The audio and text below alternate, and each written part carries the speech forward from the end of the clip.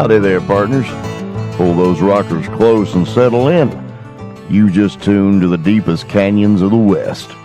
Clear across the oceans and straight out of the glimmering stars of the furthest galaxies. This is the HOJO Radio Network, and tonight we're riding the long trail together. I'm the Traveler, and my Prairie Rose is keeping the tubes glowing warm right beside me. We're bringing you 6 hours of the finest rootin' tootin' radio gold ever to hit the airwaves. Tales of grit, justice, second chances, and the kind of quiet courage that keeps a man going when the sun's low and the trail's rough. Whether you're listening from a porch in Abilene or a scout ship near the moon, you're part of the HOJO family tonight. So saddle up, buckaroos. The Texas Rangers are on the prowl, and the trail starts now. We've got 2 episodes of Tales of the Texas Rangers coming up next, right here on the HOJO Radio Network. Stay tuned, partner. Wheaties presents Joel McRae in Tales of the Texas Rangers. On stage tonight, transcribed from Hollywood, another in the Wheaties big parade of exciting half-hour presentations.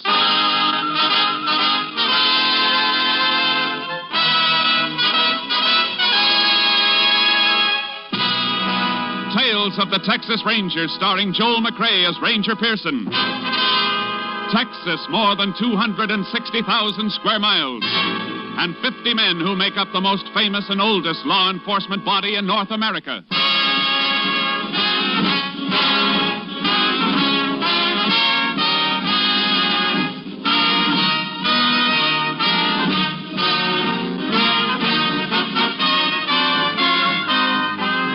From the files of the Texas Rangers come these stories based on fact. Only names, dates, and places are fictitious for obvious reasons. The events themselves are a matter of record.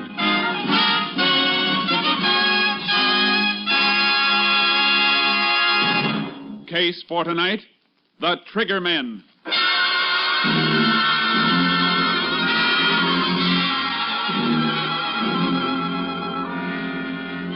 At 9 o'clock on the evening of May 27, 1947, Jasper Leach, operator of an independent service station in Ada, Oklahoma, was preparing to shut down for the night.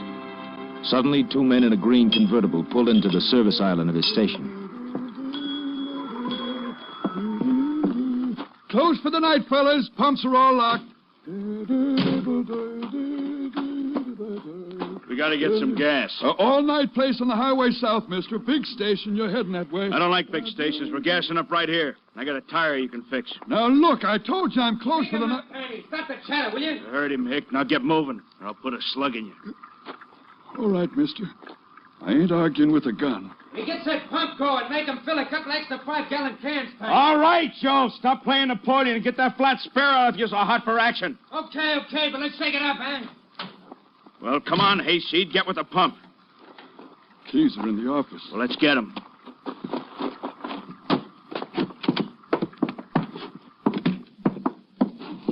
And while we're in here, you might as well open the safe. I don't know the combination. Yeah? Oh! I said open it, you hick. All right, mister, I'll open it. But you ain't getting away with this. Not by a dang sight. We'll talk that over later. Just you and me, Hick.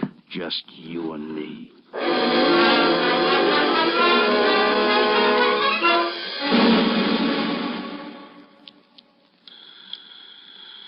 KTX-8, all units. KTX-8, all units. Oklahoma State Police advised that about 9 p.m. of 5/27, gas station attendant at Ada, Oklahoma was robbed and beaten to death with tire iron. Subjects tentatively identified as number 1, Joe Gordon, average size, eyes blue, hair blonde, complexion fair. Number 2, Tiny Gordon, 6'3", peculiar walk, pigeon-toed. Same coloring as brother. Subjects now believed to be in Texas en route to Mexican border. Wanted 6 states and FBI for murder, bank robbery, narcotics, other charges. Use caution, these men are dangerous. KDXA, Austin.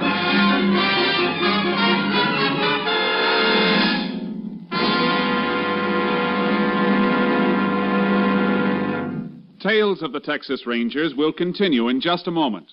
Get up and get at 'em with Wheaties. Yup, for folks up and doing, for folks going places, breakfast of champions. Sure, begin a better breakfast with Wheaties tomorrow and see if you don't feel the difference all morning long. Here's why. There's a whole kernel of wheat in every Wheaties flake. You got it? There's a whole kernel of wheat in every Wheaties flake. That's why Wheaties can give so much. Energy? You bet, whole wheat energy. Vitamins and minerals? You bet, and protein, too. That's why Wheaties at 7 can make a difference at 11. There's energy in them thar flakes. You try 'em tomorrow morning. Make yours Wheaties. Pour on the milk, put on the fruit, and eat happy. Yes, and work happy. Tomorrow, see for yourself how Wheaties at 7 can help at 11. Breakfast of champions. Breakfast for you.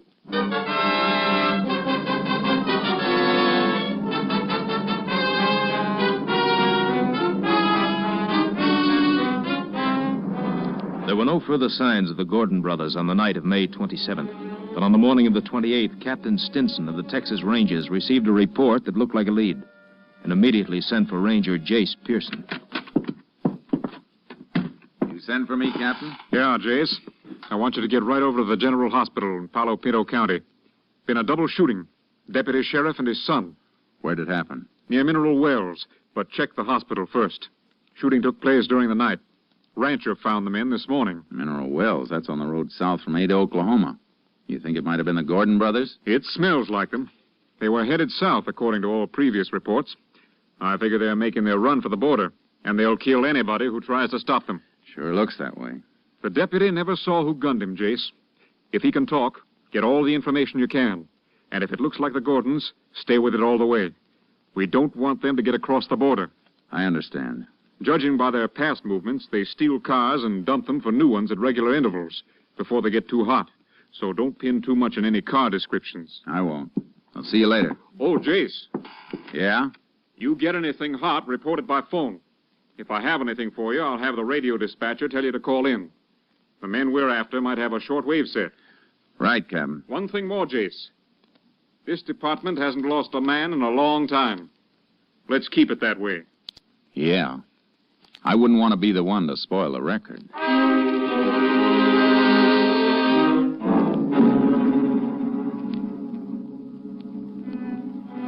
I checked my car out and headed for Palo Pinto County. I reached the hospital at 9:45 a.m. and saw the doctor in charge. He'll pull through, I think, but his condition is critical. Shot 3 times through the back. One of the bullets is lodged in his spine. Which room's he in? I'll show you. Deputy's son hurt bad, too? Too bad, Ranger. Dead on arrival. He know it? Yep, he knows. Be better if you could wait. I wish I could. I can't. I understand. He's in here.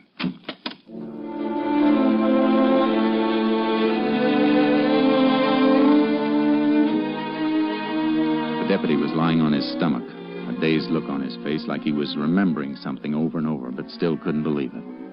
I knelt on the floor beside him so he could see me while he was telling me what happened. You see, my boy built himself one of them hot rod cars out of an old chassis and spare parts. You know youngsters. Yeah. I broke down on him last night. Full with it and couldn't get it to start. Called up home about midnight. Tell me and his ma why I was out so late. Sure. I drove out in my car and meet him where he called from, up at Salesville. We both fooled around with his car some, but wasn't fixing to go at all.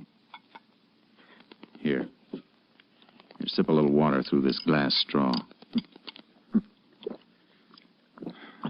Better? Thank you. You couldn't get the car started? Yeah. So finally I told the kid to come on home. And we'd get it taken care of today. Reckon that don't matter none now. What happened on the way home? We passed the carpet place. Big place. He raises silkworms. Here. Let me fix that pillow for you a bit. Thank you. Worms feed off in the leaves of the mulberry trees. We was passing the grove, Carvel's mulberries. I spotted a fire, little campfire, like deep in the grove, almost out of sight. I see. Thought I'd better stop, have a look, The kid, he wanted to get out of the car with me. I don't know why I let him, but I had no way of knowing. Oh, of course, you couldn't know. We walked in. I guess they heard us coming. One of them kicked at the fire. I saw his shadow. That's all. I yelled at him to stand where they was, and they started blasting. Go on. I turned, pushed the kid down. Something hit me in the back. I went out. When I came to, my kid was lying there, just a couple of feet from me. 15 years old. All right. Don't try to talk anymore. Get him, Pony Ranger. Please get him. Me and my kid.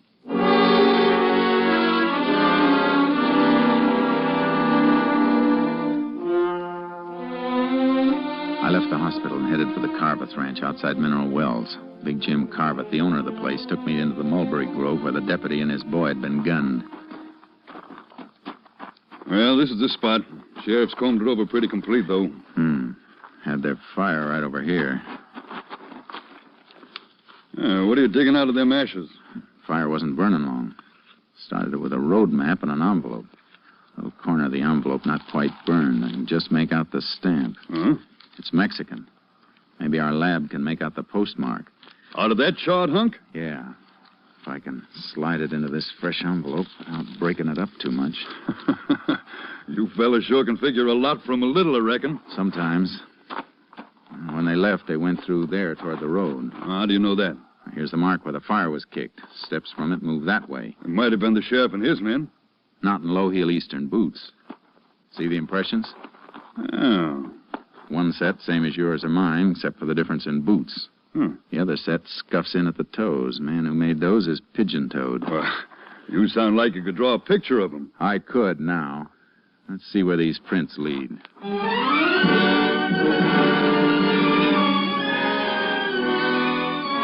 They led to the road, or almost to the road. Just at the edge of the grove were tire markings where a car had been backed into the mulberries to screen it from sight.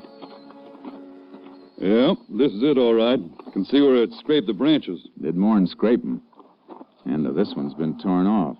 The part that got torn off isn't on the ground. Low branch, too. Oh, that means something? From the tire marks and the height of the branch, it means the baggage compartment of the car was open and then closed down on the end of the branch. See, it snapped off when the car moved. You sound like that's worth knowing. It might be worth plenty if the highway patrol turns up an abandoned car with a piece of mulberry branch caught on it.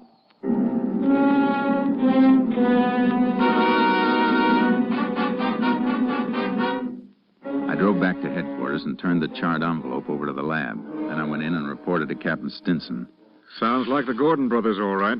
I'd bet on it. And if they're in the habit of ditching their cars, we better check on all the stolen and abandoned. We find the car, we'll know which way they're headed. I'll send out a bulletin on it. What did Lab say about the envelope? It's burned pretty bad, Captain, but they think they can restore it. Take time, though. And if they can bring out that Mexican postmark, it might tell us where the Gordons plan to cross the border. That's what I was thinking. They won't go through a regular border station. It'll be an illegal crossing. And they'll probably have a hideaway arranged on the other side. Yeah, probably other members of the Crawford gang. I figure they'll try to make it before tomorrow morning. They'll be making their big run tonight. Well, head south, Jace, toward the border. We'll relay all information to you as it comes up. I'd better get charcoal out of the barn and hitch up my horse trailer. That's a good idea. Wherever they try to cross, it's a cinch it won't be good territory for a car. The border stations are covered, though, aren't they, in case they do try illegal crossing? Now, their mugs are hanging in every customs house from Brownsville to El Paso. FBI has given them extra cover, and the Mexican police are helping, too. I better get going, then. So long, Captain. So long, Jace, and good luck.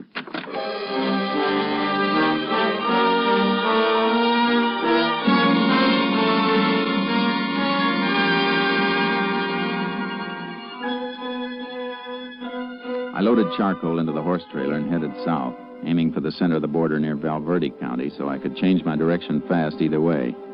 I kept a lead foot on the gas pedal. Toward sundown, I was just outside El Dorado when the radio dispatcher came through telling me to call headquarters. I got Captain Stinson on long distance. That mulberry branch is paying off, Jace. Abandoned car with a piece of it caught in the trunk has just been found in Fort Stockton, Pecos County. How long ago? Less than 15 minutes. and the motor was still warm. Highway Patrol is throwing up roadblocks at all points, south and west. They can't be far out of Stockton. Must be planning to try a border crossing in Presidio or Brewster County, then. Any report on that burned envelope? Still working on it, Jace. You better head for Fort Stockton. If they do get past our block, they're within 90 miles of the border. I'll do my best, Captain. So long.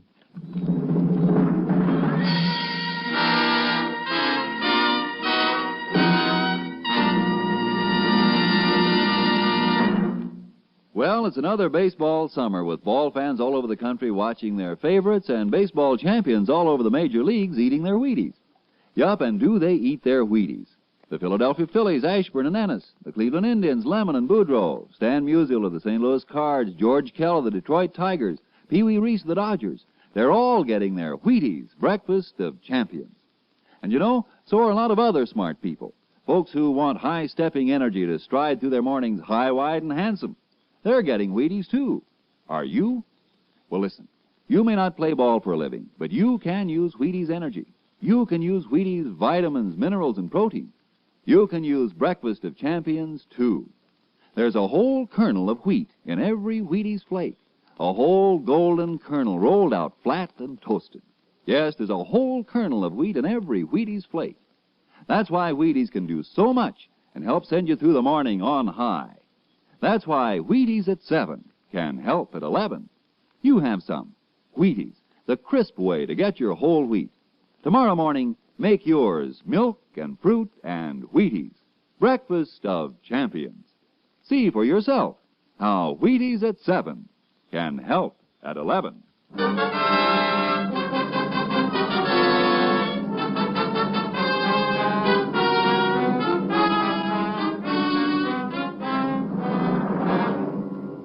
I started for the roadblock area in Pecos County, but I never got there. I was still 50 miles away when headquarters radioed me to contact them by phone. Had a feeling the news wasn't going to be good, and it wasn't. We can forget about Pecos County, Jace. The Gordons broke through our roadblock. Where? Back road near Hovey. They turned a Tommy gun on the highway patrol and a sheriff's car. Kill anybody? 2, and 2 more badly wounded. The men were just found when they didn't answer a radio call. Happened 2 hours ago. Then the Gordons could be at the border by now. The wildest part of it, Jace. And you'll have to guess what... Just a second. I didn't say for it. All right. Okay, thanks. Here it is, Jace. Lab report on the burned envelope. Where was it mailed from? Baquias, right across the Rio Grande from the Santiago Mountains. That country's murder. Worse for them than for us. River swollen by spring rains. They'll need a boat to cross. County sheriff can beat through the mountains with posses. 10 miles each side. I'll get as close as I can by car, and then Charcoal and I'll ride in. If the posse will corner them, we'll have them. You're the closest ranger unit, Jace. But those men are dangerous. You want to wait for some help? No time for waiting. Now's the time for getting them. You'll hear from me.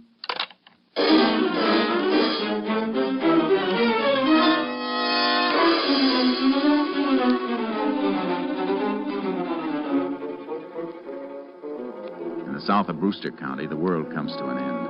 I drove as far as I could and met one wing of the sheriff's posse where Maravillas Creek runs into the Rio Grande.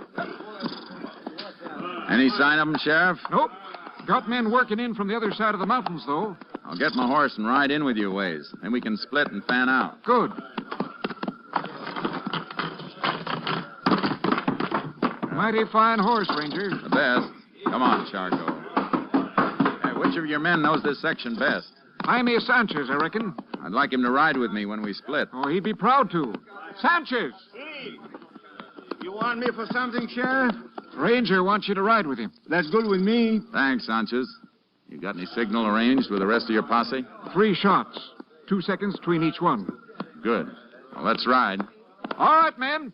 Mount up. We'll follow the river, and then you can drop off in pairs and head in toward the peak. The sheriff will pair you off. If you hit ground too rough for your horses, tie them off and move through on foot. All got that? All right, let's move. Come on, get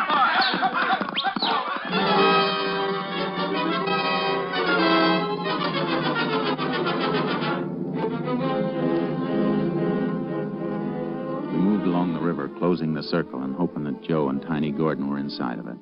The country got rougher, and no horse could have taken it without the light of the moon.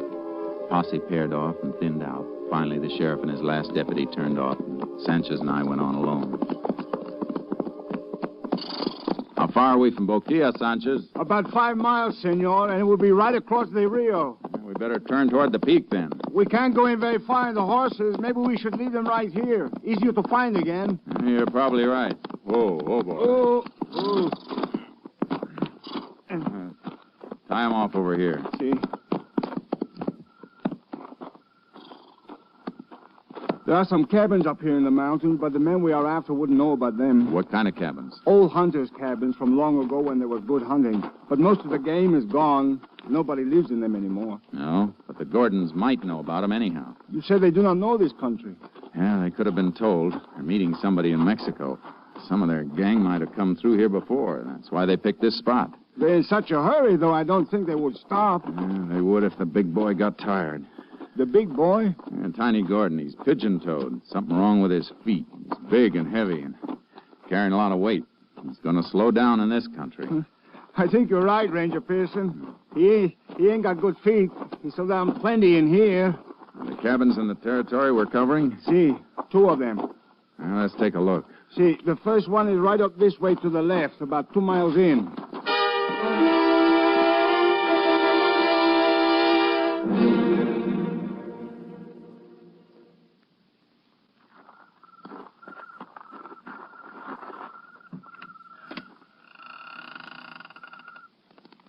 Doesn't seem to be anybody in there. No. Well, maybe they're just waiting there. Soon find out. Stay clear of the doorway and keep your gun ready while I go in. See, but you better have your guns ready, too. Don't worry. I got them. Watch it.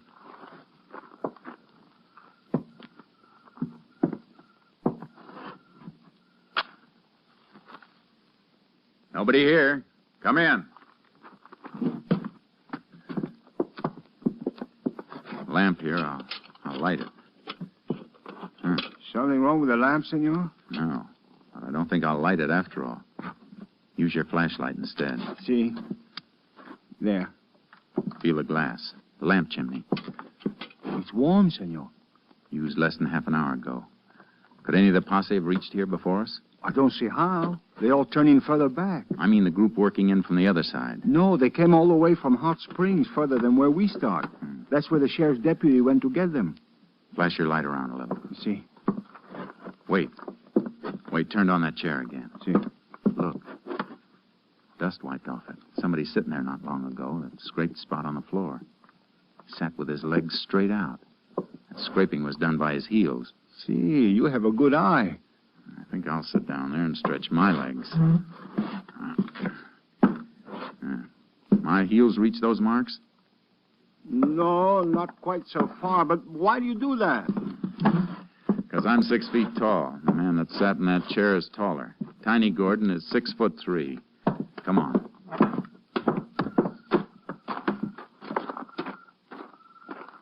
Look around, see which way they headed. See. I think this way, Ranger Pearson. Why? What'd you find? Somebody step on this dead log, take off a piece of the bark. Yeah. And prints there, too. Here, flash your light. See? Here. 2 sets. One of them with the toes turning in. And throw the light that way. See, that bush. First one through here held the branch back for the other to pass. Knocked off a few berries. Crushed them on the ground. He's still wet from the juice. We got direction now. Let's move. You better put that light on. They're headed for the Rio, all right. Shouldn't we fire the gun now, the signal for the posse? No, we're too close. Gordons might hear it, too. Probably think they're safe in here. They don't know we've got a postmark. Better chance of getting them cold if they don't know. See. You think they're going to fight if we catch them? With murder charges in a couple of states, they got nothing to lose. They'll fight plenty.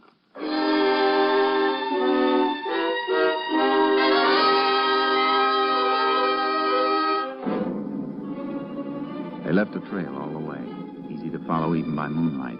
Got fresher as we moved along and saw more and more spots where Tiny Gordon had stopped to rest, and the pace spots where Joe Gordon had moved around restlessly waiting for him. It wasn't long before we could hear the lapping of the Rio Grande as the foothills dipped down toward it. And then we heard them. moving and talking in the reeds at the edge of the river. All right. Take it easy, man. How do you know? How do you know they got our letter? They expected us last night. Let's try again. I know we ain't moving on a train schedule. Suppose they don't come. Be late in a couple of hours. So we'll go back to that cabin and hole up again until tomorrow night. Besides, who's going to see us here? Oh, maybe an Indian or something. How do you know who's liable to be tramping around? What are you, Daniel Boone or something? Not dry up. Don't you tell me to dry up, you little punk. Tiny. We figured that right. They're expecting a pickup from the Mexican side. See, good thing the boat did not come brought yet. those Tommy guns with us. You're lucky you could carry a .45. You try to carry a Tommy gun the way you were flopping around in there, you'd kill yourself and me too. I might kill you someday, Joe, shooting your mouth off. Go on, try it. I'll blow your brains out. Why, you want to punch in the jaw, Joe? Try it. Well, they got 45s. But so have we, see? Let's move in and take them.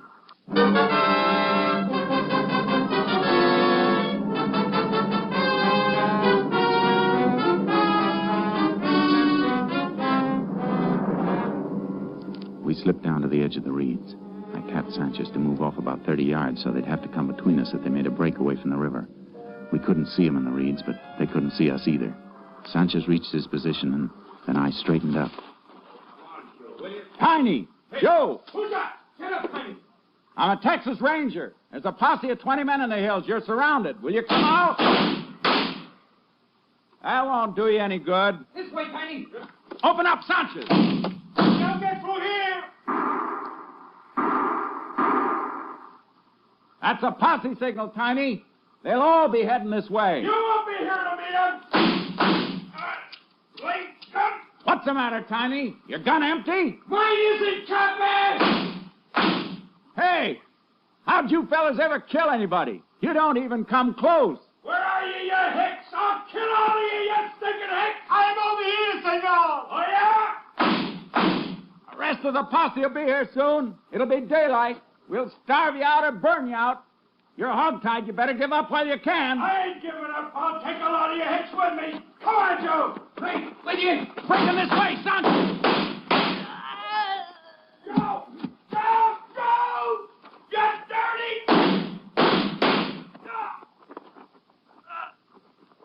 You had your chance, Tiny. You dirty hick. All right, Sanchez. You got it, senor. Guess this job is almost finished. Almost finished. They look like they finished good. Yeah, I mean, the rest of the Crawford gang are from across the river. Well, a nice surprise for them if they come over in their boat. Posse will be here soon, and we may be able to take them by surprise. Easier than these two, senor. You know, I don't think they like us very much. I saw what they did to a deputy sheriff and his kid. I didn't like the Gordon brothers very much either.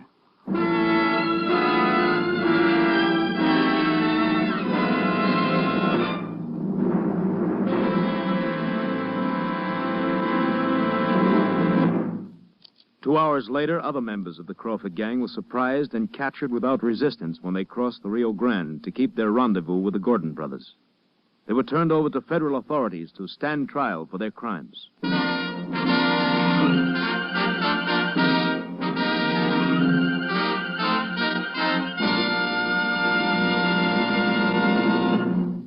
Well, partner, whether you're riding the Texas prairie or smelting steel in Pittsburgh, first you need your Wheaties. Yep, breakfast of champions for folks with big things to do. It's a brighter morning and a better job when you begin a good breakfast with Wheaties. And here's why. There's a whole kernel of wheat in every Wheaties flake. Yes, there's a whole kernel of wheat in every Wheaties flake. That's why Wheaties can give so much. Whole wheat vitamins and minerals, protein too. Whole wheat energy to help you stride through the morning high, wide, and handsome. Yes, there's a whole kernel of wheat in every Wheaties flake. That's how Wheaties at 7 can help at 11. You try 'em. Golden Flakes, Crisp Flakes, Wheaties Flakes. Have some tomorrow with milk and fruit, and see yourself how Wheaties at 7 can help at 11. Next week, Joel McRae in another authentic reenactment of a case from the files of the Texas Rangers.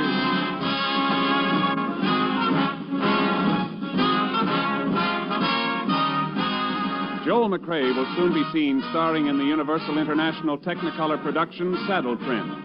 Tonight's cast included Tony Barrett, Tom McKee, Tom Holland, Jack Crucian, Byron Kane, and Jay Novello. This story was transcribed and adapted by Joel Murcott, and the program was produced and directed by Stacy Keach. This is Hal Gibney speaking. And this is the Wheaties man, Frank Martin, inviting you to listen Tuesday night to the Penny Singleton Show on the Wheaties Big Parade. See you then.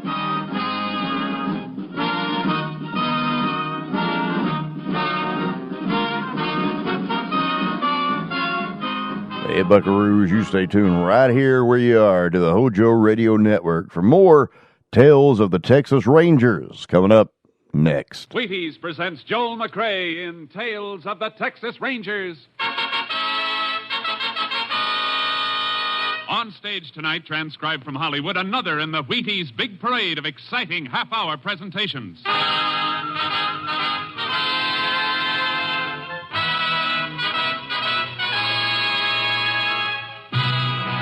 Tales of the Texas Rangers, starring Joel McCrea as Ranger Pearson. Texas, more than 260,000 square miles, and 50 men who make up the most famous and oldest law enforcement body in North America.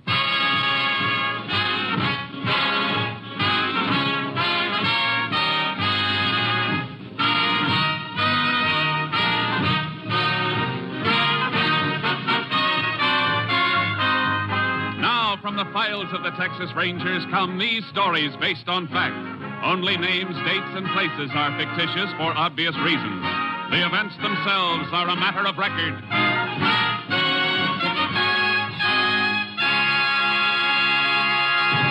Tonight's case, the broken spur.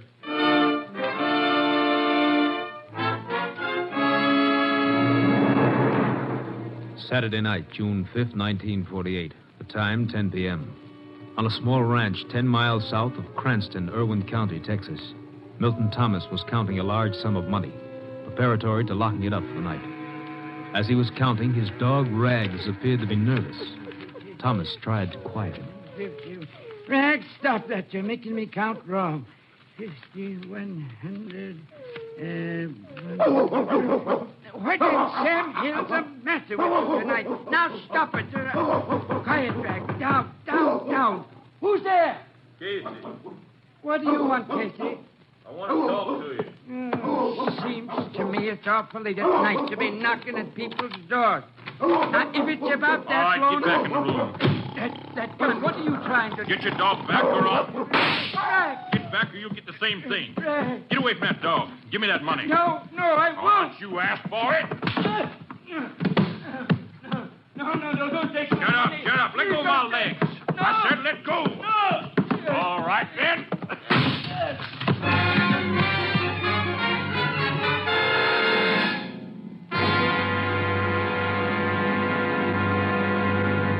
Tales of the Texas Rangers will continue in just a moment.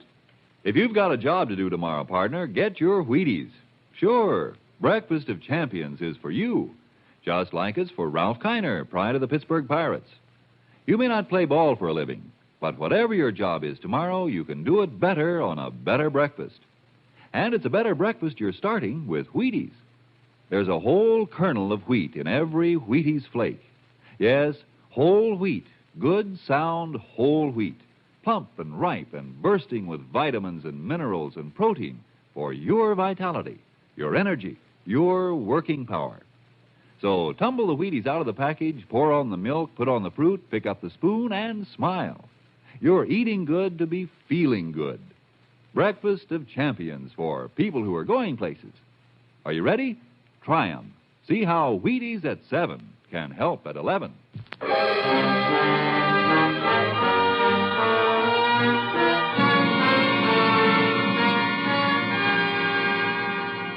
At 10:30 the same night, Milton Thomas's house was discovered on fire. The Cranston Fire Department was called.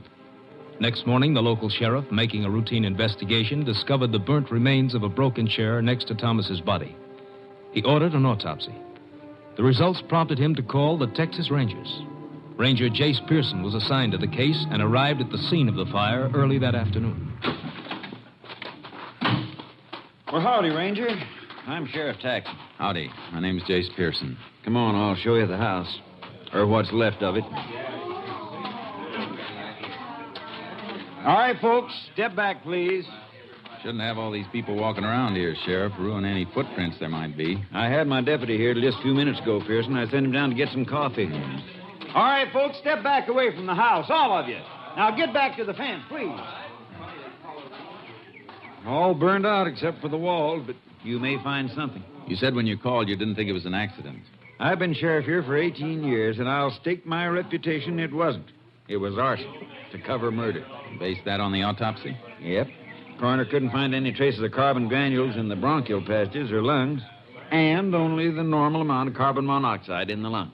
Indicating Milt Thomas wasn't breathing when the fire started. Right. This was the front door.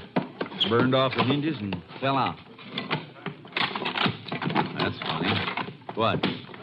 The lock on this door. Special kind. Takes a key on both sides.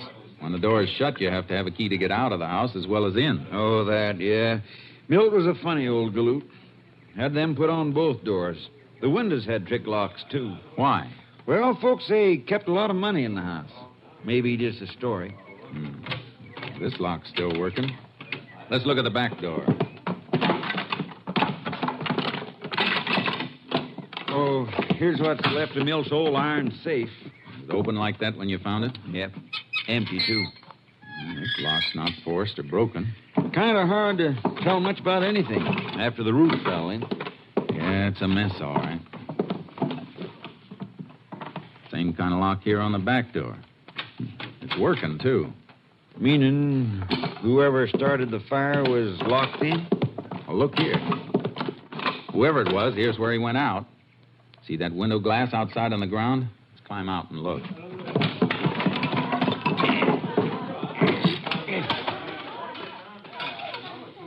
See? The heat didn't break it. It's not crazed. It was knocked out from inside. And do you think the killer was trapped inside? Could have been, after he set fire to the place. How about footprints, Sheriff? Oh, there's thousands of them. Volunteer firemen tramping around all during the fire. Wait, here's something. Looks like a spur rowel. That's exactly what it is. Broken off a spur. Right below where the window was. Maybe busted off by a man jumping out the window with his tail feathers on fire? Maybe. I don't envy you none, Pearson. How come? Well, as a clue, the spur rowel's probably mighty important. But what, Sheriff? I was just thinking. There probably ain't over 10 million spurs in the state of Texas with rowels just like the one you got there in your hand. Well, your figure may be a little high, Sheriff, but I get your point. Hey, Jack. Yeah, what do you think you're doing, Jack? What's the matter, Sheriff? You know darn well what's the matter. I told you to keep back. I was just looking around. Well, stop kicking around those ashes. And the rest of you. That's evidence you're tramping on. We didn't mean no harm. Now listen, all of you. It's the last time I'm going to tell you. How'd you like it if we thought one of you was the criminal, coming back to the scene of the crime and deliberately trying to destroy evidence? Oh. Okay, then. Get back or get off the property altogether. Books say that's generally not true, Sheriff. Huh? About the criminal in the scene of the crime. Happens only once in 1,000 times. Oh, I know it. I just want to throw a scare into him. I see. Oh, by the way, who was that fellow you were talking to? Him? His name's Casey. Jack Casey.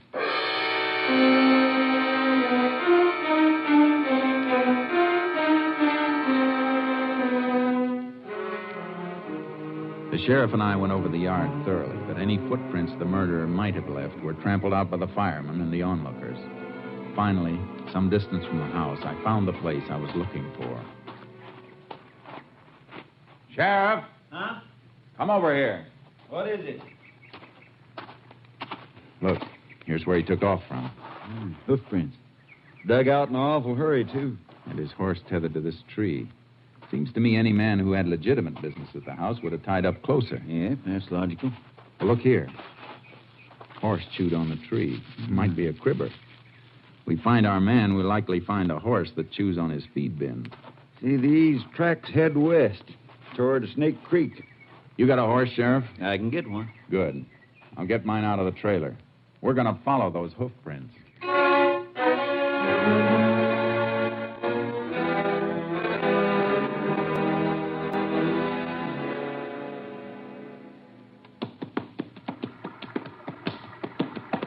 Hold it, Sheriff. Keep your horse off that bank. Why? What's the matter?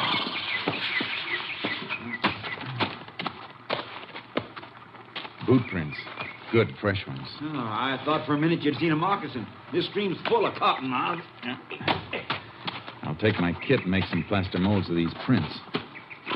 He dismounted here and led his horse across. Yeah, probably afraid of slipping on those flat, mossy rocks.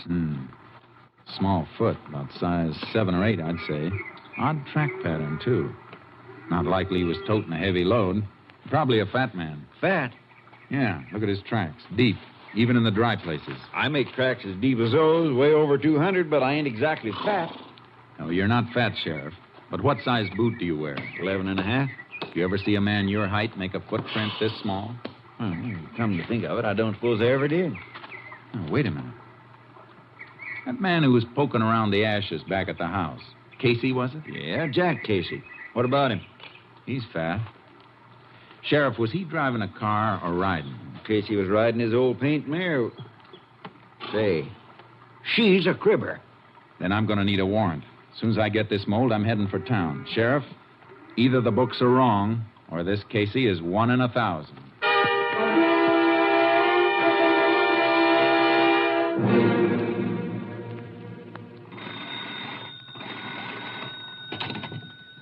Operator, this is Jack Casey again.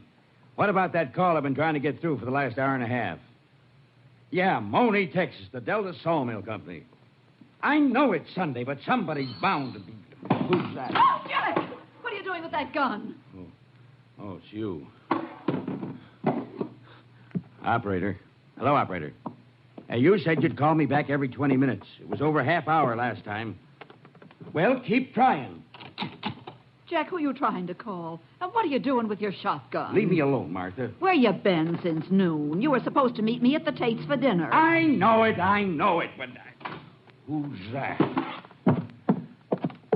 Who is it? Texas Ranger. What?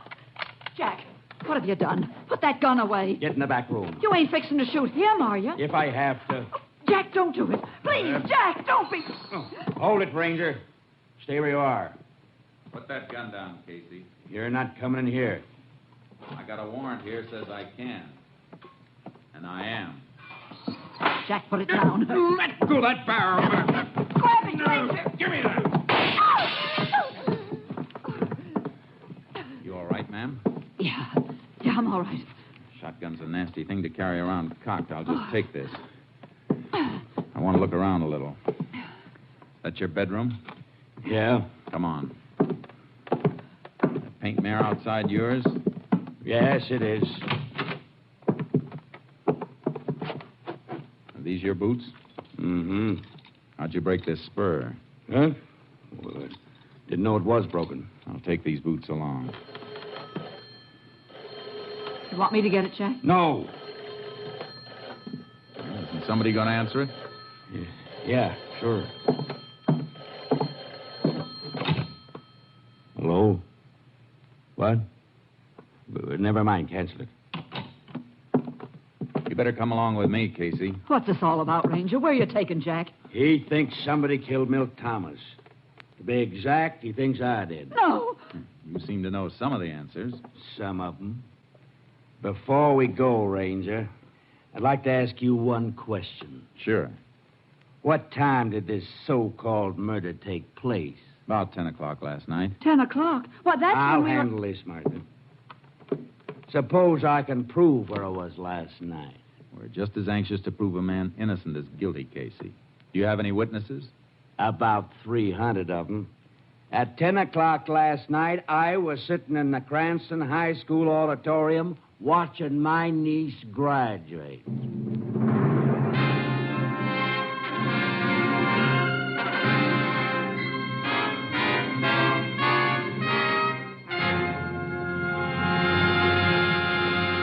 In just a moment, we continue with Tales of the Texas Rangers starring Joel McCrae as Ranger Jace Pearson. If a man rides herd on 100 head of cattle all day, first he needs his Wheaties. Yes, and if a man sits behind a big desk and pushes buttons on his job, first he needs his Wheaties. And listen, Mama, you too, if you keep track of a couple of growing up kids and wash dishes and make beds on your job, first you need your Wheaties. Yup, whatever your job, wherever you work, Wheaties can help. Whether you run a machine or pound a typewriter or play baseball for a living, first you need your Wheaties. Because here is whole wheat with the rich, full-bodied energy of whole wheat. There's a whole kernel of wheat in every Wheaties flake. That's why Wheaties give so much. Vitamins, minerals, protein. Wheaties have them, and they're for you. Pour the Wheaties into the cereal bowl, add the milk, add the fruit, and dig right in. Do that at 7, and see how much better you're working when 11 a.m. rolls around.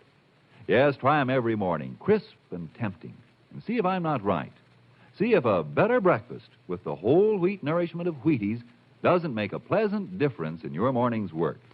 See if milk, fruit, Wheaties isn't honest and truly breakfast of champions. See yourself how Wheaties at 7 can help at 11.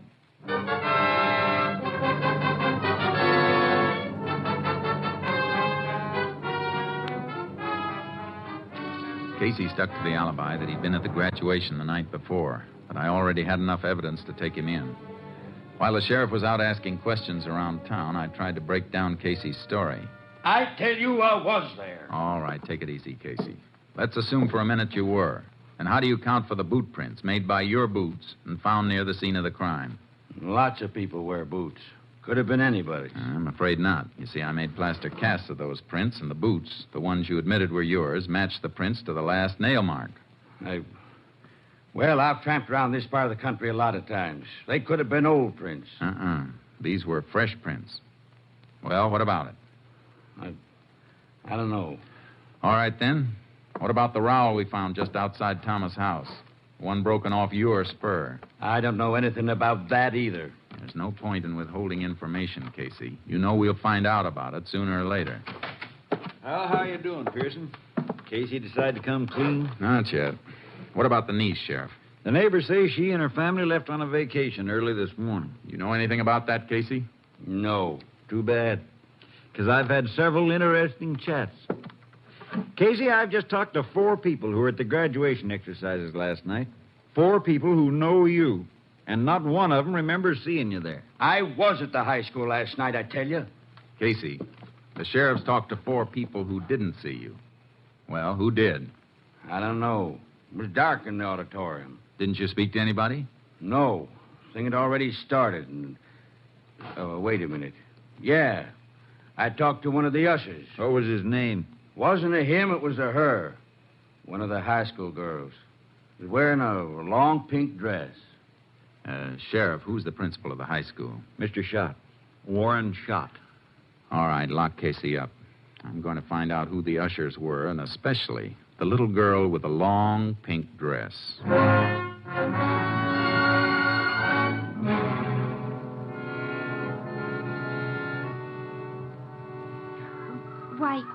Why, yes, sir. I remember Mr. Casey being there with Mrs. Casey. Are you sure, Ella May? This is very important. Well, sure, I'm sure. They came in late and had to wait until the invocation was over. And then he asked for an aisle seat. He said he couldn't climb over people. He's so... well, you know. Yeah, I know. And he didn't leave at any time during the exercises? Not until near the end. They left just before the recessional while everybody was standing and singing the class song. What time was that? Oh, a few minutes before 11. All right. Thank you very much. Goodbye. Was I any help, Ranger? Yes, Ella May. You were a big help.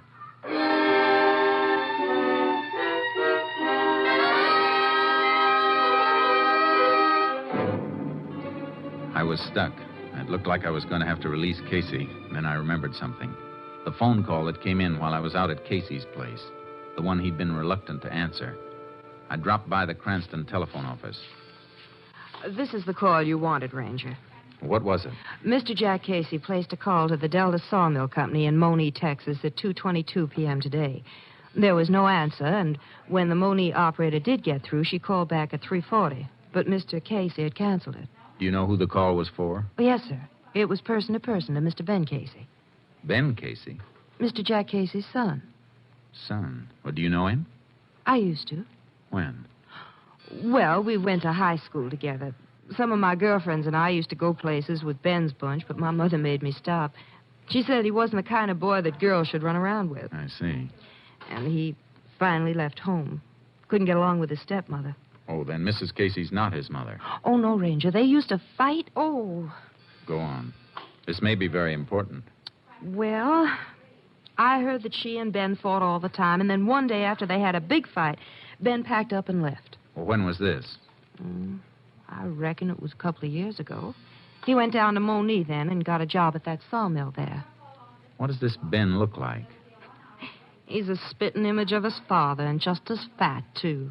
Have you seen him lately? I saw him at the bus station. His father came and picked him up. When? Let's see, day before yesterday. Friday.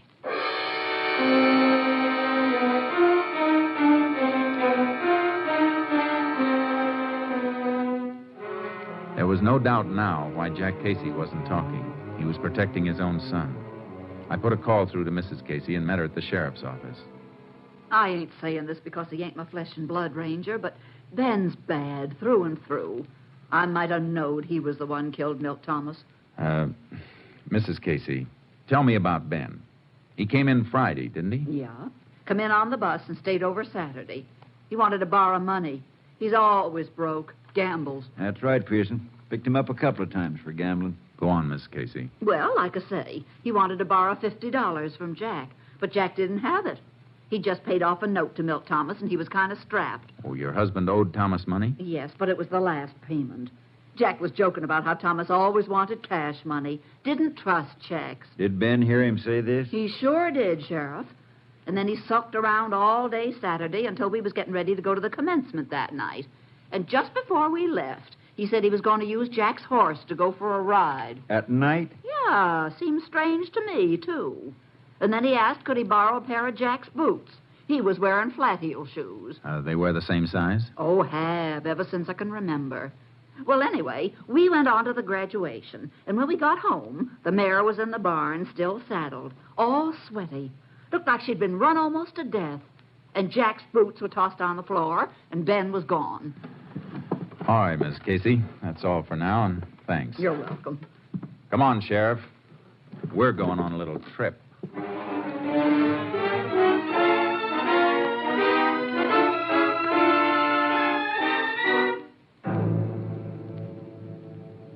Sheriff Taxon and I piled into my car and headed for Moni. As soon as we got out on the highway, I put in a call to my headquarters. Unit 10 to KTXA. Unit 10 to KTXA. KTXA to Unit 10. Go ahead, Unit 10. Unit 10 leaving Cranston State Highway 22 en route to Moni. Investigating murder suspect believed in vicinity of Delta Sawmill. Will keep KTXA informed. Unit 10, 10-4. Okay. KTXA, Austin. KTXA, Sheriff, Austin, you know young Casey by sight, don't you? I watched him grow up. Good. If he's gone and we have to comb for him, I don't want to turn up the wrong fat man again. Oh, you'd know him now, after seeing his father. Except for age, they're the same. You mean except for age and the fact that the young one's a murderer?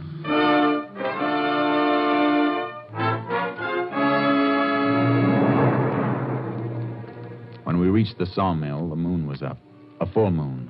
There was a light burning through the window of one shack at the edge of the camp. We pulled up there and got out of the car and went in.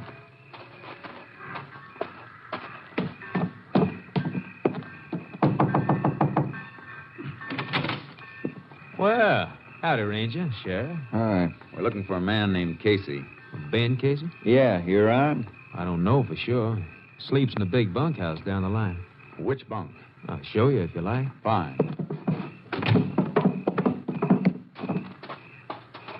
Sheriff, maybe you better take a look through the mess hall. A fat boy like him might be fixing a late snack. If you don't find him, come up and meet me. And if you do find him, call me before you try and take him. Right. Bunkhouse is this way.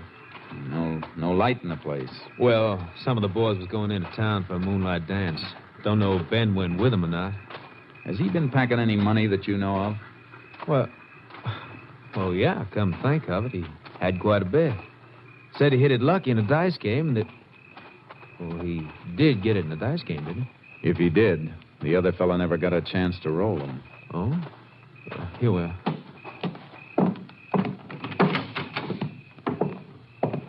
I'll light this lamp for you. Ben sleeps in that third bunk on the right. Thanks. I'll wait for him. All right, I'll get back to my books and just entering a shipment that's being hauled out tonight. That's why you found me working. Go ahead. But if you see Casey, don't mention I'm here.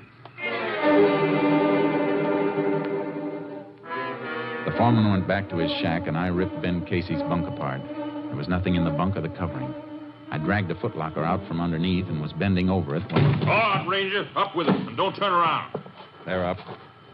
What are you doing here? If you're Ben Casey, you know what I'm doing. This is the end of the road, boy. I'll take that lantern. I'd be careful with that, Ben. Remember what happened the last time you dropped a lantern?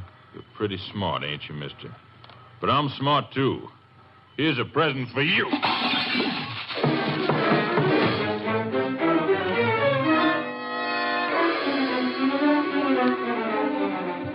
The lantern hit the edge of the bunk, and the flaming kerosene splashed over me. I beat the flames out with my hands and dove for the door. He'd rammed something against the outside of it. When I forced it open, I stumbled over a heavy log bench he'd used as a barricade. Hey, Ranger, what is it? Casey, you see him, Sheriff? Well, somebody went off that way, toward the rail siding. Let's go.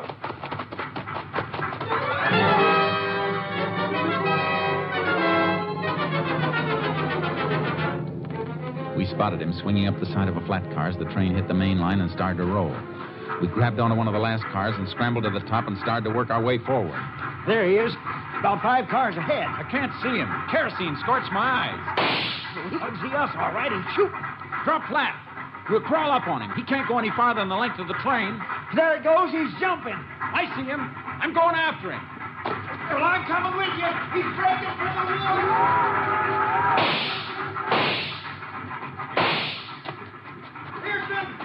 Pearson, you all right? Where are you? Get down, Sheriff. Drop.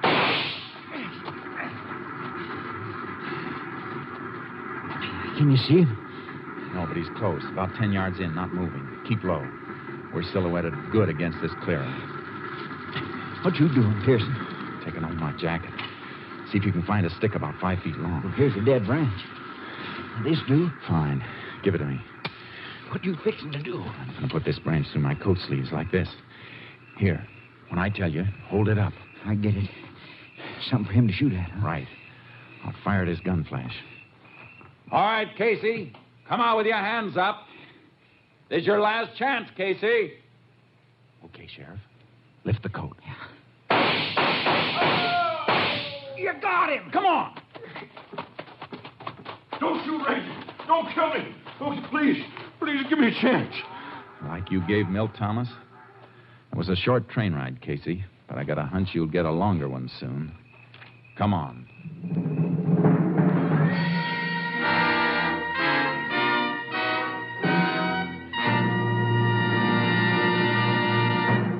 Ben Casey confessed to the murder of Milt Thomas. On August 2nd, 1948, he entered Huntsville Penitentiary. His sentence, life imprisonment.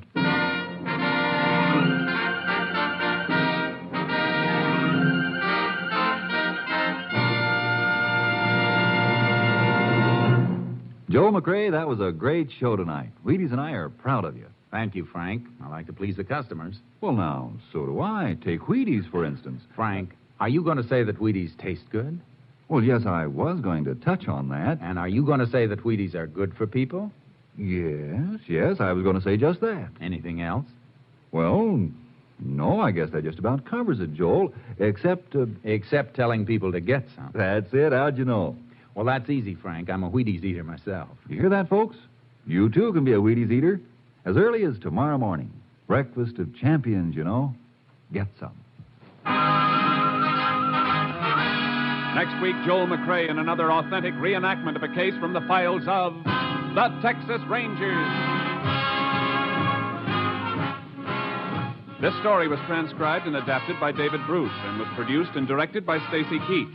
Hal Gibney speaking.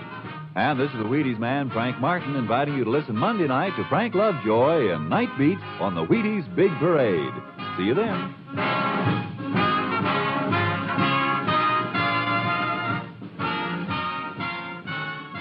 Tomorrow there's good listening with the Summer Symphony on NBC. Those Texas Rangers don't miss a trick, do they?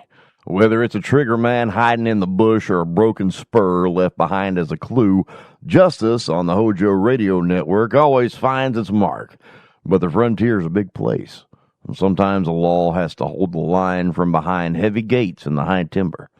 We're shifting our signal north to the rugged country, keeping your eyes peeled and your ears tuned. Things are getting mighty tense over at Fort Laramie. Let's see how the boys in blue handle a bit of trouble on the horizon, with 2 episodes of Fort Laramie coming up next, right here on the HOJO Radio Network.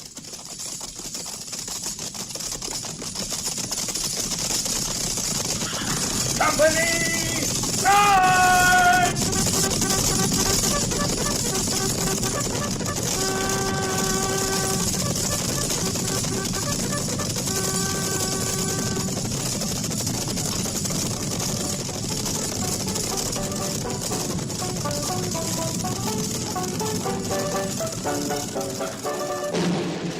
Fort Laramie.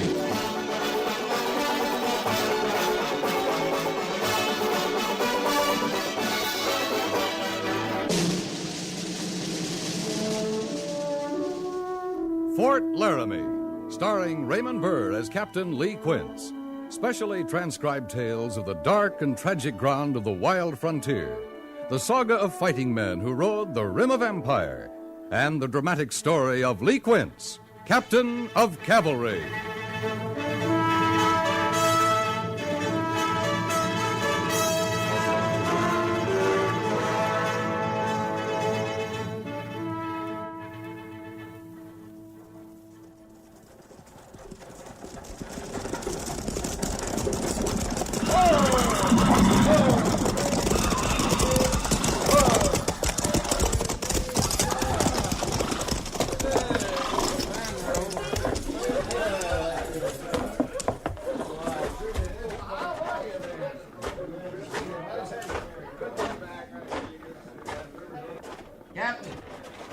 Captain Quince.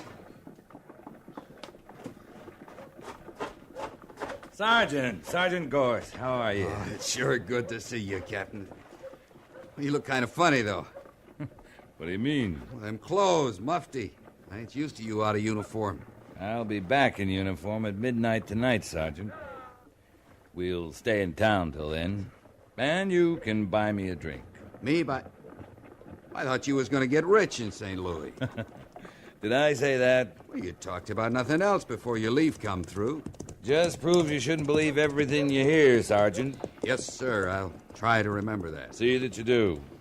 And to really fool you, I may go back to St. Louis. Quit the Army? Man can make money there, Sergeant. I don't mean gambling. I mean honestly. In an honest business. Buying things. Selling them. Well, sir, the Army's sure no place for a man who wants to get rich. I'll say that. The Army's no place for a man who wants to do any living at all. You're either turning black with the boredom of garrison, or you're riding hell-bent into nowhere. That's sure enough true, Captain. Well, come on, let's get our drink.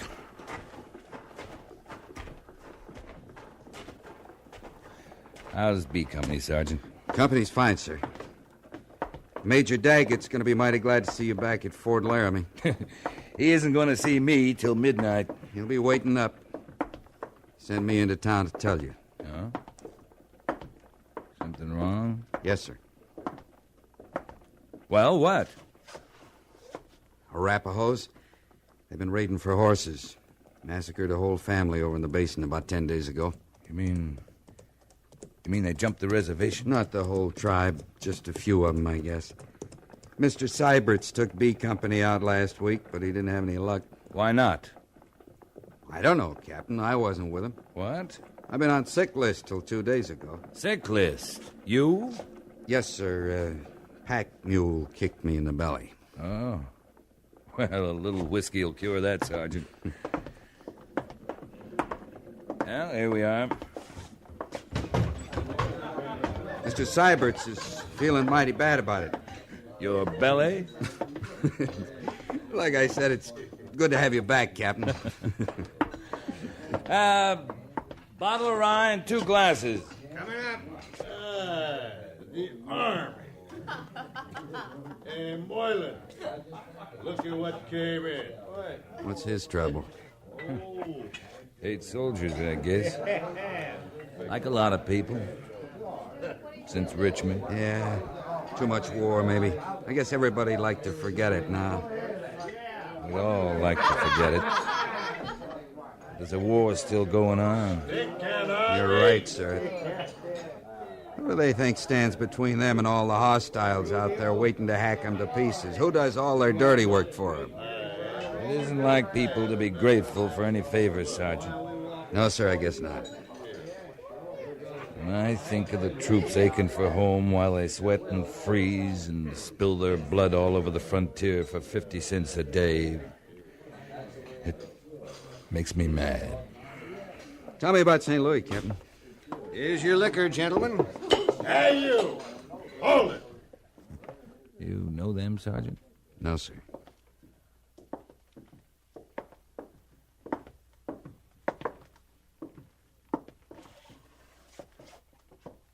What's your trouble, mister?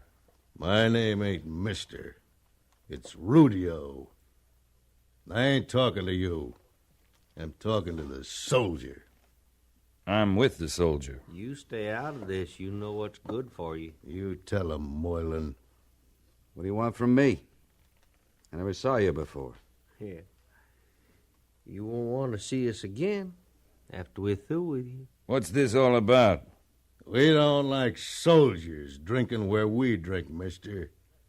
We like to teach 'em a lesson now and then. Don't we, Moylan? Yeah, we do it, too. Now, you just shut up, mister. What's the matter with you? Coming in here with a soldier.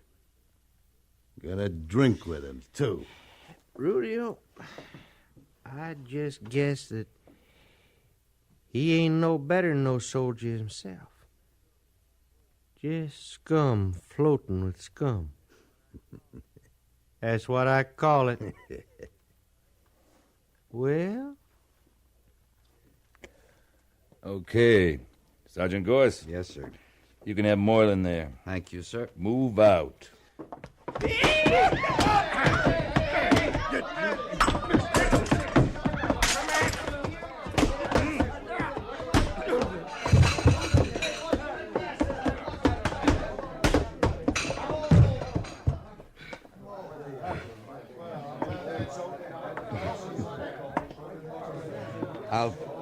I'll buy you that drink now, Captain Quince. You can buy the first one, Sergeant. Yes, sir.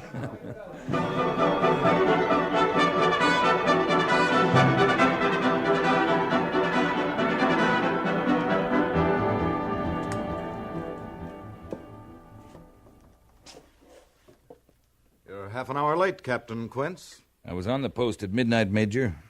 I wanted to get back into uniform before reporting. I'm glad of that, anyway. I kind of figured you would be. You still think I'm too Army, don't you, Lee? We've known each other a long time, Major. Since Vicksburg with Grant. I remember a night in Chattanooga. You weren't very Army. I've forgotten the girl's name, of course.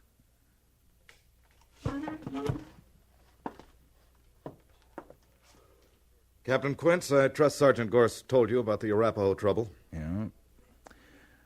They're out raiding for horses. They've slaughtered a family over in the basin. It's got to be stopped. Settlers are beginning to wonder what the 2nd Cavalry's doing at Fort Laramie. If this goes on, there won't be any settlers. Hard enough homesteading this country without a man waiting for him and his family to be massacred by renegade Indians. I'll take a patrol out in a few days, have a look around. You'll take B Company out tomorrow morning. May I make a suggestion, Major Daggett? If it's in order. Lieutenant Seiberts took B Company out and found nothing. Sure, he's green, but a few Arapaho can hide easy from a whole troop of cavalry beating its way through this country. Give me 12 men, I'll scout those Indians, get 'em set up. Then I'll come back for the company. No. No, it's too slow. There isn't time. Better let me try it, sir. I said no, Captain. You haven't got very far your way, Major. You have your orders. Yes, sir. Oh, Captain. Yes, sir.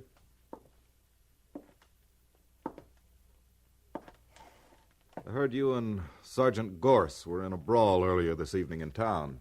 Conduct unbecoming an officer. You should learn to control your temper, Captain.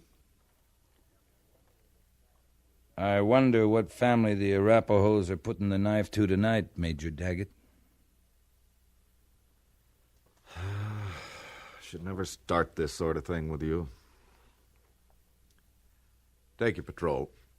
Yes, sir. Any further orders? May have Sergeant Gorse and Lieutenant Seiberts, but no other officers or non-commissioned officers. Right. Pass your men through the main gates of the post half hour before reveille. Any questions? No, sir. Then move out.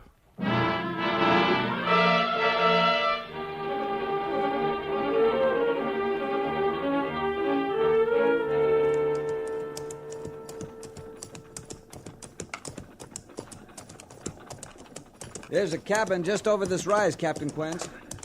Ah. Must be new, Mr. Seiberts. Yes, sir. It is. Man and his family. He's raising horses.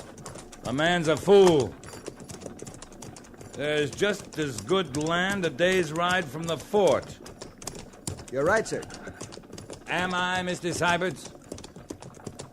Of course, sir. What if the man likes it out here, away from people?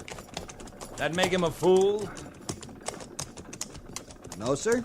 Then I'm wrong. I'm afraid I don't understand, sir. You agree too easily, Mr. Seiberts. Better learn to think for yourself. Yes, sir. Now, where's your cabin? Well, you'll see it in a minute, sir. There it... No. Look, it's been burned. Oop. Oh. Sergeant! It's those Arapahoes again, Captain. Yes, Captain. Look down there, Sergeant. File the patrol out as scouts, Sergeant. 1,000 yards between men. If there's any Indians around, I want to know it. The men will watch us at the cabin for arm signals. Right, sir. And then join Mr. Seiberts and me down there. Move out. Yes, sir.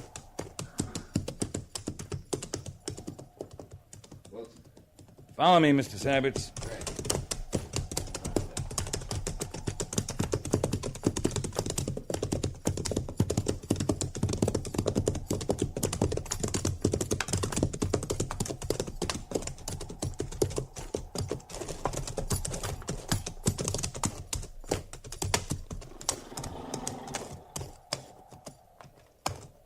Looks as if they slaughtered every one of them. Man, woman, young boy. Is this the whole family, Mr. Seiberts? That's all of them, sir. Thank God for that.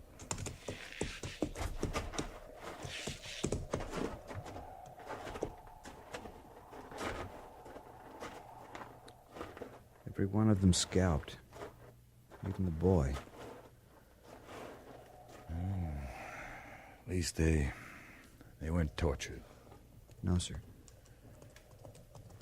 Tell me, Mr. Seiberts, was the other family like this? Why, yes, sir. I see. Made quite a mess, didn't he?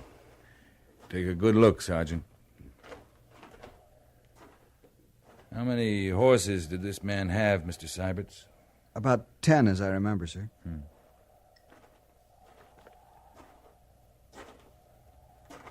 Well, Sergeant? Funny thing. What is?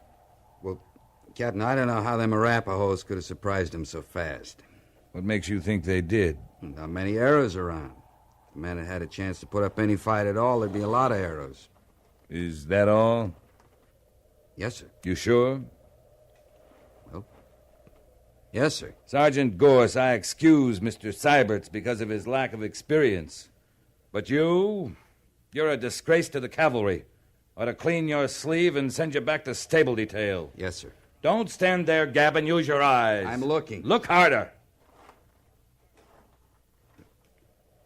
There ain't no tracks.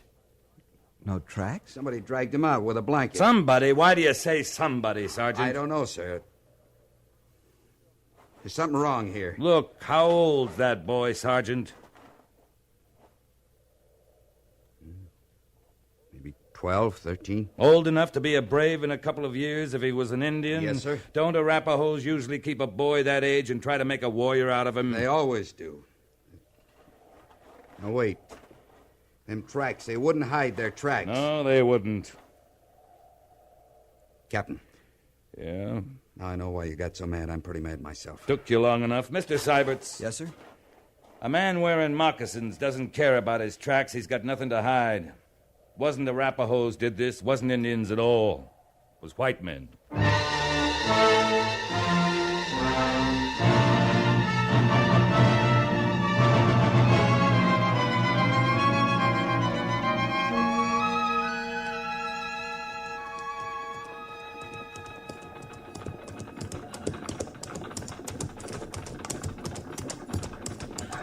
Whose place is this, Captain?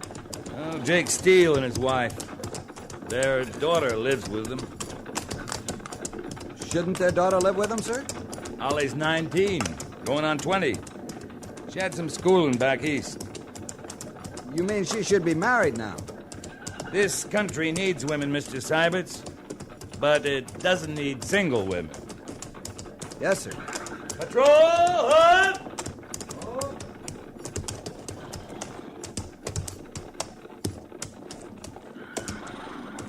Mr. Syberts.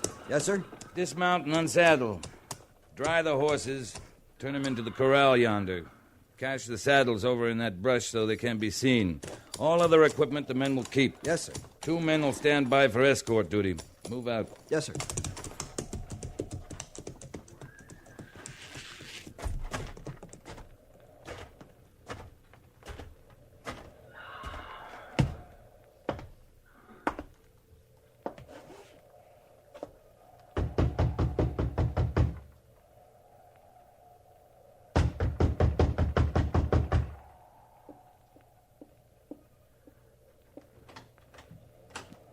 Captain Quince, Miss Steele. Well, Captain, what are you and your troopers doing out here? I'll tell you if you ask me in. Oh, well, come in.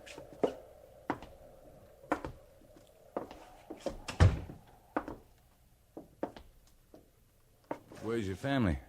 Well, they rode over to the Abbott place. That's a long ride. They're spending the night. They'll be back tomorrow. Why? Is there trouble? No, not for you, Holly. And what are you doing here? I came to borrow your ranch. What? I need it for a few days, maybe a week. Now, Captain, You and your folks can stay with the Abbotts for a while. I'll send for you when I'm through here. You seem to have it all figured out. I have. Of course. Shall I leave right now, Captain Quince? Sooner the better. I'm sending an escort with you. Well, that's very kind of you. I can spare a couple of troopers. Then you'll move in here. Sergeant Gorse and me. Wouldn't you like for me to stay and cook for you? No. You couldn't do that. Why? Don't you think I'm a good cook? Maybe when this is over, I'll ride back sometime and find out. Captain Quince, just because you and I've met once or twice at Fort Laramie Now, dancing... just a minute, Miss Holly. You don't understand. Don't I? I should have explained. There's going to be a fight here. Fight? I'm using this place for a trap, baiting it with a bunch of horses. And when the men I'm after come for them, well, we'll be waiting. What men? Men who've been stealing horses, Murdering settler families, blaming it on the Arapahoes. You mean it's white men who've been doing that? I do. Captain Quince, I'm beginning to understand that being in the cavalry, you're accustomed to ordering people around and not explaining anything. I'm sorry, Holly. I upset you.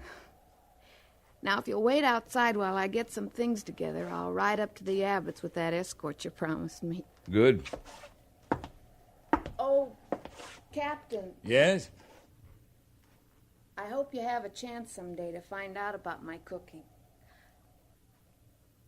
What I mean is, good luck. Thank you, Holly. Go on, get out of here now.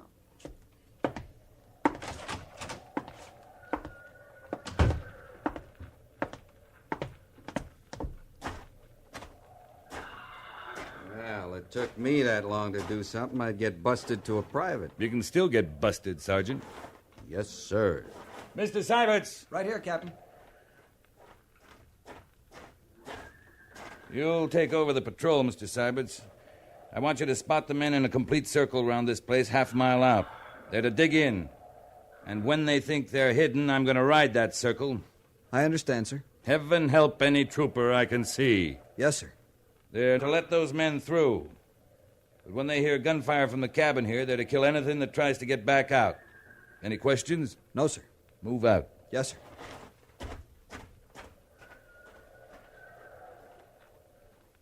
Well, Sergeant, you and I are going to be sitting on the pan of this trap. Like poisoned meat, huh? Maybe. Before we get off.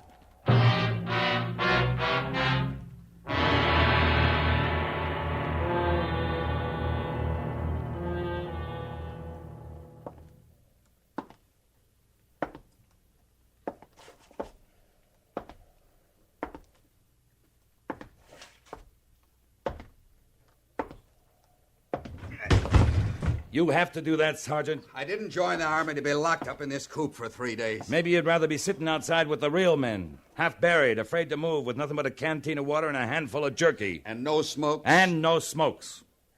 Captain Quince, I never had it so good, sir. Then shut up.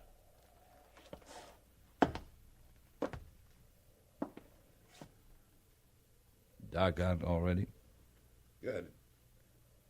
Ain't the kind of men who'd attack even a woman in the daylight. No, I guess not. Gosh, you lied to me. What? No smokes. You tried to make me think you'd find it rough out there with the troopers because they can't smoke. Well... You never smoked in your life, you ape.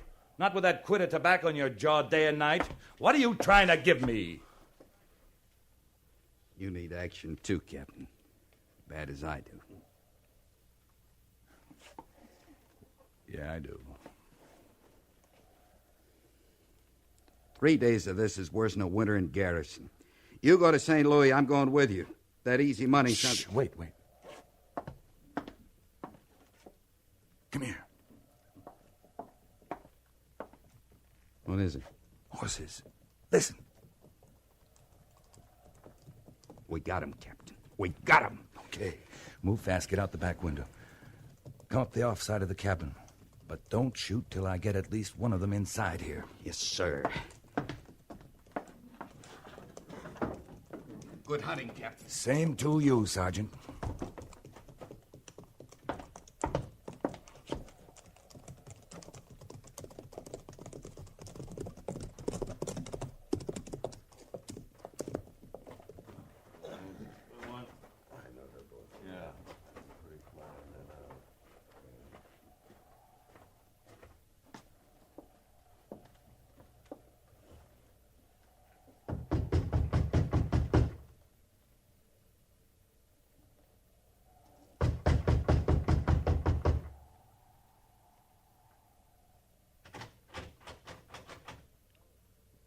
Hello?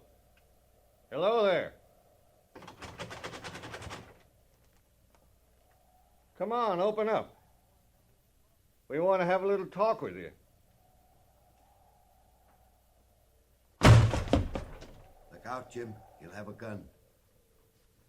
Listen, mister. We ain't gonna hurt nobody. We got something to tell you is all. fix them and get out of here, Jim. We're just passing by, mister. Got some news for you. Maybe there ain't nobody home. They wouldn't leave all them horses alone, would they? I'm coming in, mister. Don't shoot now.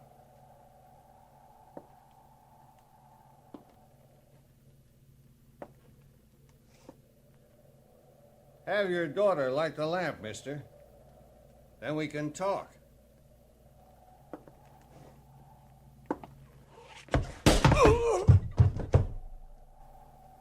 Jim. What happened? You're next, mister.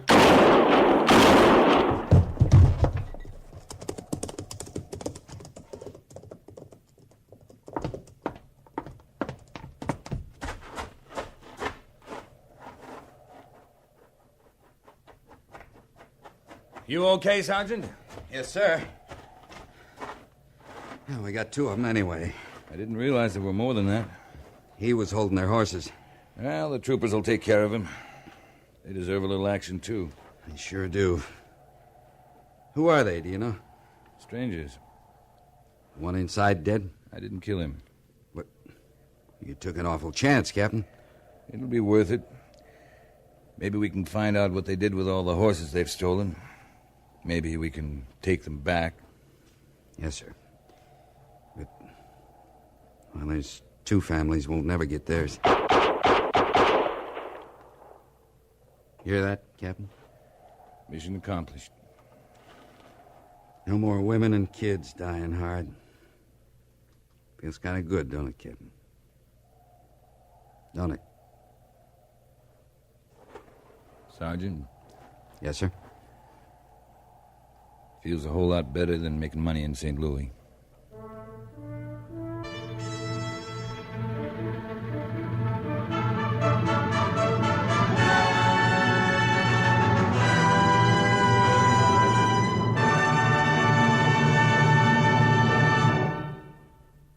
Fort Laramie is produced and directed by Norman MacDonald and stars Raymond Burr as Lee Quince, Captain of Cavalry, with Vic Perrin as Sergeant Gorse. The script was specially written for Fort Laramie by John Meston, with sound patterns by Bill James and Ray Kemper. Musical supervision by Amerigo Marino. Featured in the cast were Harry Bartell, Dan Riss, and Joyce McCluskey, with Lawrence Dobkin, Clayton Post, Paul Duboff, and James Nusser.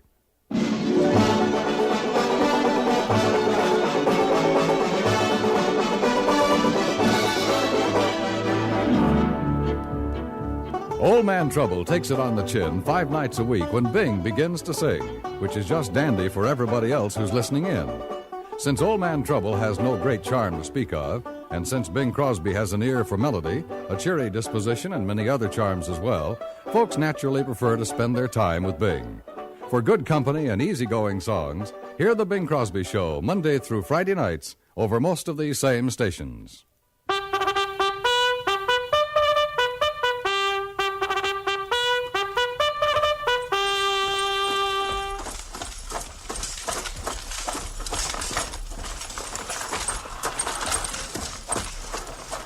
Company, tension!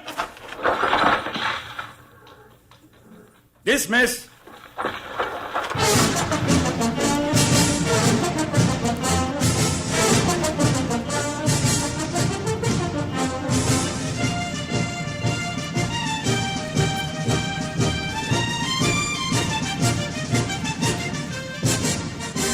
Join us again next week for another transcribed story of the Northwest frontier and the troopers who fought under Lee Quince, Captain of Cavalry.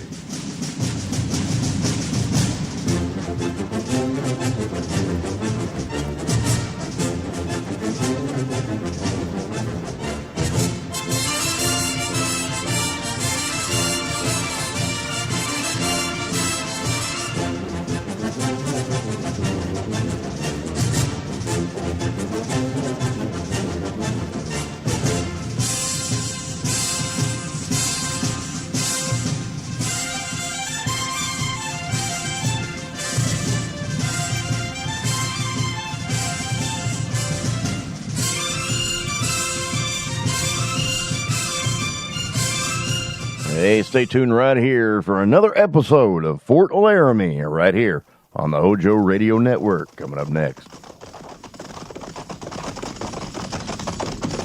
At the gallop! Ho!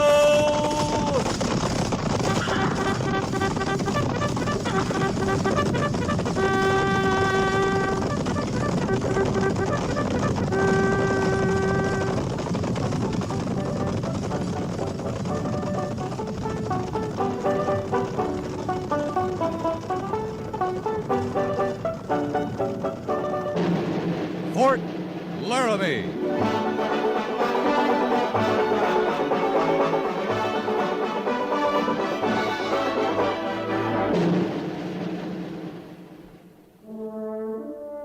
Fort Laramie, starring Raymond Burr as Captain Lee Quince. Specially transcribed tales of the dark and tragic ground of the wild frontier, the saga of fighting men who rode the rim of empire, and the dramatic story of Lee Quince, Captain of Cavalry.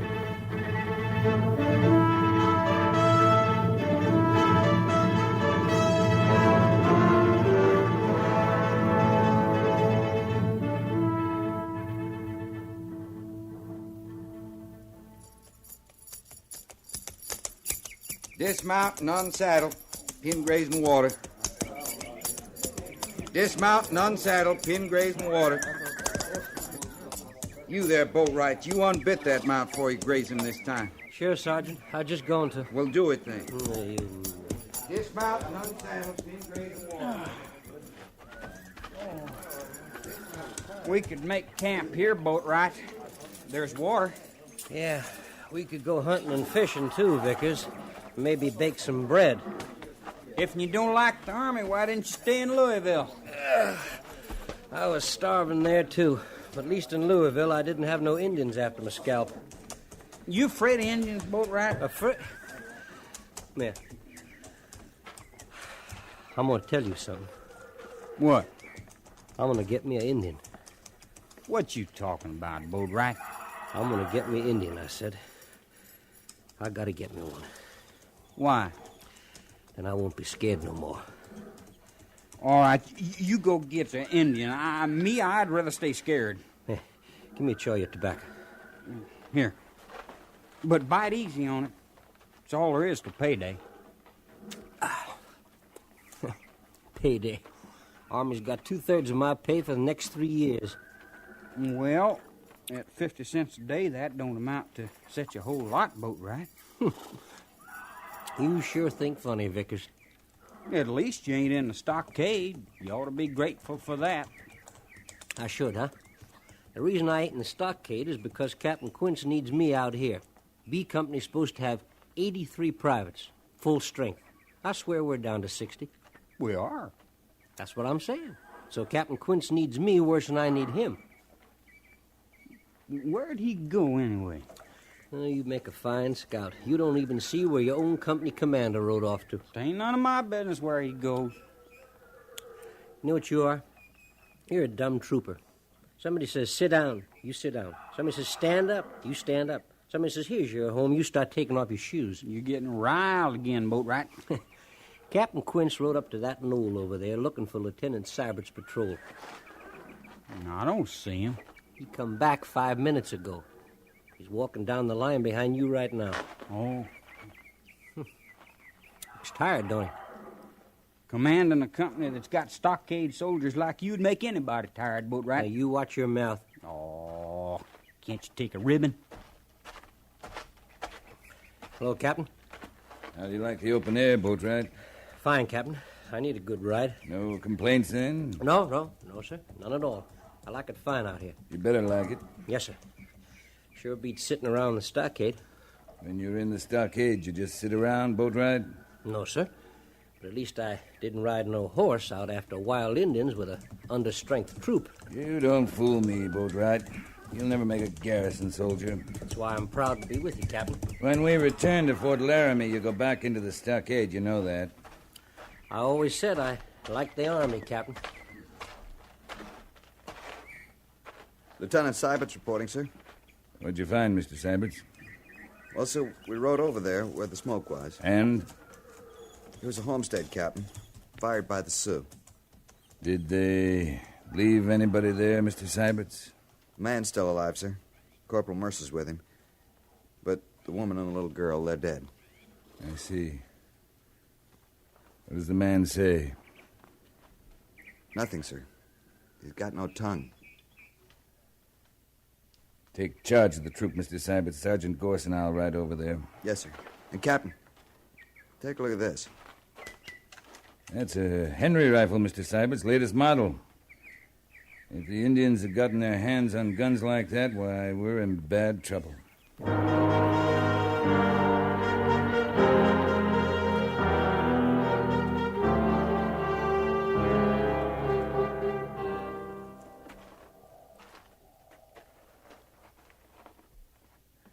How is he, Corporal? Bad, sir. They burned him some, too, but he's still conscious. Sure a slow way to die. It's 100 miles to Fort Laramie, Captain. You never lived that long, Sergeant. Give me your revolver. You and Corporal Mercer start back. I'll catch up with you. Yes, sir. We'll move out, Mercer.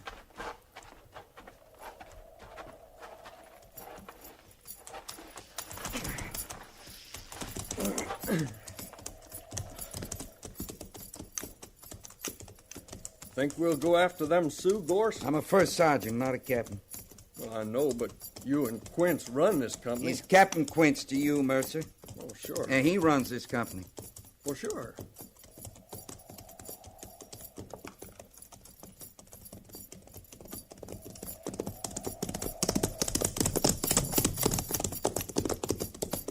Everything all right, Captain?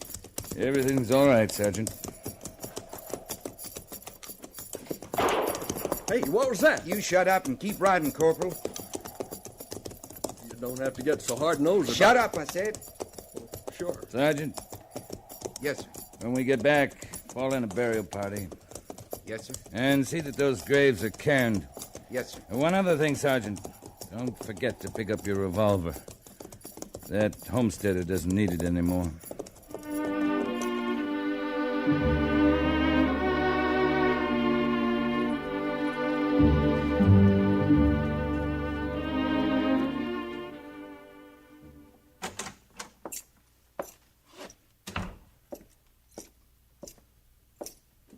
Captain Quince reporting, Major. Sit down, Captain.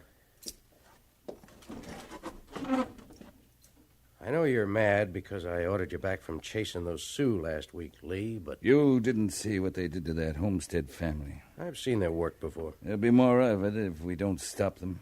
10 miles from this post, there's a reservation of 4,000 Sioux.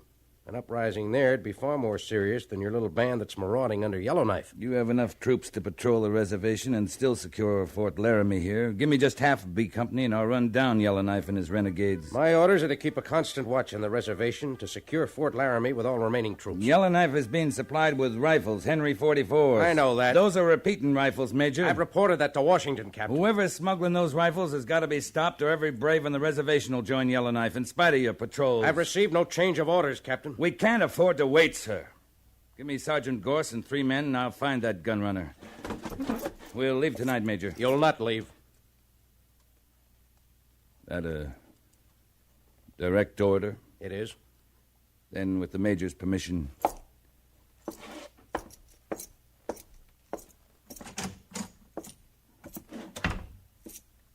Mr. Syberts. Yes, Captain? I'm leaving the post at 6 o'clock this evening. I'm taking Sergeant Gorse with me. Until I return, you'll act in command of B Company. Any questions? None that would be proper, sir. You're learning, Mr. Syberts. I'll tell you where I'm going.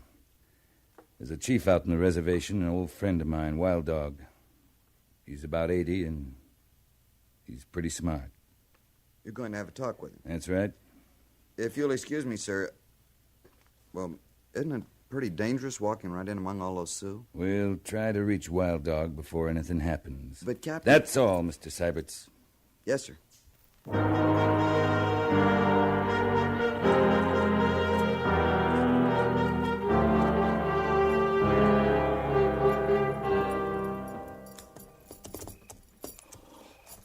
Drop your gun belt across your saddle, Sergeant.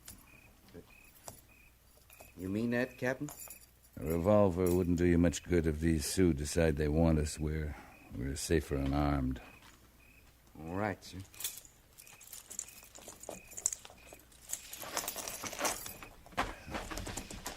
All right, let's move out. Sure wish I had me at least a bowie knife, Captain. I don't trust any of these devils. It's late. Most of them are asleep. There's 4,000 Sioux in this camp. They ain't all asleep. Oh, we're being watched, all right. Some young buck could get his first coup feather by spearing us. You wouldn't want to stand in the way of a man becoming a brave, would you, Sergeant? Captain, we're being stopped. I see him. Keep walking. There's only one brave. We can handle him. Leave him to me, Sergeant. Yes, sir.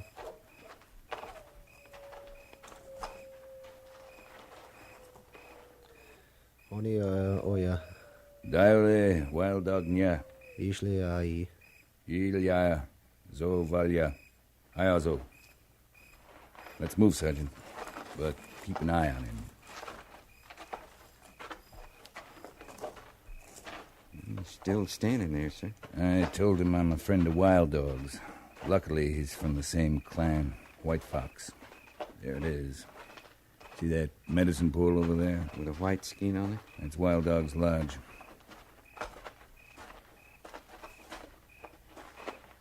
Wait out here, Sergeant. Oh, oyo, Layazia. Nice, Leozo. Come in, my son. Sit down. It's been a long time since we talked, Wild Dog. A long time. And now you come because of Yellowknife. Yellowknife is leading your young men into war with my people. There are many clans among the Sioux. I am chief only of White Fox. What clan is Yellowknife? Yellowknife is of Two Moon clan. But there are White Fox braves with him. Yes, I cannot stop them. I remember what it was like when I was young. It was different when you were young, Wild Dog. You had a chance then. But now, they have no chance. They have many rifles. They have a few, Wild Dog, but the white man, the cavalry, has thousands of rifles. In the end, the Sioux cannot win. You are a wise man. You know this is true. Yes, you are right. Yellowknife and his braves will be caught and punished. Some of them will die. But if I don't stop his supply of rifles, many more of your people will die. You want to know where rifles come from? Tell me where Yellowknife meets the white man who's supplying them. I'll do the rest. You'll be saving lives, Wild Dog. Sioux lives. For the sake of my people, I tell you. A place north of here. A place you call Bright Canyon. Bright Canyon. Well, when it's over, I'll come back and we'll smoke the pipe. Yes, if you come back. If I come back.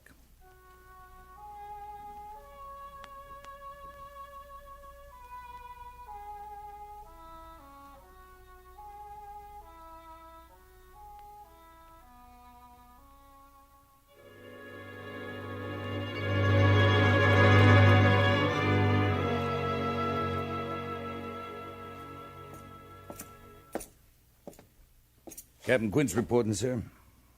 I hear you left the post last night, Captain. Yes, sir. Well, you never were much of a garrison soldier, were you? No, sir. You saw your friend Wild Dog, I suppose? Yes, sir. Well, Lee, I have new orders from Washington this morning. Yes? My orders to patrol the reservation and to secure Fort Laramie still stand. We're not to go after Yellowknife. But the importance of the Henry rifles is recognized, and we're to put a stop to it. Yes, sir. Can you do it? I can. All right. Take half of B Company only. Yes, sir. You'll pass the head of your column through the main gates of the post 1/2 hour before reveille tomorrow morning. Right, sir. And remember, Captain Quince, your orders are to stop that gun smuggler, not to run down Yellowknife. Any questions? No, sir. Then move out.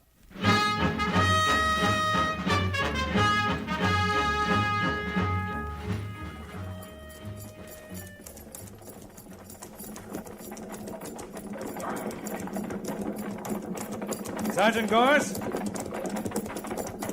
Yes, sir. Sergeant, ride out here with me and take a look at these tracks.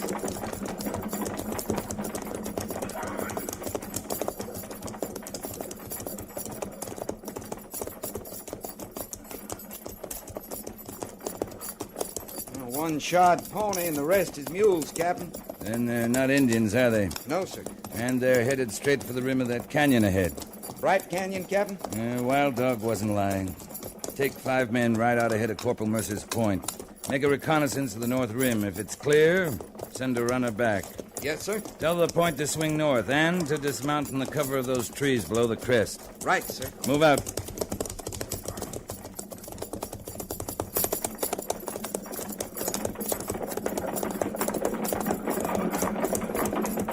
Mr. Syberts! Yes, Captain. I think we've found our man, Mr. Syberts. He'll be in that canyon up ahead. Sergeant Gorse is scouting the north rim of the canyon. If it's clear, we'll hide in those trees just below it, and then we'll wait. Wait for what, sir? Why, we'll catch him in the act, Mr. Syberts, when Yellowknife comes for his rifles.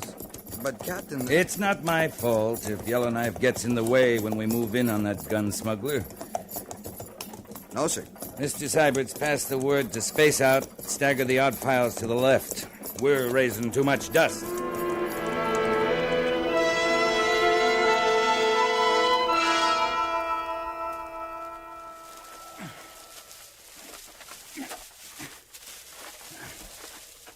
Hey, boat right. What are you doing over here, Vickers? Go on back to your post. Oh, there's nothing happening down there in the valley.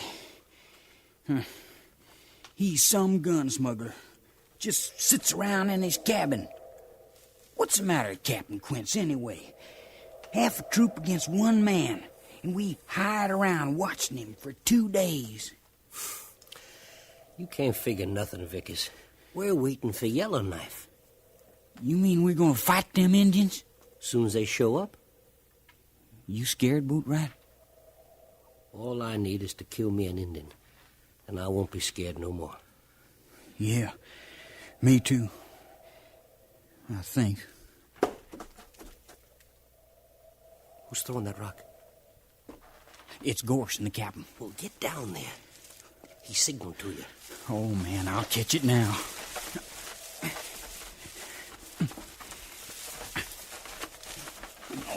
What you doing away from your post, Vickers? I couldn't see nothing where I was. I was wondering if Boatwright could, Sergeant. You can be shot for leaving your post at a time like this, Vickers. Yes, sir, Captain. You're risking the life of every man in this troop. I'll get back where you belong. Yes, sir. Captain. Captain Boatwright wants us. All right, come on.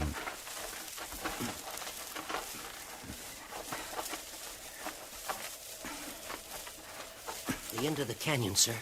Look, there they come. Yellowknife. How many braves you figure he's got with him, Gorse? It's hard to say yet, sir. Maybe 30. They got a bunch of horses, too. Yep. That's to pay for the rifles. Captain, I can see more than 30 Sioux down there. Must be nigh under 40. Yeah. There's that dirty gun runner now out talking with Yellowknife. I wish we had whole of B Company here. Sergeant? Yes, sir. Take Boatwright and move out about 300 yards west of here. When you're ready, I want you to ride straight down into the canyon. What? Shut up, Boatwright. Your orders are to find out if they're really trading for guns down there. But, Captain... If you run into any trouble, I'll have to help you out of it, that's all. I understand, sir. Come on, Boatwright, let's move. Well, of all the Shut crazy... up. And tell Mr. Syberts there I want to see him. Right, sir.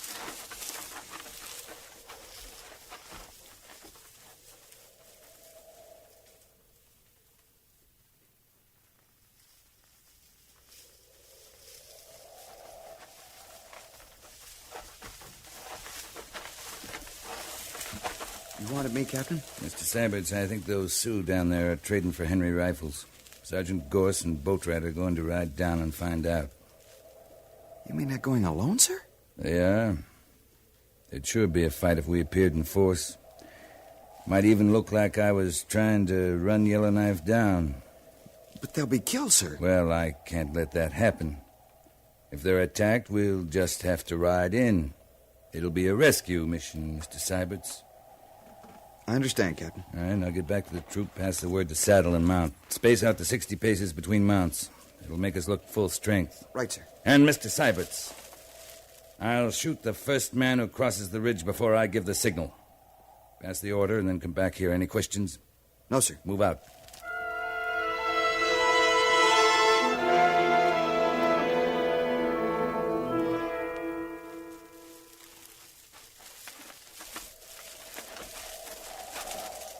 Troops ready, Captain. Just in time. There go Gorse and Boatwright. They'll be seen any minute, sir. Yeah. Let's get back.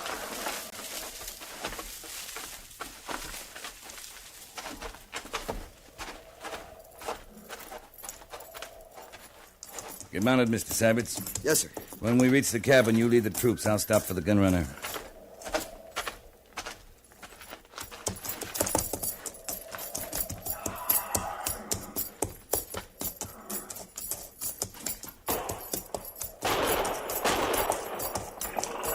As skirmishers, pull! Skirmishers, pull! At the trot, pull! Pull! Gallop!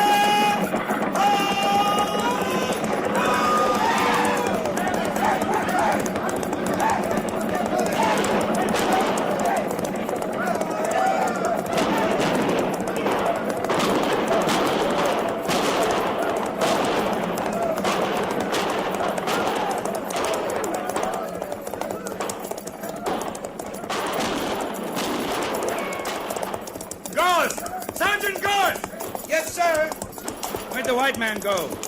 He isn't with him up there. I never seen him, Captain. Well, he must be in the cabin here. I'm going in after him. I'll go in with you, sir. No, you stay with the troop. They've chased him far enough. And get those stolen horses rounded up. Right, sir.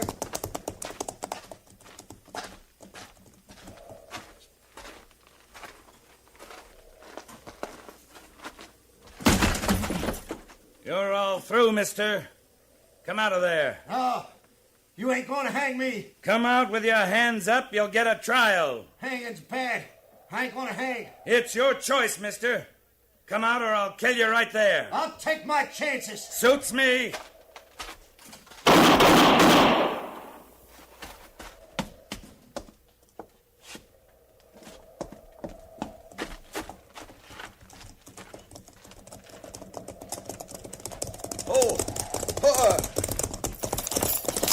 They're still running, Captain. But we killed some of them. What about Yellowknife? He's dead, sir. Right over there. Private Boatwright killed him. That Boatwright lying over there, too, Mr. Syberts? Afraid so, sir. He took a bullet after he got Yellowknife. Sergeant Gorse has some men rounding up the horses, Mr. Syberts. Reform the rest of the troop. Take care of the wounded. Detail 6 men for a burial party. Yes, sir. Mercer, over here.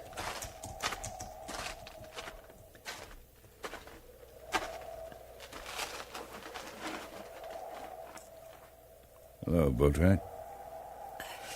Captain, sir? What can I do for you? Nothing, Captain. I'm all shot up. There's nothing anyone can do. That was Yellowknife you killed, Boatwright.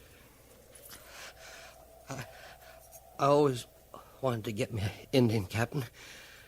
But I sure never figured it'd be Yellowknife. You did fine, Boatwright. But here's something I took off Yellowknife. You keep it for me. You know what it is. Yeah. Yeah, I sure do. I feel all wet inside, Captain. I'm sorry, Boatwright. It's all right. I ain't scared. Of course not. Tell him goodbye for me, Captain. All of them.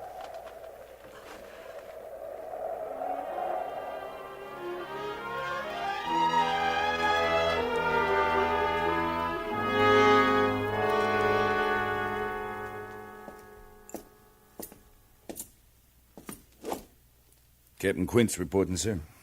I've just finished going over your report, Captain. Yes, sir. I'm not sure on reading it whether you deliberately disobeyed orders or not. Would you care to clarify that point? Major Daggett, did you ever see one of these? That's a scalp. Private Boatwright took it off a Yellowknife, Major. It's a woman's scalp. Young woman. Get rid of it. Yes, sir.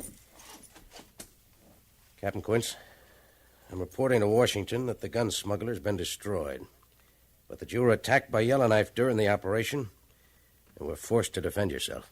Thank you, Major. That's all, Captain. Oh, Captain. Yes, sir? Just one more thing. In regard to your recommendation for a posthumous medal for Private Boatwright. Yes, sir. Washington might question a report that recommended an honor for one of the soldiers who actually brought on Yellowknife's attack. So, for the good of the company, I'd suggest... That's all right, Major. Boatwright'd understand. He was a real soldier. A line soldier.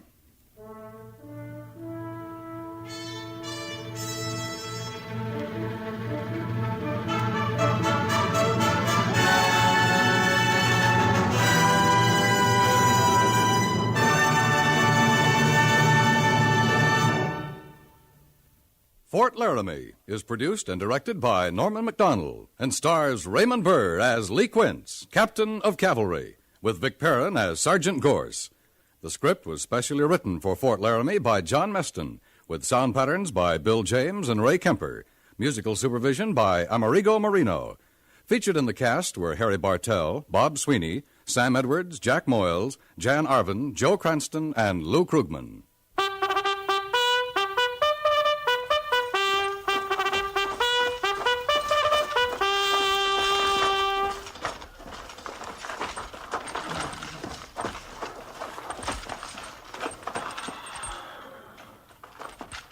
Company, tension! Dismiss.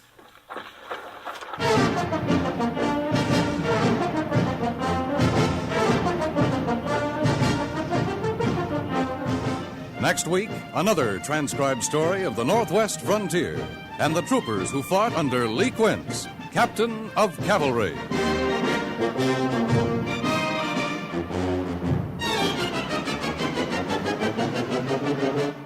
People keep saying that conversation is a lost art, but meanwhile, proof keeps popping up that they're wrong. All that's needed is a good conversationalist. And one of the best is a man who's also rather well known as a singer and an actor, a man named Bing Crosby. You can hear Bing holding forth on almost every subject under the sun, lighting up the subject with his own easy and humorous point of view each evening, Monday through Friday, on his own show over most of these same stations.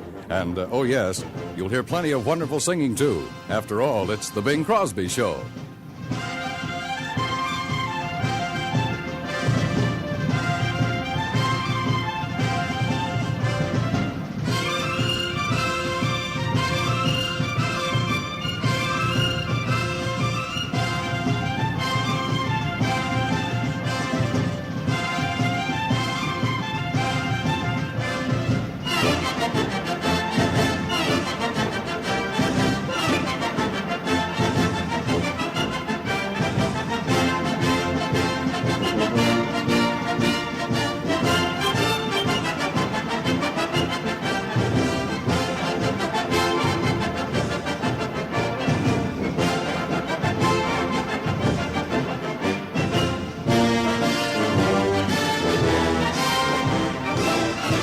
Well, the wind sure does howl around those Fort Laramie watchtowers.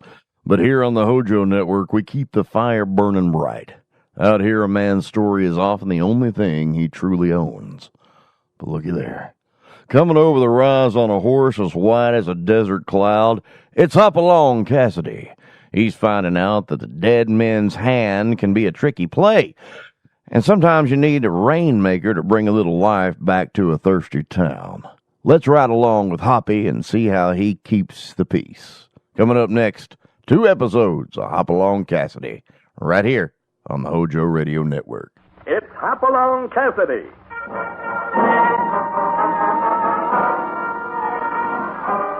With action and suspense out of the Old West comes the most famous hero of them all, Hopalong Cassidy, starring William Boyd.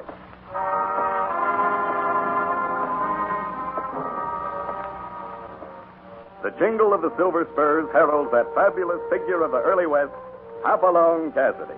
The same Hoppy you cheer in motion pictures, with the same California you've laughed at 100 times in your local theater. These famous partners come riding into radio just as you've asked for them. William Boyd as Hopalong Cassidy and Andy Clyde as California. Our story tonight, Dead Man's Hand.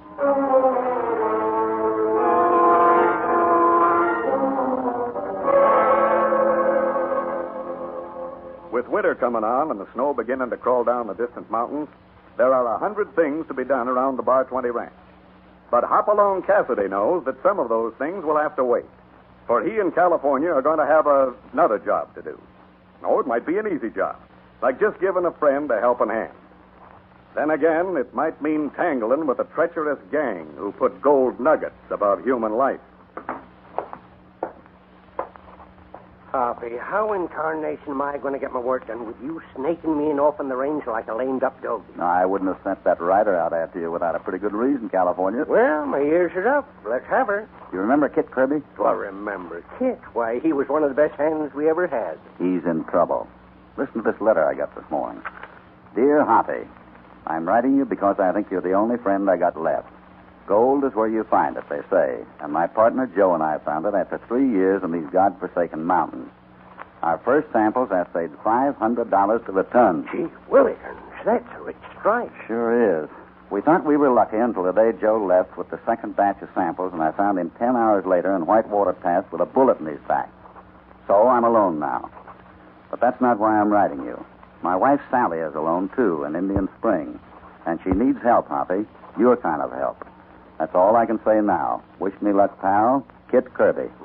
Sounds like the boy has got himself in trouble. Yeah, I believe Kit's in real trouble. More than this letter tells. Because, you see, I know Kit's handwriting. And this letter is a bad imitation. You mean it ain't? Someone wants us to come to Indian Spring, California. And they want it badly enough to forge this letter.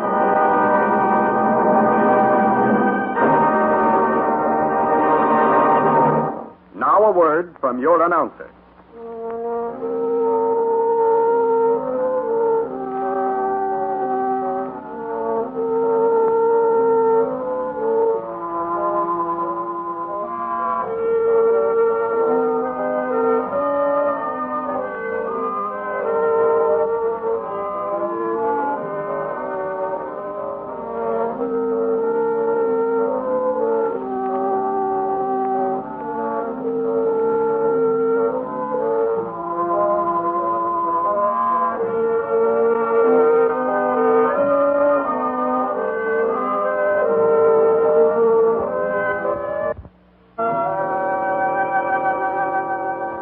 Now back to Hopalong Cassidy.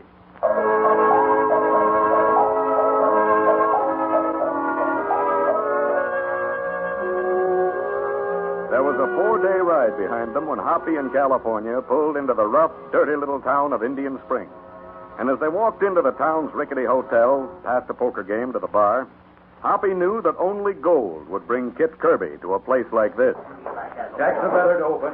I'll raise you, Ed. I'm good for the limit. How many? How many what? Well, all we got's whiskey, so I don't ask what do you want. I ask how many. And suppose a fellow wants a room for the night. How long are you staying? Does that make any difference? Well, not to me, but it might to you. If I was you, I'd ride on to Sahara in the morning. You know, mister, offhand, I'd say you were scared of something. Well, it ain't only me. It's everybody around here. Look, if you're smart, you'll get right back on that horse of yours. Jerry! Yeah, Luke. You're around here to tend bar, ain't you, Jerry? Sure, Well, Luke. quit your shooting off your mouth and set up them there drinks. Yeah. You hear? Right away, Luke. Jerry the jackrabbit. Look at him jump. Talking.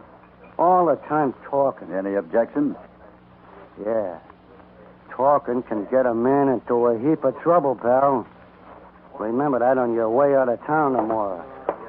Okay, boys, this is the money hand. I want to be in at the start. Give me 5 big ones, Ed. Gosh, Hoppy, I wouldn't turn my back and hitch and post in this town. Look at that poker game. $20 limit. Fella'd feel plumb naked here without a 6-gun on his hip. Here comes Jerry. Look, mister, this town's no place for a cowpoke on the loose. Now, take my advice. Ride on to Saguaro.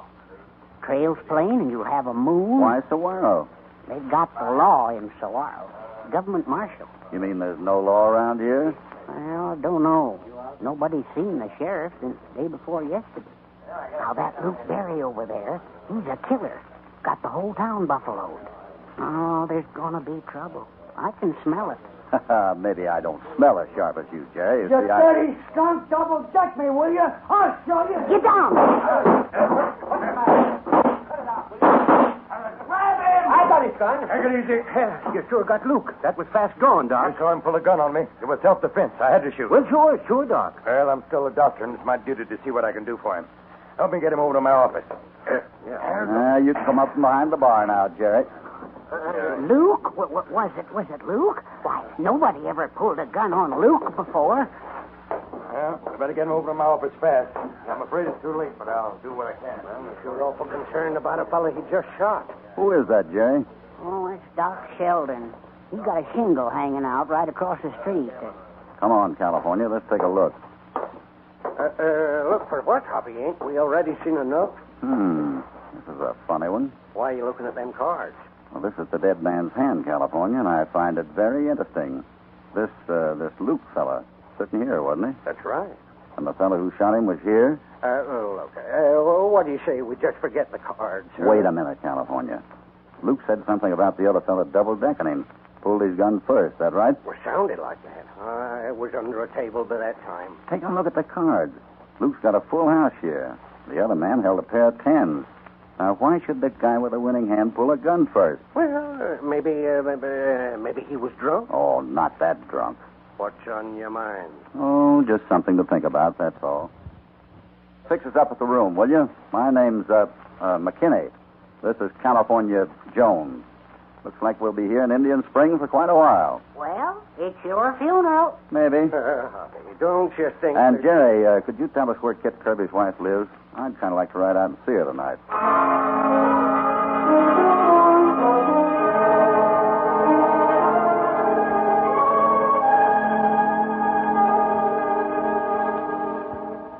I'm so glad to see you, Mr. Cassidy.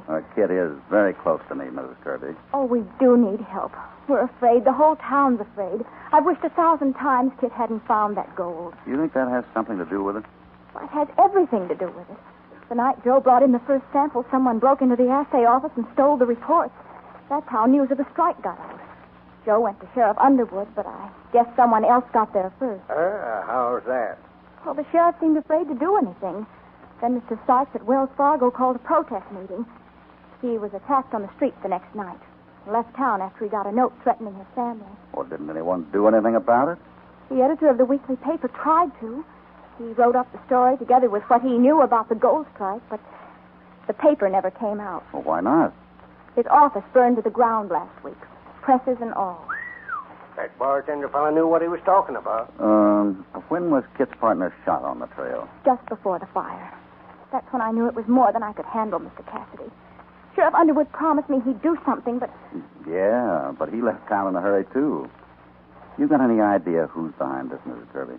Oh, I thought it was Luke Berry until this afternoon. You heard about the shooting? Yes. I want to give you something, Mr. Cassidy.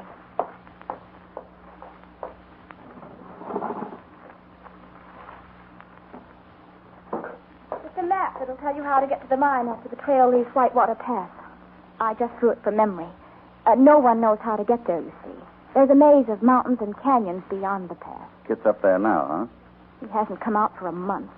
I haven't even seen him in that long. Well, now, isn't it surprising that I got a letter from him dated less than 3 weeks ago? What? I guess I thought maybe he'd sent it out by you.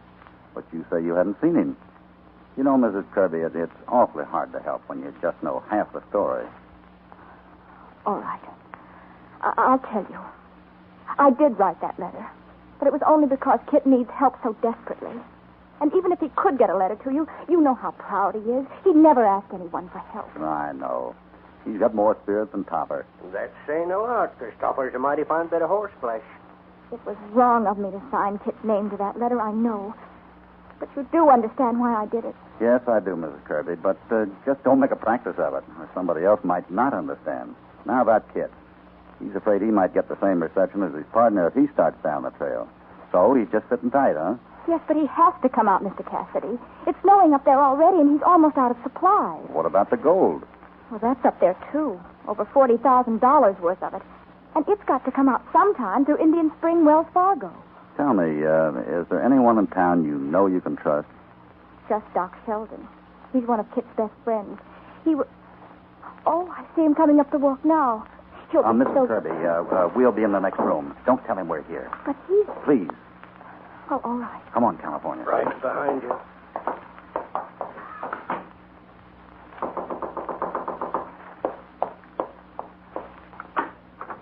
Hello, Doc. Sally, you heard about Luke Barry? I heard he was shot. Is he... Died in my office an hour ago. He drew a gun on me first. Clear-cut case of self-defense. Half a dozen witnesses. I thought you'd want to know, Sally. Luke told me everything. What do you mean, Doc? He was back of the whole thing. That business at the assay office. The fire, all of it. Sally, honey, I think we're out of the woods now. The reign of terror is over. I'm not so sure. You still think Luke was working for someone else? Oh, I don't know, Doc. It's been such a nightmare I can't think anymore. You've got to think, Sally. About Kit. He's got to get out of the mountains before the snow bottles him up. Any news on the sheriff? Haven't heard. I think he's gone to Saguaro for the marshal. Take a look out the window there. What? That sky. Snow could hit those mountains again tonight. It doesn't make sense, Sally. We've got to go up there and get Kit out. I told you I arranged with the sheriff, Doc. I tell you, this secrecy business is only hurting Kit. Winter doesn't wait for anyone. All right, Doc. If the sheriff isn't back by tomorrow morning, I'll take you up. That's better, Sally. Now you're being sensible. I'll be here tomorrow morning at sunup. Yes, Doc, I'll be ready. Good night, Sally. Good night.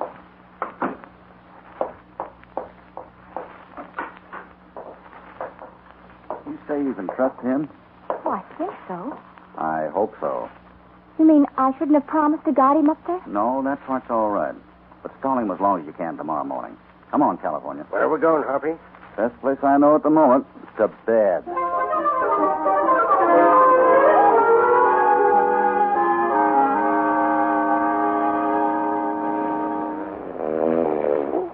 California. California, wake up. No. California. No, thank you, ma'am. No more meatballs. I get all the roast turkey I can eat. Always thinking of food. California. Hoppy, Hoppy, what time is it? Why, Get your britches on. It's dark. What, why... Get your britches on. I got an idea. Great time to get ideas, Hoppy. Run me ragged all day, ducking lead in the barroom. Then ain't got the decency Hurry up. Can't find my boots. Maybe my eyes are still closed. Never mind the boots, just the britches. You ready? Yeah, but, Come on. What's got into you, Hoppy? What time in the morning is it anyway? It's 4 o'clock. Now be very quiet and follow me. Right down the stairway into the barroom. What is this? I want to try a little experiment. I give up. I'm going to get me a nice, quiet job in a chuck wagon somewhere. Getting up at 4 in the morning to do spearments. When a man works as hard as I do, Hoppy, he needs his 40 winks. Here we are. This is the table. What table? Well, the boys were playing poker this afternoon. Now, you sit there. That's it. And I'll sit here facing you with the bar at my back. Now, you're Luke Barry and you're holding the high hand. But for some reason or other, you tell me I'm double-decking and drawing me. What kind Wait a minute. Oh, I'm a long-suffering critter. Why, Go ahead. Go on, Hoppy. I'm Luke Barry. You shoot once and miss. Then we trade shots. You miss again. I don't. Then I fire 2 more and it's over. Now we can go back to bed? I don't get it, California. You missed me twice. What happened to your bullets? Look, not a mark on the bar. If you shot high, you'd have busted that mirror behind it into a million pieces. Wait a minute, Hoppy. You mean them shots were, Hoppy, where'd you run to? Under the table. Come on down and help me look. Oh, what you looking for? Now, let's see now. If it weren't so mighty dark, I'd help you find it. But, that is, if I knew what it was, of course. Ah, here we are. I thought Doc Sheldon was pretty hasty packing Luke Berry off to his office. What you got? There was no killing here this afternoon. That was a put-up jump to make Sally Kirby think Luke is dead.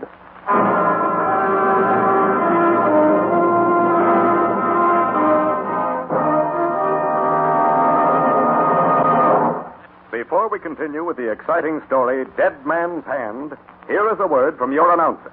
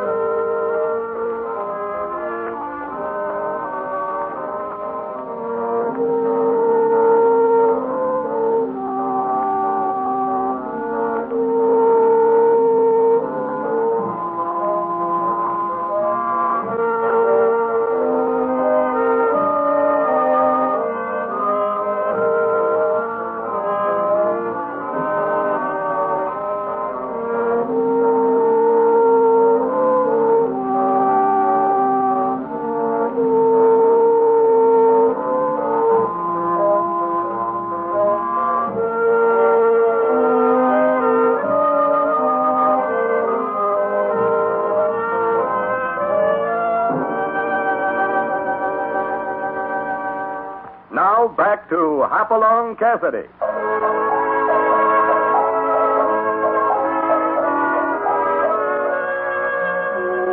Hoppy and California have been in a lot of strange places at some very odd hours. At the moment, they are under a poker table in the Indian Spring Barroom. It's 4 o'clock in the morning, and they are just sitting and thinking, trying to make sense out of the discovery that the shooting of Luke Berry was staged, and undoubtedly for Sally Kirby's benefit. This piece of wadding is what I found under the table, California. A piece of wadding from a blank cartridge. Blank cartridges? What do you know about that, Hoppy? Doc Sheldon knew Mrs. Kirby'd take him up to the mine if she thought Luke was out of the way. Shh, quiet. It's the dead man and Doc. Yeah, Luke Berry is just about as dead as I thought. Looks like a charm. You better saddle up now. Right up to that bluff over Whitewater Pass. Be a long wait. We can't afford to be spotted. What we plan, still murder, you know. Best protection you got is staying dead. Gonna hate to miss my funeral in the morning. Now, what are the plans? What about Kirby? We ought to hit the pass on the way down about 3 in the afternoon. Mrs. Kirby will be first, then Kirby. Remember that. Number 2 is Kirby. I'll bring up the rear after the pack mules. You won't be able to tell who's who at that distance, so draw your bead on number 2. And don't miss. I didn't miss before, did I? He talked after you left him. I didn't like that. Dad, don't worry. Kirby won't talk. And remember, I got to get out of this clean. Everything depends on that when the boss files for Kirby's claim. I'll see you in 6 weeks in Santa Fe. All right.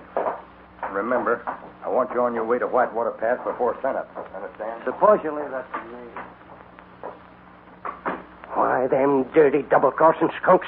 Let's go after them, Hoppy. Not so fast, California. But, Hoppy, they'll get Kirby as he comes down that trail. Well, if we grab these two right now, the boss they mentioned in Santa Fe will send somebody else after Kit. The only way to settle this right is to find out who's behind it all. So we'll just have to play along. Well, let's check in my instincts, but doggone, Hoppy, you always seem to know best. It gets downright monotonous. You trying to flatter me? Come on. It's almost daybreak, and we got to hurry up and spruce up a bit. Huh?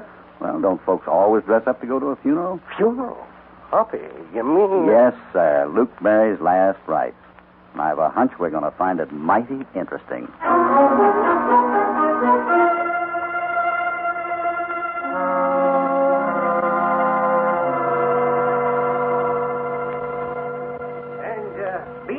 no preacher in Indian Spring. I just thought that I'd get up and take charge here.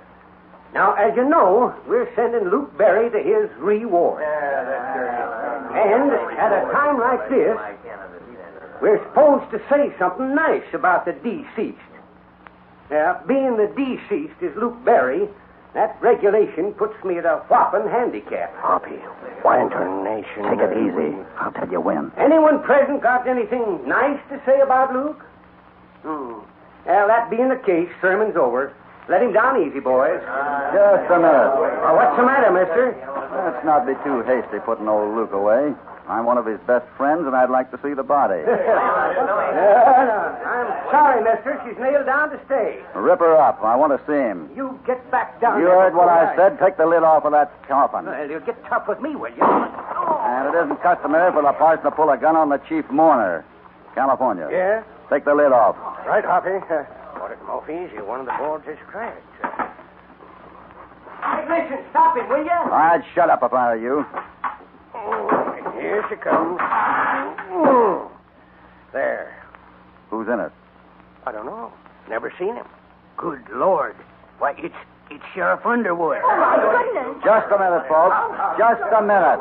I know I'm a stranger to all of you, but I'd like to say something. Well, speak up, mister. Yeah, what do you got to offer there? Since I rode into this town yesterday, I've seen nothing but fear. All of you are shaking in your boots.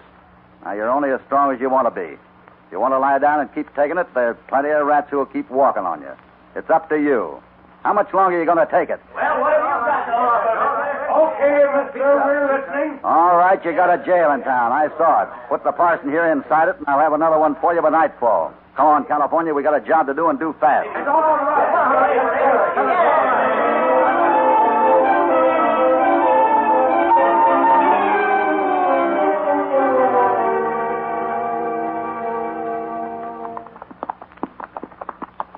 Hoppy, if we don't get ourselves in the darndest places, here we are, making our own trail up the mountainside with the wind whistling through our whiskers. God, isn't that Not bad? even enough food to keep my ribs warm. I'll buy you a nice big steak just as soon as we get back to Indian Spring. Knowing Luke Barry's up in them peaks above us, I ain't too certain of ever getting back. You aren't concerned? No, just scared. I think we'd better split up here. You know what you're to do, don't you? I got to do some mighty hard riding to reach the party before they get to Whitewater Pass.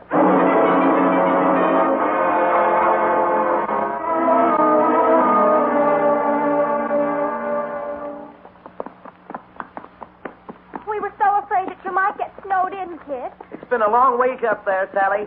Seems good to be headed down this trail. There's nothing to be afraid of now, Kit. Luke Barry is dead. Oh, is that someone coming up? Well, it's Mr. Cassidy. Hello there. Hop along! Say, what are you doing here? Oh, Topper needed a little exercise. How are you, kid? Oh, golly, it's good to see you, Hoppy. Hey, wait till you hear about my gold strike. We've had a fine trip, Mr. Cassidy. Doc Sheldon's been keeping a sharp lookout. Oh, have you two met? Mr. Cassidy's an old friend of Kit's, Doc. No, we haven't met. Howdy, Doc. Guess maybe I'll ride back to the end of the line and join you, if you don't mind. Maybe I can help you watch for any danger. No, I don't know what... Mrs. Kirby, when we round this next bend, we'll be in Whitewater Pass. Can you make your horse stumble and not hurt yourself? I don't understand. Please don't ask questions. Just do as I say. All right. Now I'll go back there behind the dock, and we'll be on our way. All right, get on! Well, I don't know what your idea is in coming up to meet us, Cassidy. I can tell you that I'm here to protect Kit. Then we have a lot in common, Doc. Well, just don't try. Sally! Sally, are you all right? Oh, yes, Kit, my horse just stumbled. What's the matter up there? Sally, if your horse is tired, why don't you come back here with me and let Kit lead the way? All right, Mr. Cassidy. Well, what's the matter? That's a good idea. There. Now we'll ride through Whitewater Pass this way. Kit first, Doc second. Now, wait.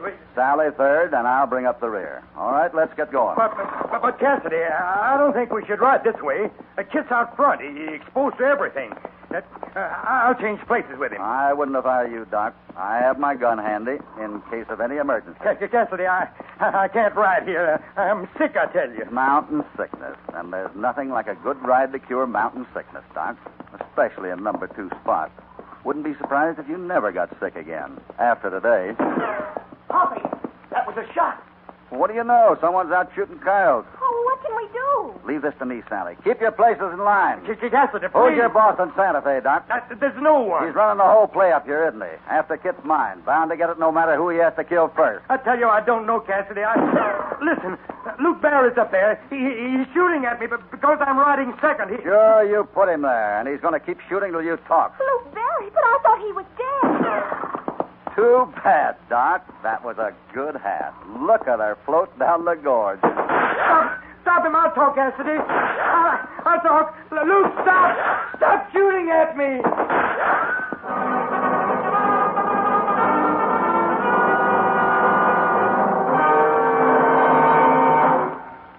Now a word from your announcer.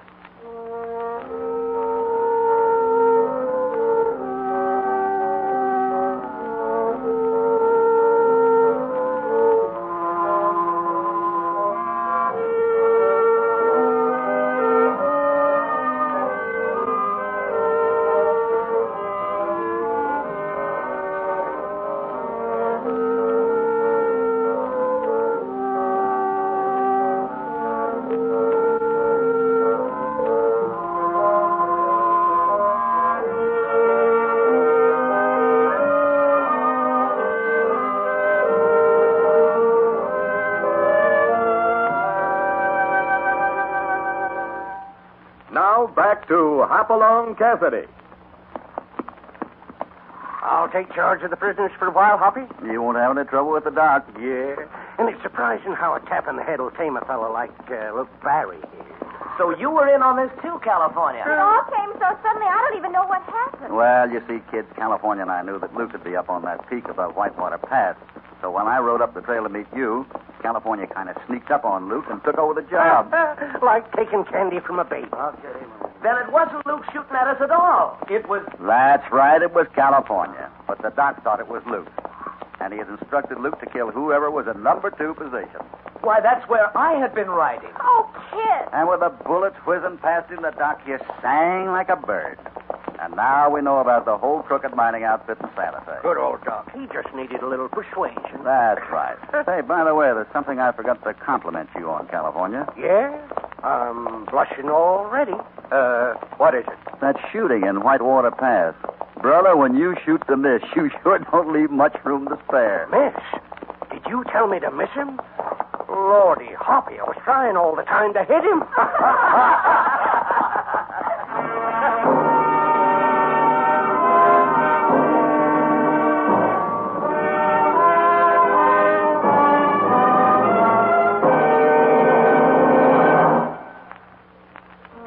Goodbye from Hopalong Cassidy and California. Another job is done and they're heading back to the Bar 20. But they'd be mighty pleased if you join them again next week for another story of action and excitement. Hopalong Cassidy, starring William Boyd, is transcribed and produced in the West by Walter White, Jr. Dead Man's Hand was written by Harold Swanton. All stories are based upon the characters created by Clarence C. Mulford. This is a Commodore production.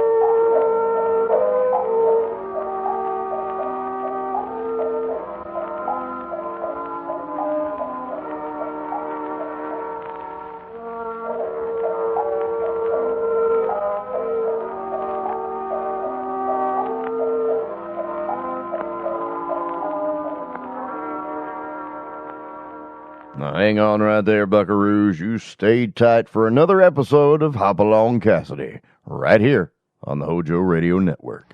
It's Hopalong Cassidy.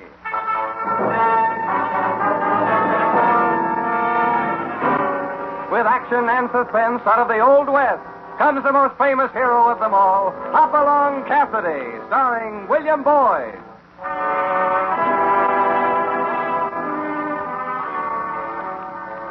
The jingle of the silver spurs heralds that fabulous figure of the early West, Hopalong Cassidy.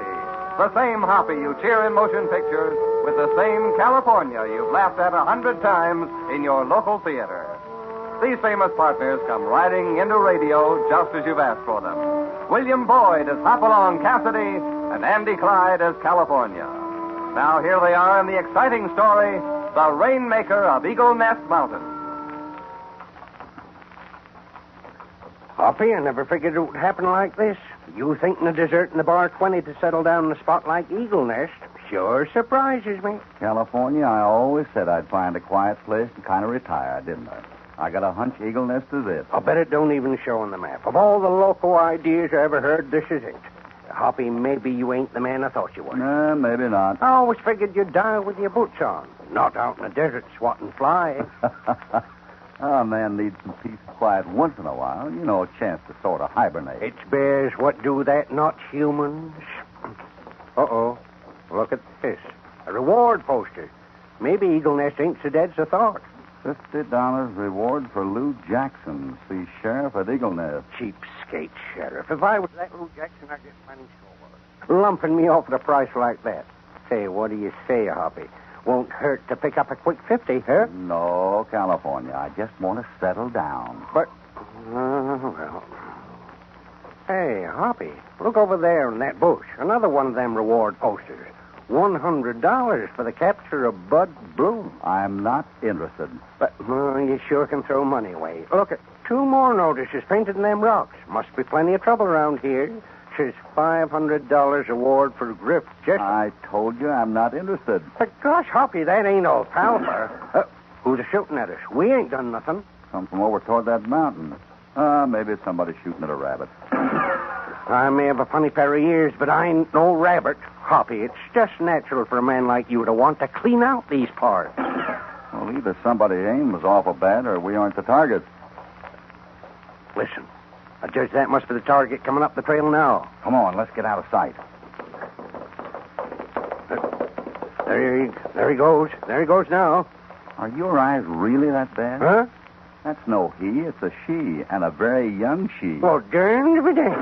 Why dagnab them dirty... California. Taking pot shots at a gal. Let's see if this'll tone them down a bit. Oh, she's out of range now, so you can relax. What do you say we get out of range then? We ain't get much cover here. You know, I don't like that shooting at a woman. Maybe we had better have a little talk with this advertising sheriff in Eagle Nest. Now you're talking like the old Hoppy. And I can use some of that reward money for a new pair of boots. Well, come on then.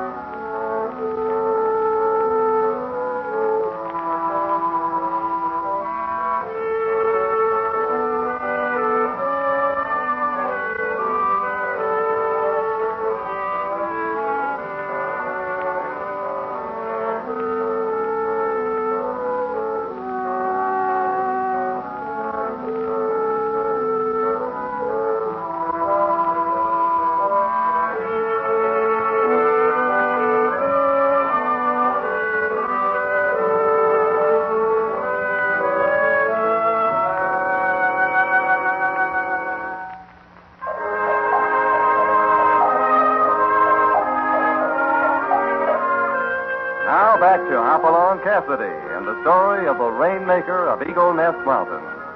Hoppy and California have ridden into Eagle Nest and find there's not much of a town to welcome them.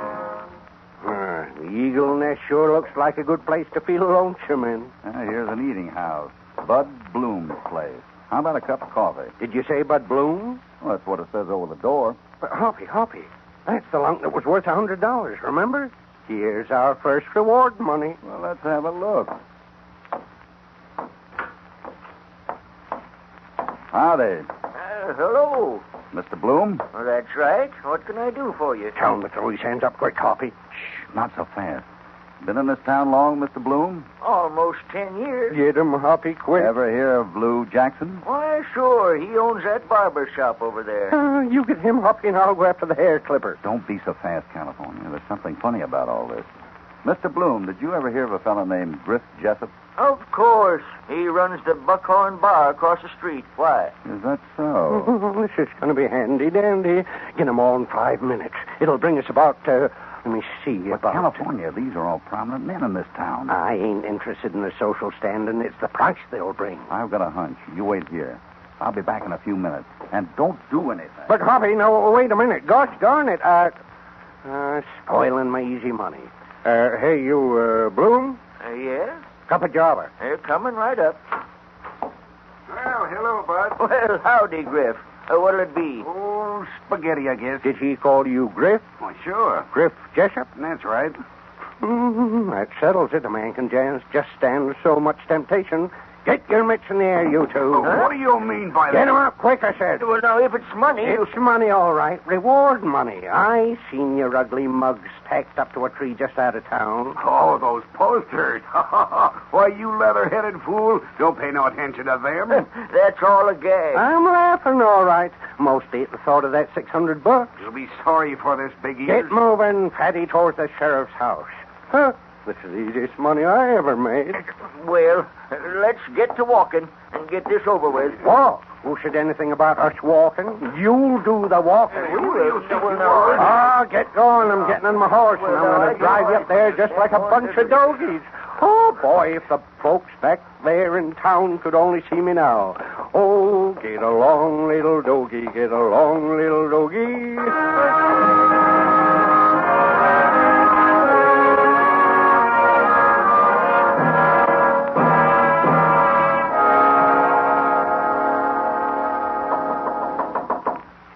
Stop jumping around like that. I've seen wild horses better behave. I tell you, we ain't gonna forget this.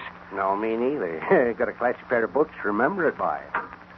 Yes? Howdy, Sheriff. I'm California Carson. I got a dangerous bunch of outlaws here, which you offers a reward for. What? Tell this man to turn us loose, Mr. Wetzel. I'd like a chance to settle Ain't this I with him. caned you two down enough yet, or will I slug 'em good, Sheriff? Untie those men immediately and stop calling me sheriff. My name is Wetzel. Let those buzzards fly the coop. I'm hanging on to them until I see the sheriff. Then, if you ain't him... Now, this is ridiculous. You're liable to have a long wait for the sheriff. He hasn't been home here in 2 months. What kind of screwy The sheriff has been working so consistently and constantly with his rain-making machine that he's grown quite eccentric. He can grow whatever he wants, as long as he gives me the reward. Oh, I've argued with you long enough, lout. Lout? This gun in my hand says you'd better turn your prisoners loose immediately. It's about time. Well, if this ain't that That's dog... what the man says, California. Hoppy. I told you to leave it alone in the first place. But then reward post. I've explained to your stupid friend 3 times that it's all a mistake.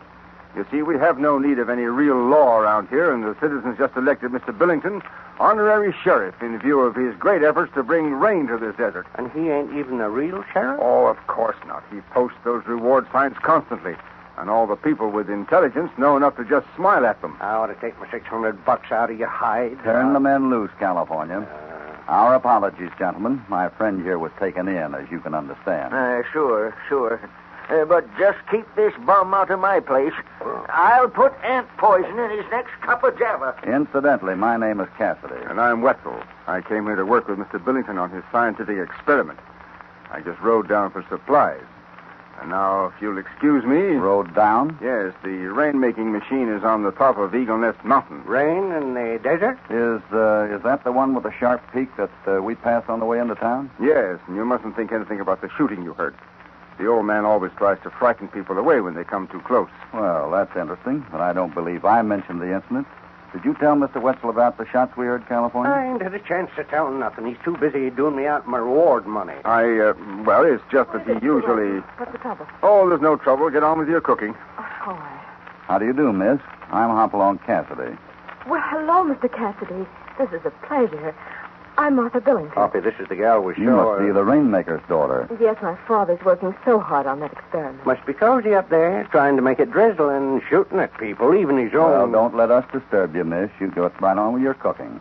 But don't work too hard. You already look windblown and dusty. Yes, Gentlemen, if I may suggest it, you had best be on your way. You've caused enough stupid trouble already nosing into everything. We've apologized for the trouble, Mr. Wetzel. But we can't help being interested in this great experiment of Mr. Billington.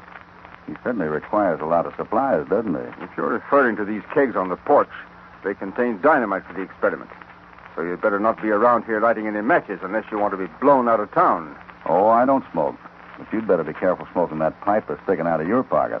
Might blow your head off and make some people awfully happy. I warn you, Cassidy, if you persist in nosing around Eagle Nest Mountain, they'll take you out of here in a box. But I like it around here. Think I might start a little ranch once it commences to rain. I wish you would, Mr. Cassidy.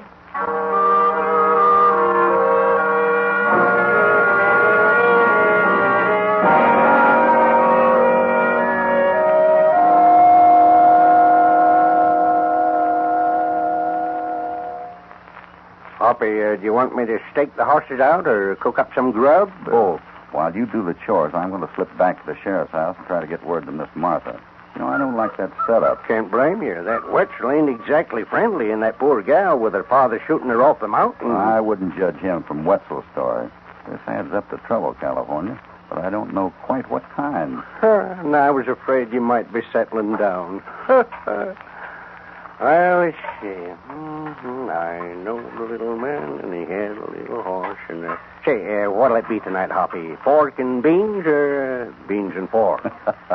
Let's have both.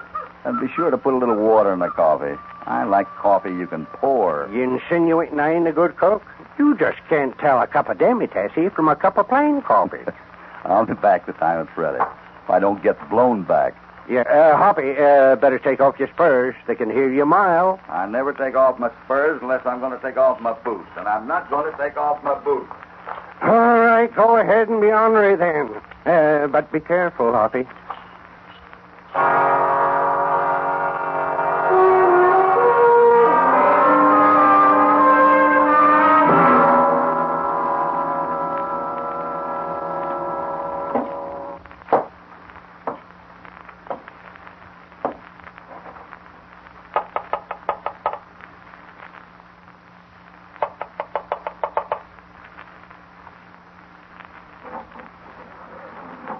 Who is it? Father? It's me, Cassidy. Oh, hello, Mr. Cassidy. I'm so glad you came back. I wanted to talk with you. That's what I figured. But don't tell me your father has to sneak around his own house. Oh, I don't know. He might. He hasn't been the same since Mr. Wetzel came here and offered to help him. Why, now my father stays up on that mountain day and night.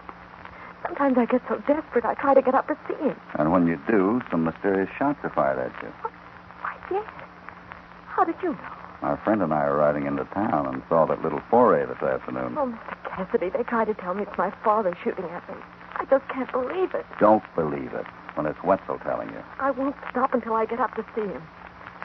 Next time I'll try it at night. But that might be pretty dangerous. My father's always been a little preoccupied, and all the years of work he's put in on that rain machine have taxed him, but now he seems to be doing such terrible things. Like what, miss? Oh, those reward posters.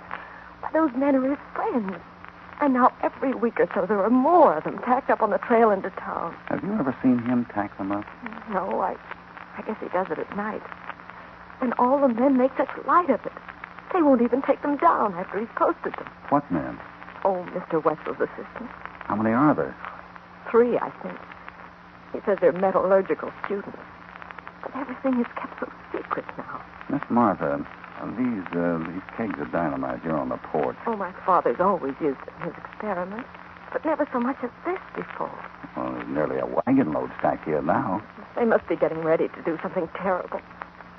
I'm so afraid my father will get hurt. Do you mind if I open one of these kegs? Of course not. But please be careful. I never go near this stuff. Oh, it's all right. I've handled it before. Well, look at this. White gunpowder. Why, I didn't know that. It tastes good, too. Just as sweet as sugar.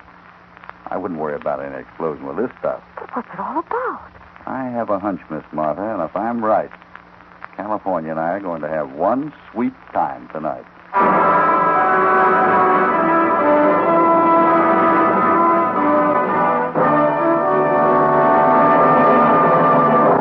Before we continue with the exciting story of the Rainmaker of Eagle Nest Mountain, here is a word from your announcer.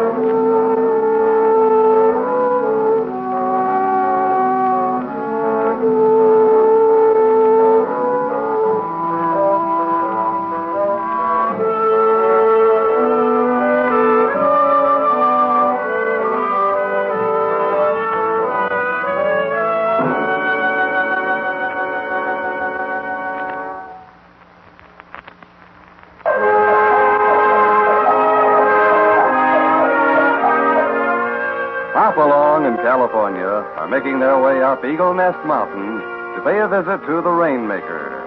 But as California's mutterings clearly indicate, he'd rather get into trouble at a more convenient time. I don't know why these darned emergencies can't wait till we've had our chow. My insides were so empty, even them beans smell good. Did you tie the horses up good? Topper's pretty frisky tonight. Sure, but right now I'm wishing I hadn't. If a man were supposed to walk, he would have been born with 4 legs. This exercise will do you good. Ain't there an easier way to get up this mountain? I was afraid the main trail will be watched too closely. This is the path the jackrabbits have beaten. Well, I'm all for giving it back to him. Hey, Hoppy, look. See that there thing up on top? Yeah, that must be the rain-making machine. Carnation, did you ever see a crazier-looking contraption? Why, the way that big lever's swinging back and forth... A lot of work has gone into that mechanism, California. Well, they say one generation laughs at what the next generation invents. Well, I think this is good for a big, long laugh. If it ever brings one drop of rain to this here desert, I'll sit right down and eat the boots off in my feet. Spurs and all. Well, we haven't much farther to go. We'd better be quiet from here on and stay close to the ground. There appears to be quite some activity around the tower.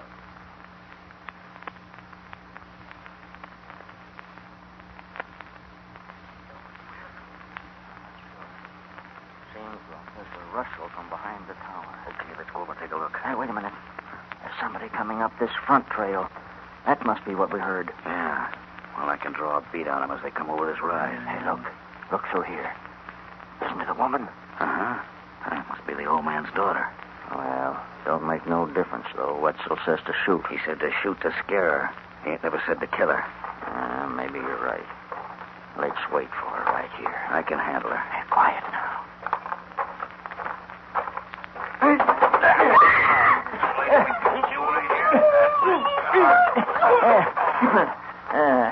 There. I guess that's done. Nicely done, man. Wetzel. Hello, boss. Didn't know you were around. I know you didn't. I was following Martha up the trail. I just wanted to wait and see how you'd handle the situation. We done all right, huh? Carry her inside the tank, Joe. Sure, boss, sure. She don't look this heavy. Slim, we got to work fast tonight. Martha's been talking. You know what that means. Yeah. This has been a good spot, but we've stayed around just about as long as we can. Especially if Cassidy's going to get snoopy. Cassidy? Yeah, rancher from the Bar 20. Always going around and getting at everybody's business. So this is how we're going to handle it, Slim. You set the dynamite with fresh caps and see that the old man is locked in the tower until we're ready. And then come and help me load the pack horse.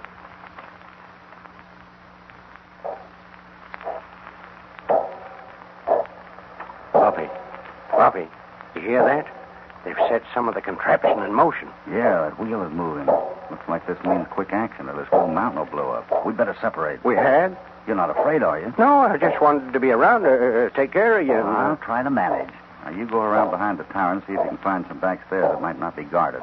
I'm sure the old man must be up there. Then where'll I find you? I don't think you'll have any trouble. In a few minutes, I have a hunch it'll be easy to find where I am. Oh, gosh, I hope that contraption don't go off while we're up here in the mountain. Because then it might start to rain and me without my overshoes. Well, you can always take off your hat and soak your head.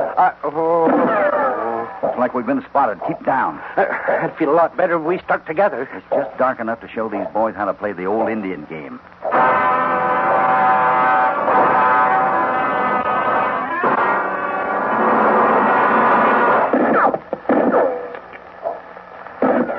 Guy out there, we ain't fighting ordinary people. Darn right we are. That's Cassidy. There he is now.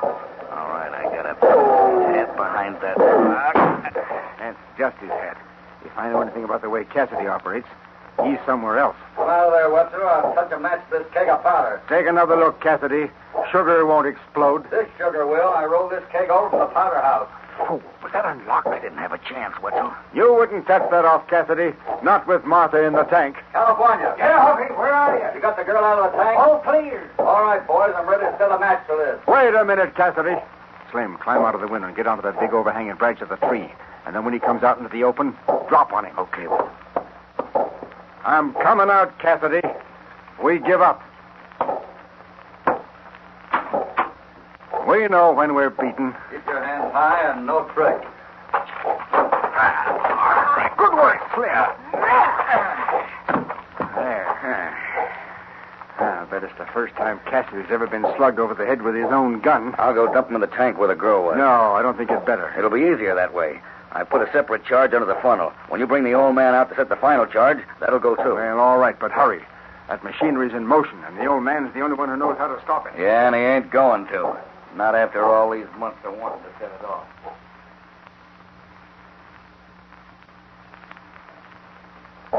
All right, Joe. Snap into it. Tie those things down. Why was that machinery started before we're off this mountain? I don't like it. I know the timing. Let's just keep moving. And I'll go up to the tower and bring the old man down. Well, I don't know why it has to be done this way.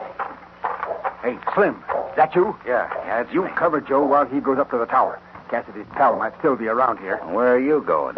I'm getting out of here. There's too much powder on this mountain to suit me. Why, you dirty double The rest of you aren't worth saving anyway. You planned it this way. You never meant for us to get away. Now you're getting the idea. What a rat you are, Wetzel. You were never quite quick enough on the draw, were you, Slim? Coward, Wetzel, drop that gun. Huh? Cassidy, where are you? Put your hands up and be quick. Slim! Joe, come and help me.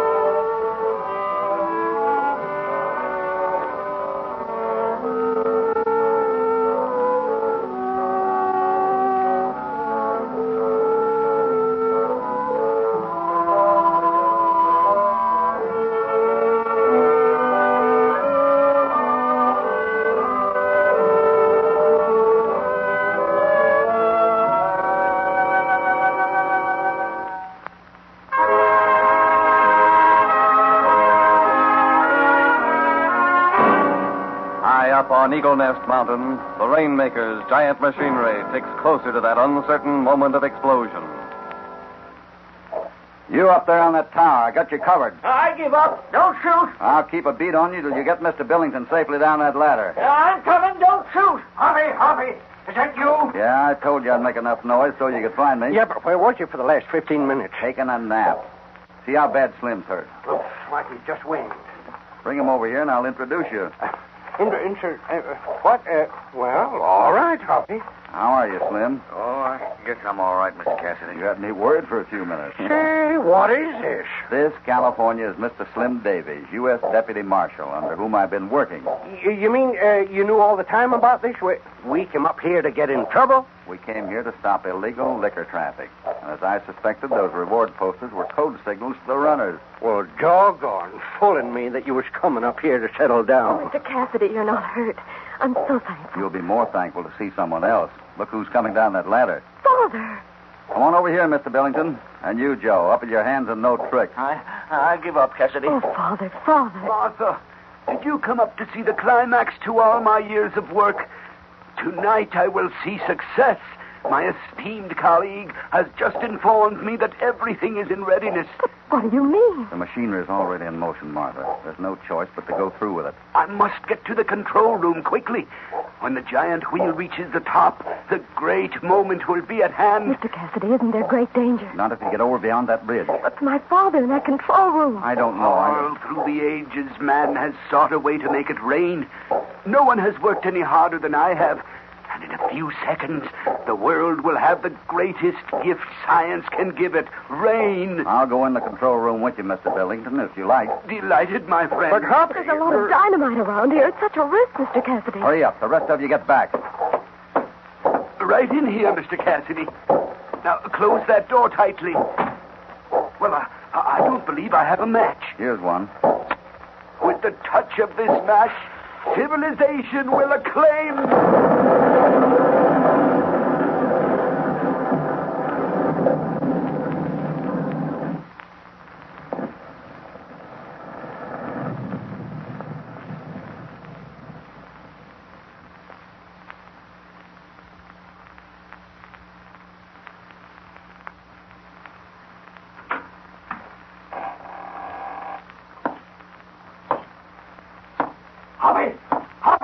that you, California? Yeah, that's me. I mean, this is me. Mr. Billington is here. He's just dazed, I think. I can't tell in the dark. Well, don't light no more matches around here. This whole mountain must be gunpowder. Why, it's starting to rain. Father, are you hurt badly? Rain? Did somebody say rain? My Jiminy, it is starting to sprinkle. I can hear the drops hitting my head. Do you feel all right, Father? Feel all right? Well, I'm the happiest man in the world. Can't you hear what these men are saying? It's starting to rain. I've done it. My machine works. Do you hear me? I can make it rain. Can we help you down the trail, Miss Billington? Well, I don't think they better try to walk, Hoppy. Well, maybe not. California and I'll go ahead and send horses back for you. Oh, that'll be fine. Meanwhile, I think Father will enjoy just staying right here and feeling the rain on him. Yes, Martha. What about you, Slim? I'm all right, Mr. Cassidy. Well, you certainly helped us clean up a bad case tonight. I'll take charge of our prisoner. It's still raining, isn't it? Yes, Mr. Billington. It's really raining. Oh, I'm so thankful. So thankful. Well, Rain. we better be saying goodbye now. Goodbye, Mr. Cassidy. Go on, Hopalong. Come on, California. Let's get going. Say, Hoppy. Yeah? Wasn't there clouds gathering overhead this afternoon? Yes. Then it ain't necessarily the rain machine that started this. No. But, on the other hand, it could be. Yes. Well, what do you think? I think we'd better get back to the Bar 20 before you decide to make a rain machine.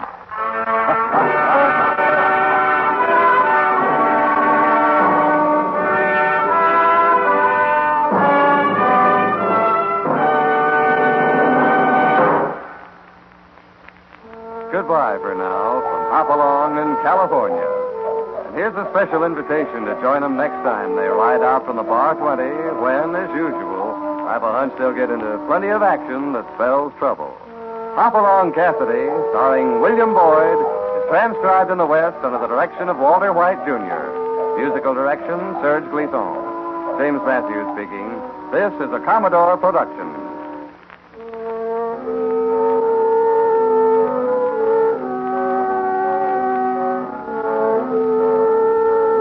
Tell you, that Hoppy always leaves the trail a little better than he found it before. You know, that's the HOJO way.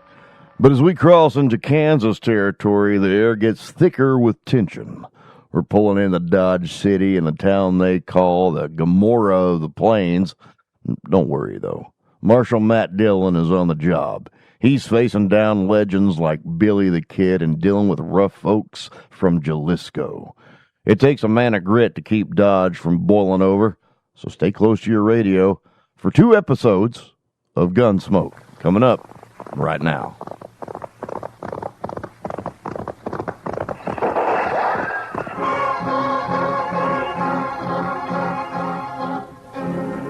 Around Dodge City, in the territory on west, there's just one way to handle the killers and the spoilers. And that's with a U.S. Marshal and the smell of gun smoke.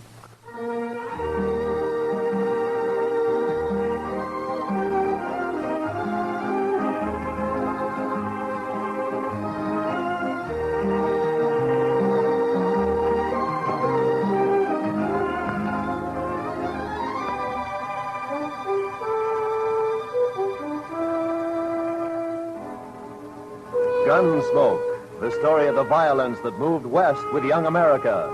The story of a man who moved with it. Matt Dillon, United States Marshal.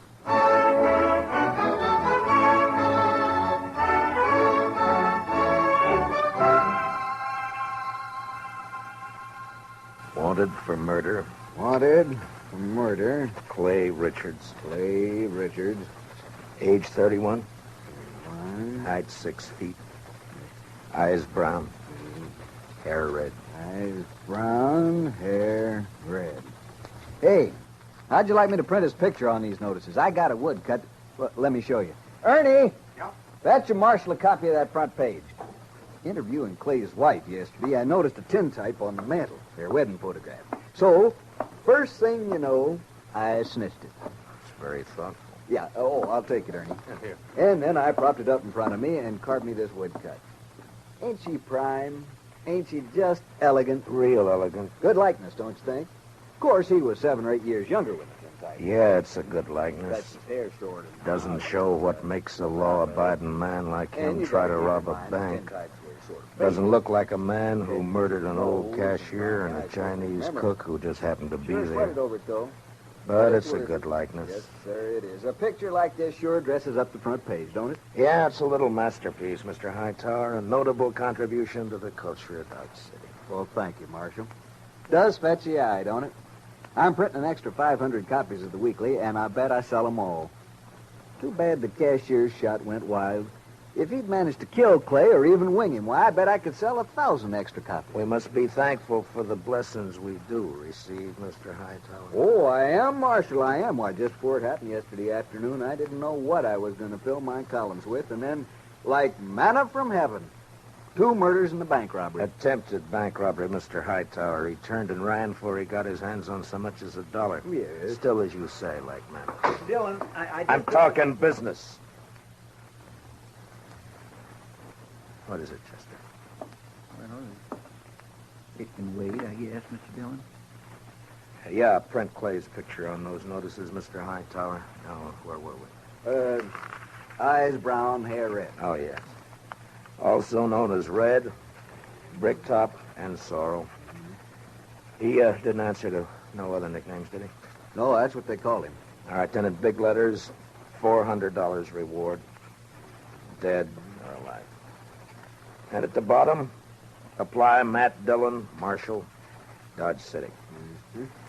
Print 200 copies. How soon can I send Chester over for him? This afternoon. Good morning, Mr. Hightower. Chester.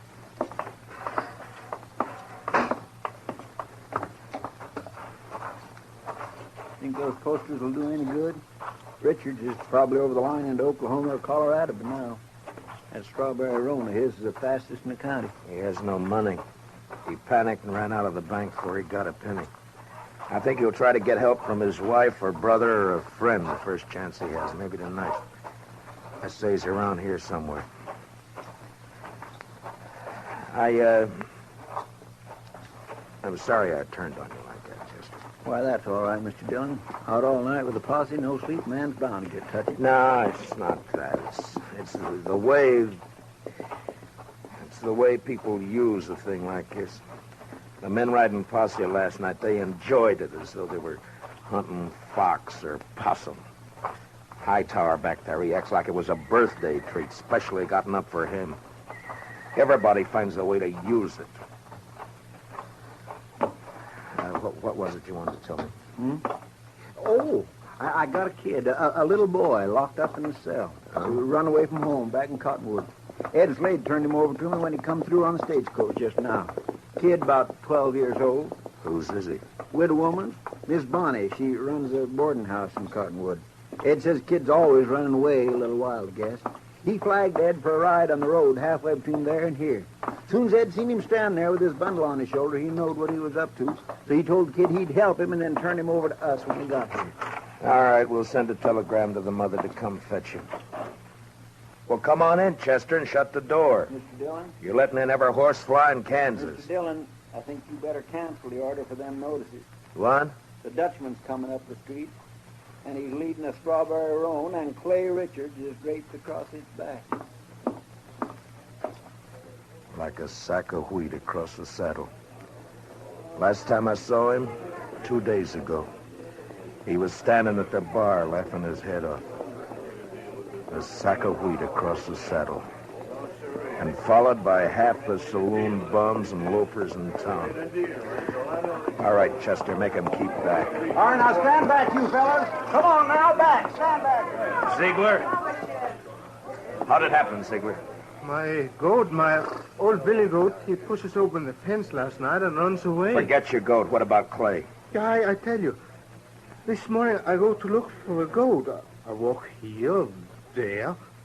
From near the river, I see Clay. He sits there. I say, hello, Clay. Wie geht's? Dirty Dutchman. You know the dog? Clay was your best friend. He helped you buy your farm, so you killed him for him. All right, all of you. Keep back, everybody. Clay? Me?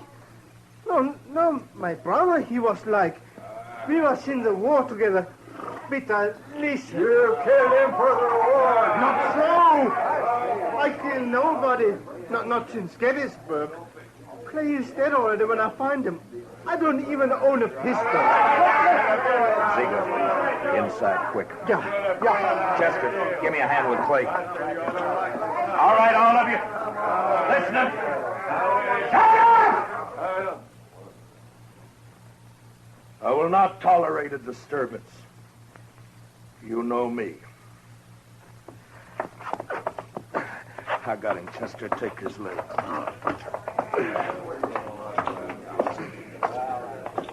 All right, kick the door shut.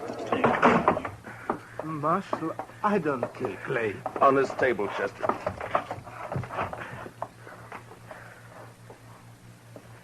What'd you do with Clay's gun? His holster's empty. Gun? Clay's? I ain't got it. I don't even own one. Chester, see if it slipped out. His holster was empty coming up the street. First thing I noticed. Maybe it's over on the... Another customer? Why, that's 3 in less than a day. Oh, bountiful harvest. My fees this month will keep me in luxury. In luxury. Doc, I want to have an inquest as soon as possible. Well, as soon as I finish the autopsy, shouldn't take long with the practice I've had this week, huh? No. Late afternoon all right with you? I'll take him up to my office right now. No, thank you, Chester. I can carry him all by myself here. You just open the door there like a good fella and... Yeah, Marshal, tell the city fathers I'd like to make a deal when the corpses are as famous as this one. Back in 53 in San Francisco, a fellow I knew earned a fortune exhibiting the head of Joaquin Murrieta. Tell them if they'll let me keep the remains, I'll do the autopsies for nothing. Shut the door, Chester. Ziegler, where is it you met Clay on the river? By the fort. This side by the fort. Ride out there, Chester, and see if you can find Clay's gun. Maybe he dropped it when he was shot. I did not shoot Clay. Sure. I did not. I had no reason to. I did not. Now, you listen to me. Maybe you think Dodge has got so big I don't know about everything that goes on here. Well, if you do, you're wrong. If you think I don't know about the bank having an overdue mortgage on your farm, you're wrong. $400 is reason enough for a struggling farmer like you. No. Could not do such a thing. I am a human being. To a peace officer, Ziegler, that's enough grounds for suspicion. But whether you did it or not will be decided at your trial. In the meantime, you just stop yammering about it. Trial? Me? Even when I shoot somebody, I stand trial. If they find it's justifiable homicide, and they probably will, Clay being a wanted man, then they'll let you off. And if not... Please, I am permitted to go now. Go. Are you crazy? I found this stock. I must look after it. You sit right down. You want to be lynched? You're trying to get yourself murdered? Have you forgotten about Clay's brother, Adam? Adam would not believe I shot him. What difference does it make whether he believes it or not? His brother's been killed. Everybody's looking to him to do something about it, and he knows it. You want me to guess where he is right this minute? He's in one of them saloons lapping up courage to come in here and ask me to give you to him for a present. You want to know who's with him? Ever loafer, ever bum, ever slob in town. Slapping him on the back and telling him what a shame it is.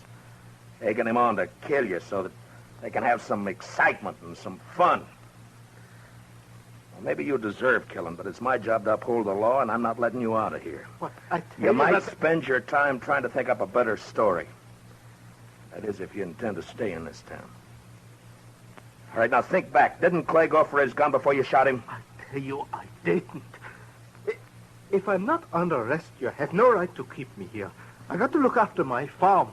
I go. All right, Chester, lock him up. Yes, sir, Mr. Dillon. Come on now, Ziegler. Step out, Sonny. This cage is bespoke. Who's in there, Chester? That little old runaway from Cottonwood? Oh. Yeah, come over here, son. Come over here to me. I know who you are. You do you? You bet. You're Matt Dillon. I'm guilty. I knowed you right off. You just pointed out to me one day back home. Filler says you was the fastest gun thrower in Kansas.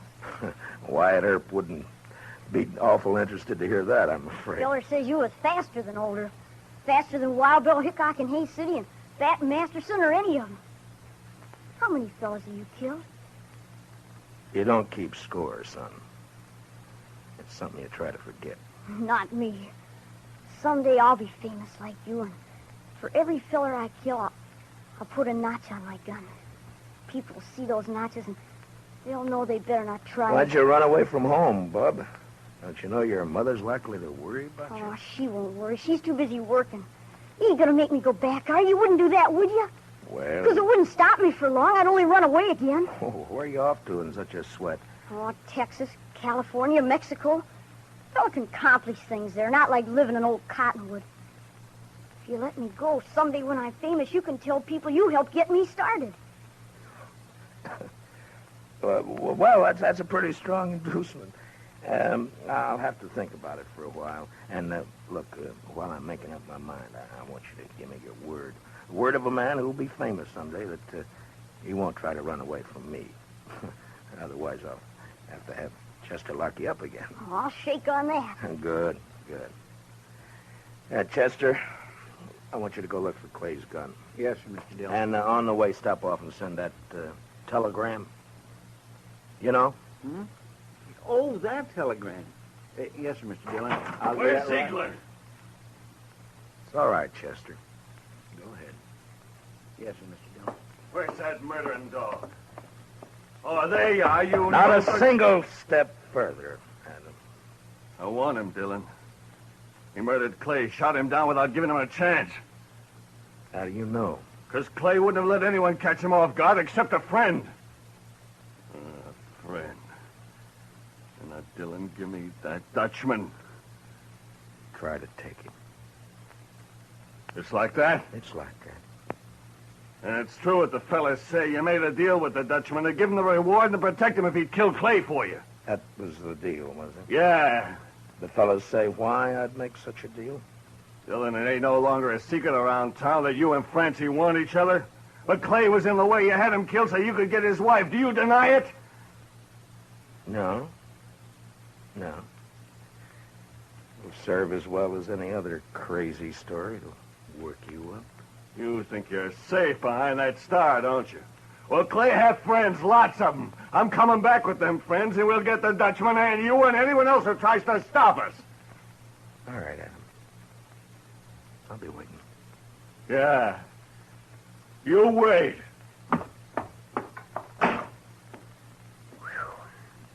I almost seen something pretty just then, didn't I, Mr. Dillon? Yeah, almost. About another pint of whiskey ought to do it.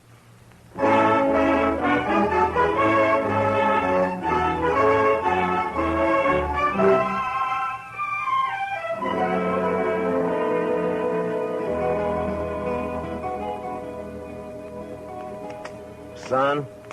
You say something, Mr. Dillon? Yeah, open that drawer in front of you there. You'll find a small bottle of oil in there. No, one to the right. Yeah, that's it. Now, bring a little brush, too, huh? Here it is. Thanks, Bub. It's a right nice gun you have. Yeah, it's not bad, but a little stiff. Just a little stiff. Don't it have a trigger? I never seen no gun without a trigger before. Oh, you remove a trigger or tie it back against the guard. And all you have to do is thumb a hammer. Yeah, like that. It's faster. Yeah, that's better now. Remove the trigger. I remember that. What in the world for? Well, I remember everything you told me.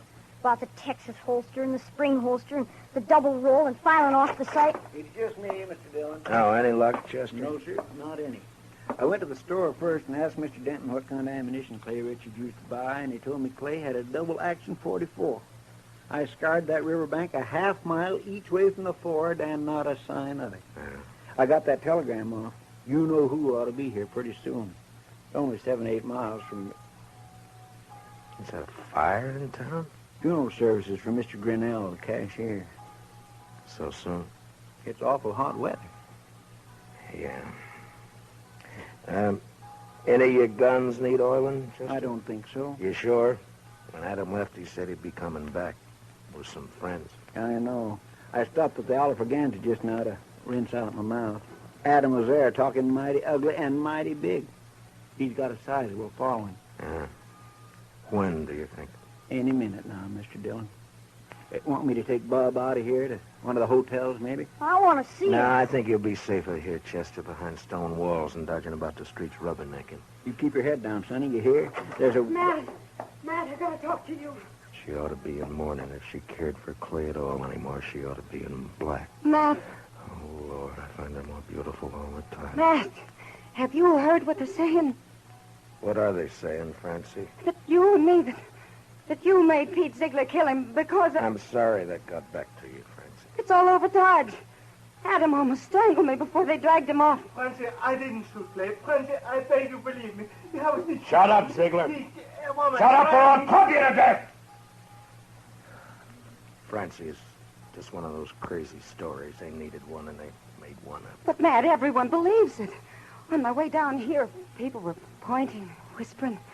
Old women clucking their tongues at me. They believe it. They'll forget it as soon as this is over. They'll remember that even if we once did go with each other, it was finished and done with even before the war ended, before you even met Clay. No, they won't forget it.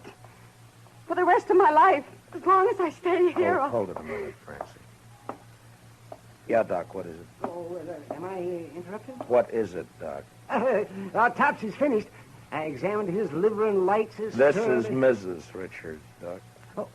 Oh, I beg your pardon, ma'am. I'm sure I meant no disrespect for the departed. Well, Clay was shot all right, but from the nature of the wound and the coagulation of the blood, I'd say it happened sometime yesterday. I'd say the cashier's bullet didn't go wild after all. How could a dead man gallop away? But the wound wasn't what killed Clay. The ball hit the rib case and it bounced off. 22 caliber it was. What did kill him was the stab in the back, right through the spine, inflicted sometime this morning. Now, near as I can judge, by a small blade, 2 or 3 inches long. It could have been a Barlow knife. Thanks, Doc. Please accept my condolences, Mr. Richard. You call the inquest anytime you're ready, Marshal. Chester, close the door. You see, I didn't do it. I didn't shoot him. All right, then you stabbed him, maybe. You said you never carried a gun. Look, Francie, go home and give matters a chance to simmer Matt, down. I was going to ask you for something. Yeah? Turn Pete Ziegler out into the street. What? Francie, they're itching to get their hands on him. Let him have him. It'll prove that story's a lie, that you didn't make a deal with him. Please, Matt, I have to live here. Clear me, I have to live here. Matt? Matt. Don't look at me like that. Go home, Francie. Go home or leave town or hang yourself or anything you like. Just go away. Away! Right now.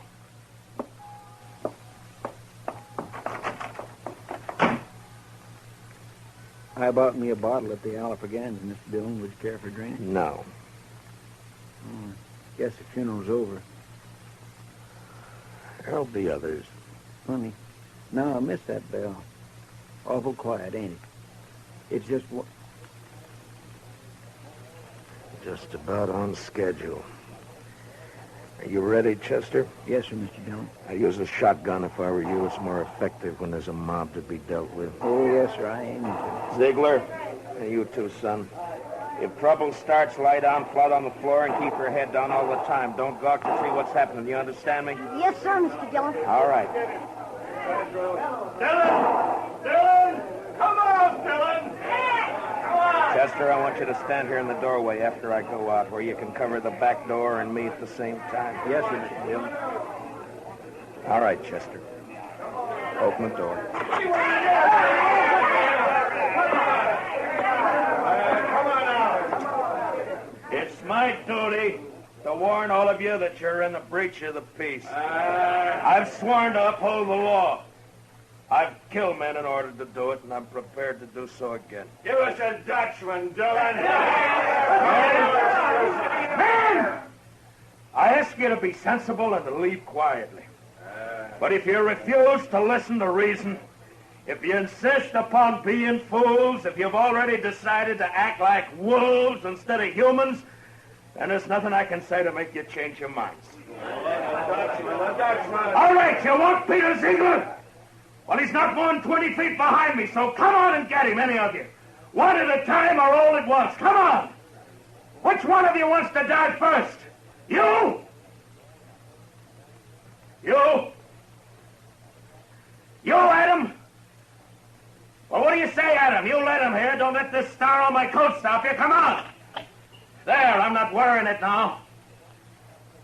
Well, come on, draw, Adam, draw!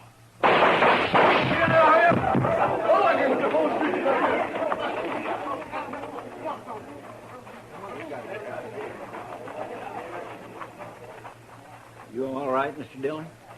Yeah. Get his gun.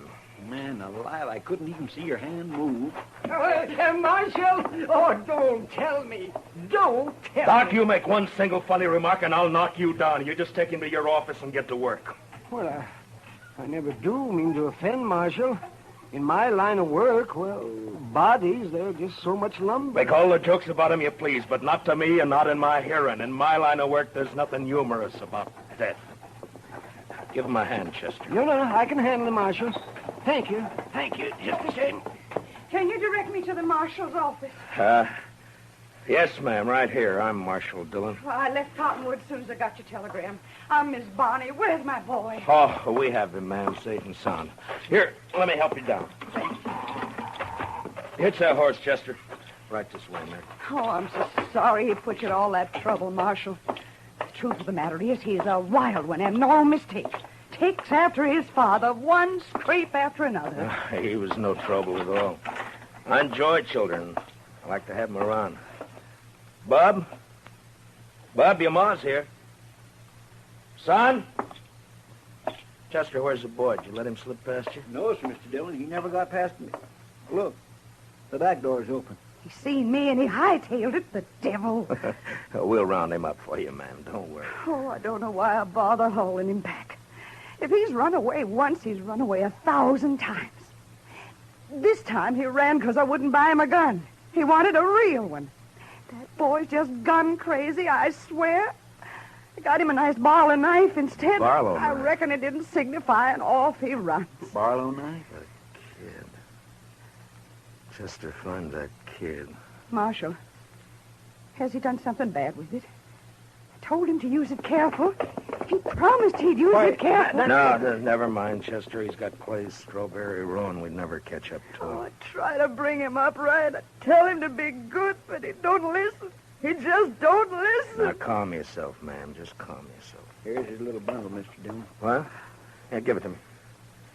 That's pretty heavy. Here, you're better at knots than I am. Open it, will you? The moment he was born, he's been nothing but tribulation to me. Now, please, ma'am.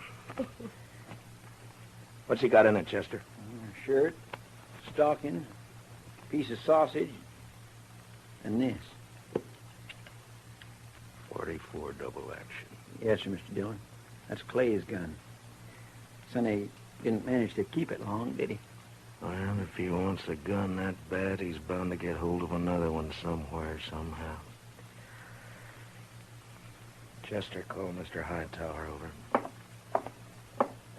Hey, Mr. Hightower. Oh. Come on over. Mr. Dillon wants you. Marshal, could I have at least a drink of water? What? Oh, Ziegler, I forgot all about you. Chester, where are the keys? Yeah, right there on the desk. Oh.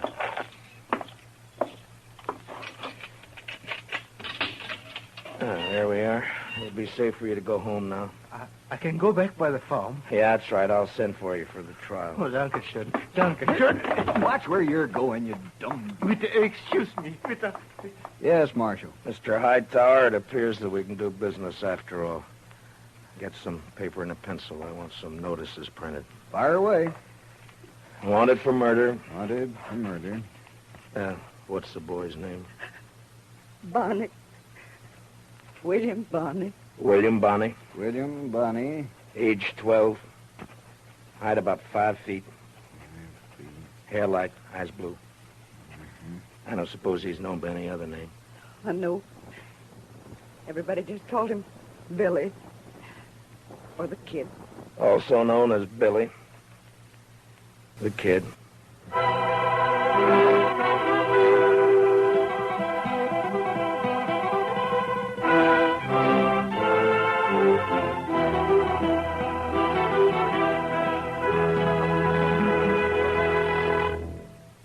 Gunsmoke, under the direction of Norman MacDonald, stars William Conrad as Matt Dillon, U.S. Marshal. Tonight's story was specially written for Gunsmoke by Walter Newman, with music composed and conducted by Rex Corey.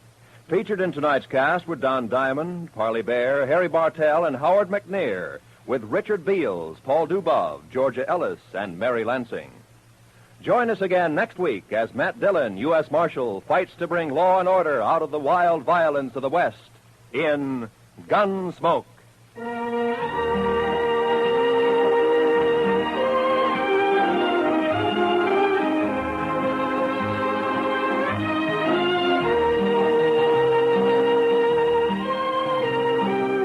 Stay tuned for more Gunsmoke right here on the HOJO Radio Network.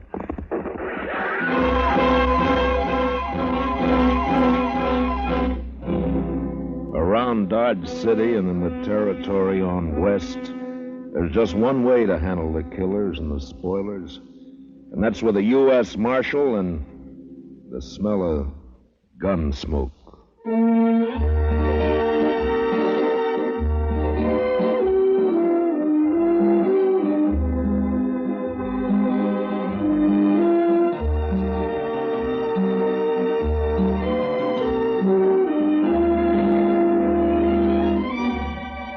Gunsmoke, starring William Conrad.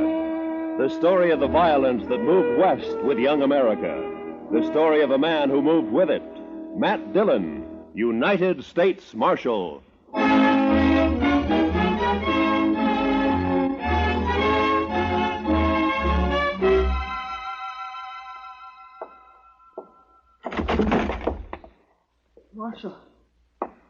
Marshal Dillon. Over here, son. What's the trouble? Marshal. Why, that's Will Thompson's young'un, Mr. Dillon. What is it, kid? What's wrong? Dad. Mom. They burned our house. Got the fences. 4 of them. My sister. They rode in and shot. You've been shot. Hold that lamp down here, Chester. Yes, sir, Mr. Dillon. Blood all over the back of his shirt. Will Thompson, he's a homesteader, isn't he? That's right. Came to Dodge City about 3 months ago. Took up a section over on Mulberry Creek. Mr. Dillon, you want me to go get the doctor?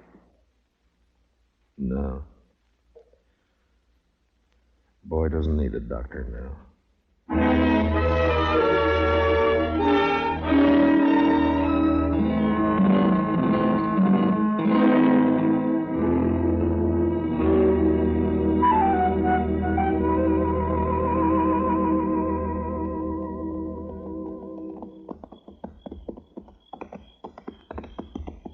Burned the houses right, Mr. Dillon. It's still burning. Yeah, what's left of it is.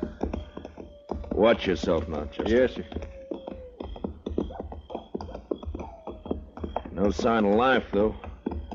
Whoever did it's probably long gone by now. No reason to hang around. Now, let's tie up here and look around on foot. Bring up your carbine, Chester. I got it, Mr. Dillon. Yeah, they even fired the corn crib. Now, why would anybody want to... What's there? What is it? It's a dog. Shot. A dog? When they even shoot the dogs, it's a... You see something? Yes, sir. It's Will Thompson. I think it's Will. What do you mean you think it's Will? Scalped. You was Indians, Mr. Dillon. I couldn't have been Indians. Only tribe reported in 20 miles is the Kiowas, and they wouldn't do anything like this. They've been peaceful for years. Yeah, I don't know, but... Come on. Let's find out what happened to the rest of the family. Yeah. Besides Will and the boy who rode into town, there's Ms. Thompson and a daughter. Girl about 17, pretty as a picture. There's something lying over there by that cottonwood. Yeah, I see.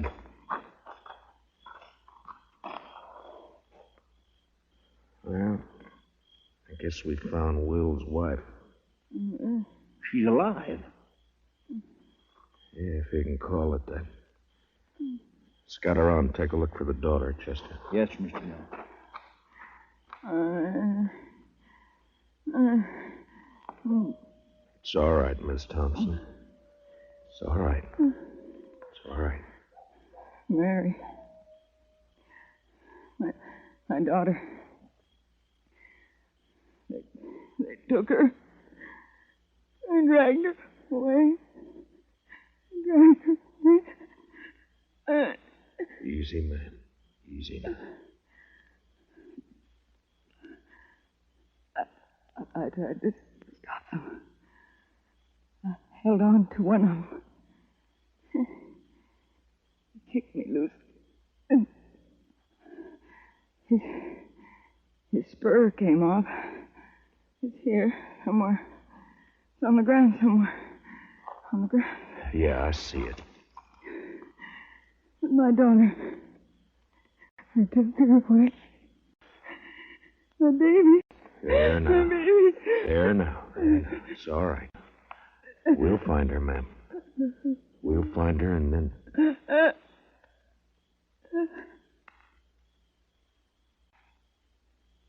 Miss Thompson?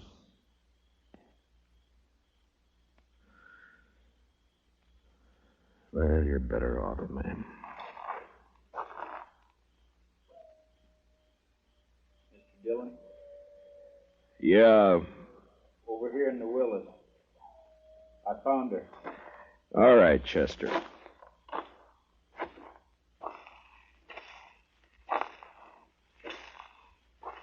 Pretty as a picture. Seen her in Dodge. Walking down Front Street. Pretty as a picture. Yeah. All right, let's ride.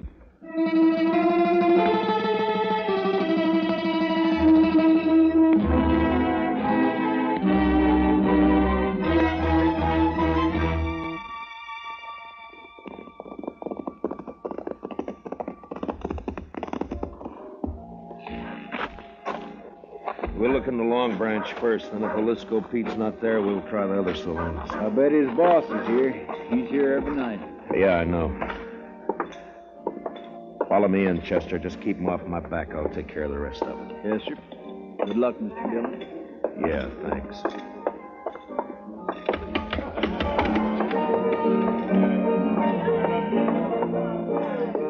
Well, look who's here. Matt Dillon. Hiya, Kitty. What brings you in, sweetie? Business or pleasure? It's not pleasure. Ah. Plenty of other men in Dodge, Kitty. Are there? They come in here, don't they? Sure. They come in. I talk to them, and I drink with them. That's my job. You follow me, Matt? I follow you. I'm off at 2 every night. Kitty, have you seen Jalisco tonight? No, he hasn't been in, Matt. Ben Rourke's sitting over there at a draw table, though. Good, I'll talk to him. I'll see you, Kitty. Sure, Matt. Sure you will. I think I got a pretty good hand here myself. All right, boys, here's where money talks. I'm raising another 100 and I'll stand pat. Ben? Huh? Well, it's the marshal himself. I'd like to talk to you, Ben. All right, Matt, talk. Not here. We'll go over there by the bar. I'm sorry, I'm busy. I got a pat hand and a cinch bet. Maybe. This is official, Ben. Meaning? Meaning I want to talk to you. Now, come on. Take over my hand, Donnelly. I'll be right back. All right, Matt, let's have it. What do you want to talk about? One of your cowboys, Ben, Jalisco Pete. What about him? Know where he is? Around somewhere, I guess. Why? I'd like to know if he lost his spur recently. Tonight, in fact. It's pretty, ain't it? Mexican silver, needlepoint, rowel, gold inlay. Pete's the only man I know in Dodge who's got a pair like this. All right, I'll see that Pete gets it. He'll appreciate you finding it. I doubt that. I found it lying beside a woman he'd just kicked to death. Will Thompson and his whole family were wiped out a few hours ago by 4 night riders. You know anything about it? How would I know about it? Your boys call you King, Rourke, don't they? Never heard of one of them pulling anything without being sure you'd back him up. Matt, are you claiming I was in on this? You're a cattle rancher, Ben, an open range man. You boys all hate the homesteaders coming in with their plows and fences. Been a lot of fences cut by night riders. Now it's murder. You haven't named me yet, Matt. A couple of months ago, here in the Long Branch, I heard you say you'd get the homesteaders out of Ford County if you had to burn them out. Well, did you? Sometimes a man gets known as a fast gunslinger and it goes to his head. I asked you a question, Ben. Then he gets himself a tin star and goes around bothering people.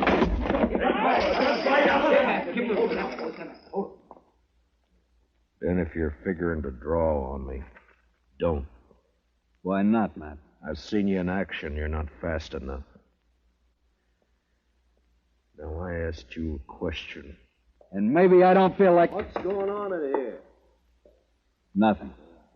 Oh, there you are, Marshal. How are you, Colonel? Marshal, what's this I hear about an Indian uprising? There's been none that I've heard about. Whole family massacre, the way I hear it, sir. Murdered and scalped. Scalped? 2 of them were. So it was Indians. What game are you playing, Matt? Indians don't cut fences, Ben. That's a cattleman's trick. Scalping, too? Could have been an afterthought. It wasn't an Indian who lost that spur. Well, we'll soon find out about it. I'm riding into the Kiowa country with Troop C tonight. I hope you won't do that, Colonel Blake. You know the Kiowas are peaceable enough when you let them alone, but if you push them, they'll fight. True enough, Marshal. We can't let them get away with it. The Indians weren't responsible, Colonel. I got evidence to the contrary. Give me 24 hours and I'll prove it. Well, I certainly don't relish stirring up a tribal war, but... Just 24 hours. Well, all right. Ben, if you know where Jalisco is, you better turn him in. It'll save trouble. When any of my boys need discipline, I take care of it. Not this time. Other people are involved. Homesteaders. Squatting on a measly 320 acres apiece. Ruining the whole country. They got rights, Ben. Who says so? I do.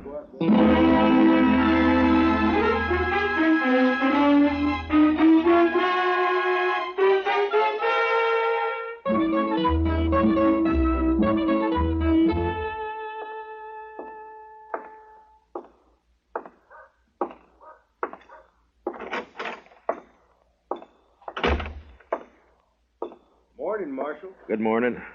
Any luck, Chester? No, sir. I just stopped by the jail here to see if you'd found it. I wish I had. I'll head out again in a few minutes. Oh, this fellow's been waiting for you all morning, Mr. Dillon. Is that so? My name's Ezra Hawkins, Marshal. We ain't met before. I got a homestead up the river. Don't leave me much time to get to town. I see. Well, what can I do for you, Mr. Hawkins? Well, it's about what happened to the Thompson family last night. The other homesteaders sort of appointed me to speak for the whole bunch. All right, speak. Well, we want to know what you aim to do about it, Mr. Dillon. I aim to get the killers. When?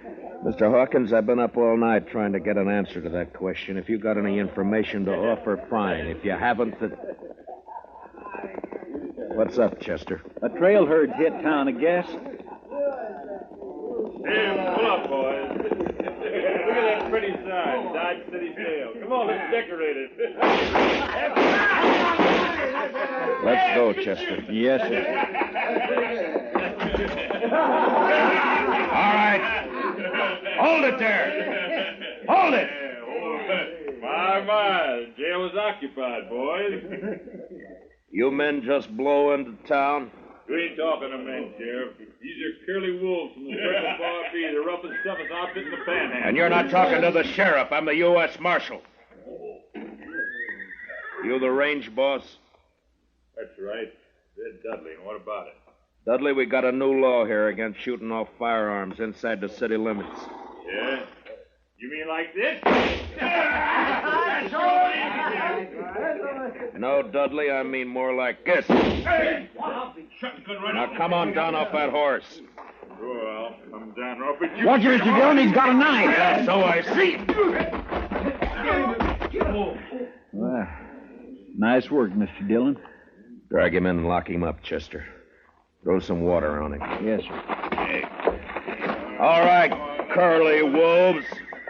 Your boss is jailed and fined $50. You can get him out tomorrow morning. We got the money. We'll take him now. I said tomorrow! Now on the move. All of you. Get!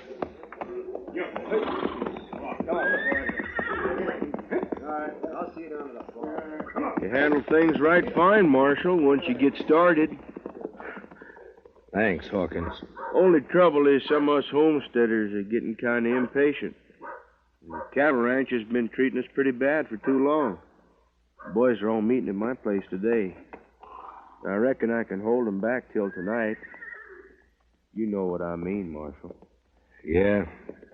I saw it happen in Abilene. Dirty and bloody. I'd hate to see it happen here. Sure, I know what you mean. Range war. Yeah,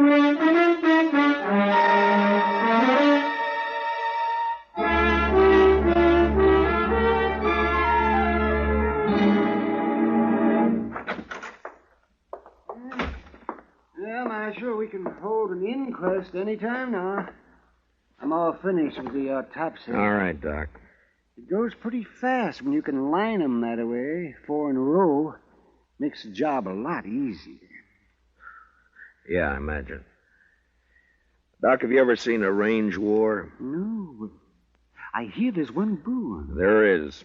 Plus Indian trouble. If I don't bring in Jalisco Pete before tonight and find out who his 3 partners were, you're going to have bodies lined up 20 in a row. Well, it'd sure bring in a lot of fees. I could retire and buy myself a ranch. Sure, Doc. Oh, that sounds like Chester, Marshal. Yeah, he's been scouting those thickets along the river bottom. Mr. Dillon, I brought in Jalisco. Where is he, Chester? Outside, tied on a pack mule. Good. No, sir. I'm afraid it ain't so good. He's dead. Been shot in the back and scalped.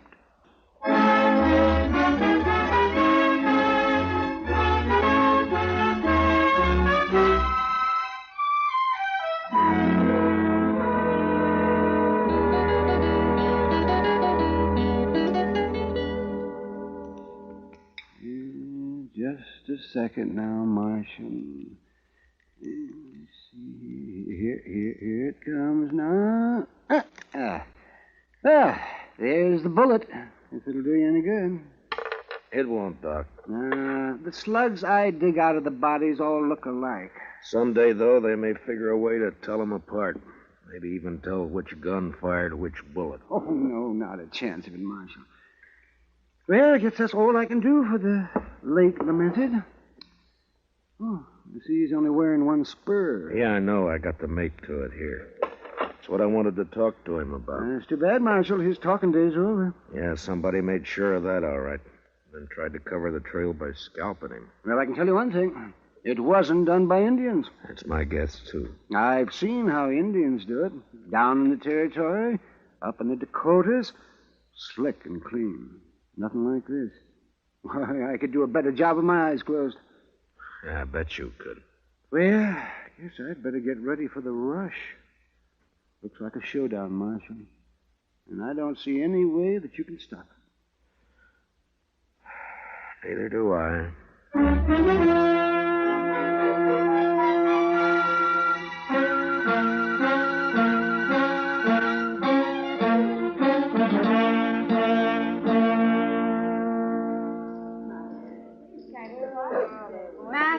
Over here, Matt. Oh, hiya, Kitty.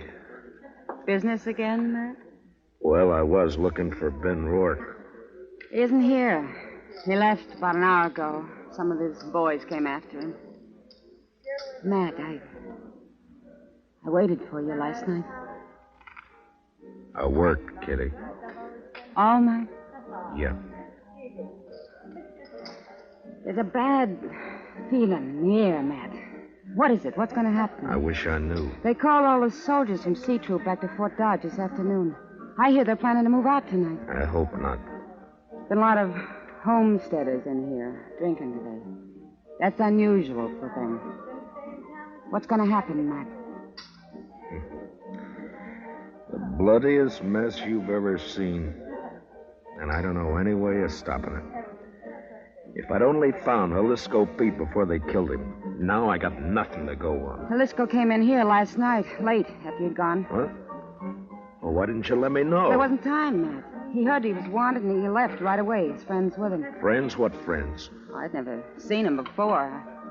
I think Pete had known him in the Pecos country. They're all pretty drunk. How many were with him, Kitty?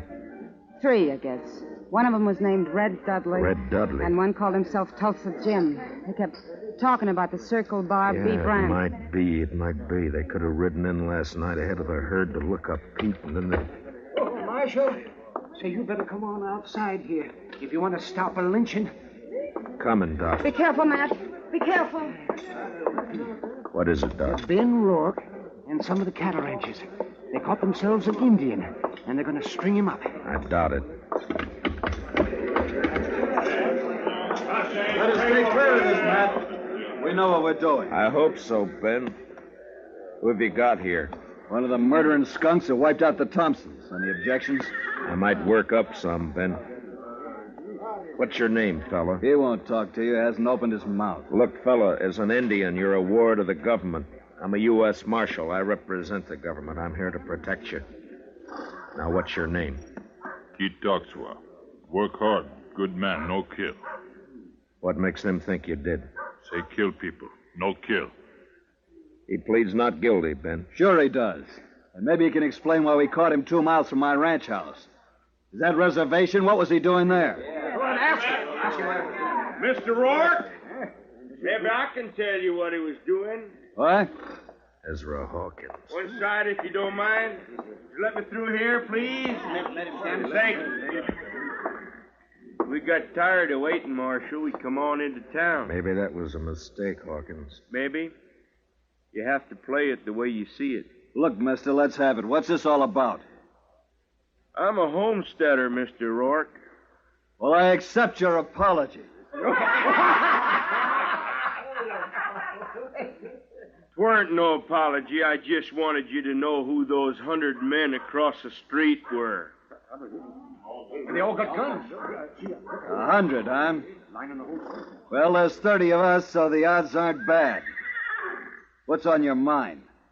This Indian's been working for us, Mr. Rourke.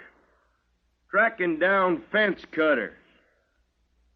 Maybe that's why you caught him within 2 miles of your house.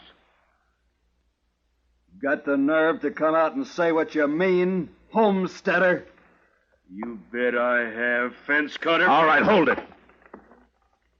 Now, you're covered, Ben, and you too, Hawkins. This play's gone far enough. Not giving a man a chance to draw, Matt? Not this time, Ben. All right, Katoxa, climb off that horse and get over here behind me. Move slow and stay out of the line of fire. You men, if either side makes a move, Ben and Hawkins will be the first to get it. You understand? Doc, take us into your office. Oh, sure, right away, man. Well, Matt, what's the next step? You can't keep us here with our hands in the air forever. I don't intend to. I got one of the murderers locked up in jail. I want you two to come along and listen to his statement, but leave the questions to me, all right? That's just fine with me, Marshal. It's your show, Matt. Good. Come on.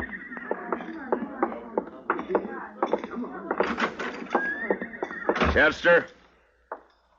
Chester? Looks kind of deserted, Matt. He may have gone back to the cells to see. Chester? Ben, Hawkins. What's the matter, Matt? Here, I'll get that gag off of him. You cut the ropes, Ben. Right. All right, Chester, here we go. Easy now. There. What happened, Chester? Oh, they slipped in and got the drop on me, Mr. Dillon. Took Red Dudley with them. There was 2 of them, not more than 20 minutes ago. Who were they? Did you know them? Nope. Circle Bar B boys, I think. They slugged me and thought I was out, but I heard them talking. They were all in with Pete on the Thompson killing. Yeah, I know. And they killed Pete, too. They was afraid you'd make him talk. The question now is, where are they? I know where. They are Kansas rooms. They are Kansas, huh? They planned to hole up there till it got dark. Maybe they've gone by now, though. Maybe not. Want some help, Matt? No, thanks, Ben. It's my job, mine and Chester's. Come on, Chester, let's go.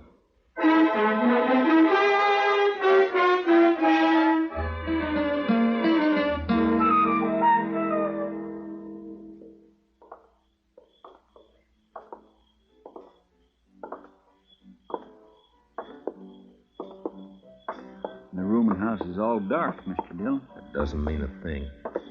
Watch the windows. That you, Dillon? Drop behind that water trough here. Use your carbine. It's more accurate. Yes, sir. All right, Dudley. Come on out. You're under arrest. Come and get it! Fire at the flashes, Chester. That came from the side window, Mr. Dillon. And 10 to 1, there's somebody behind the other corner. So... Yeah, there was. Rake the front of the building, Chester. Yes, sir. I got one. He's hanging out the window. Yeah, it's 2 down and... Dillon! Hold your fire! I give up! All right, come on out. Be careful, Mr. Dillon. It may be a trick. It's up to him. Come on out, Dudley. Well, hurry it up! I'm coming. I got a bullet in my leg. I can't hurry very fast. You got me all wrong. Watch it, he's drawing. Wrong, Chester. He started to. See if you can find the doc and get him to help you pack these things over to the jail. Yes, sir. Right away, Mr. Dillon.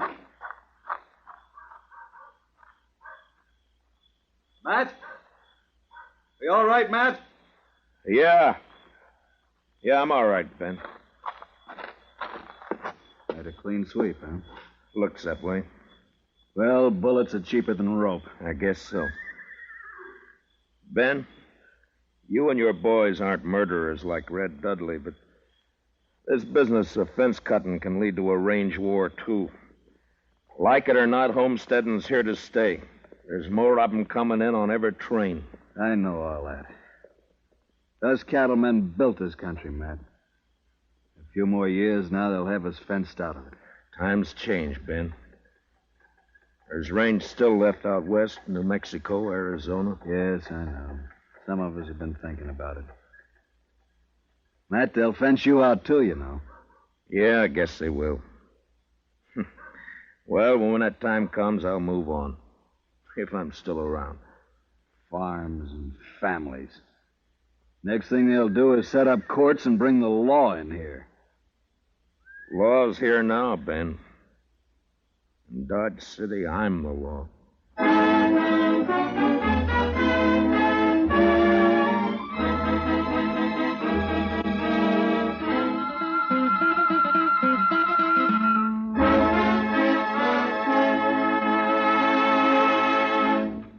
Gunsmoke, under the direction of Norman MacDonald, stars William Conrad as Matt Dillon, U.S. Marshal. Tonight's story was especially written for Gunsmoke by Les Crutchfield, with music composed and conducted by Rex Corey. Featured in tonight's cast were Harry Bartell, Lou Krugman, and Georgia Ellis, with Jack Crucian, Barney Phillips, Vivi Janis, and Johnny McGovern. Parley Bear is Chester, and Howard McNear is Doc. Join us again next week as Matt Dillon, U.S. Marshal, fights to bring law and order out of the wild violence of the West in Gunsmoke.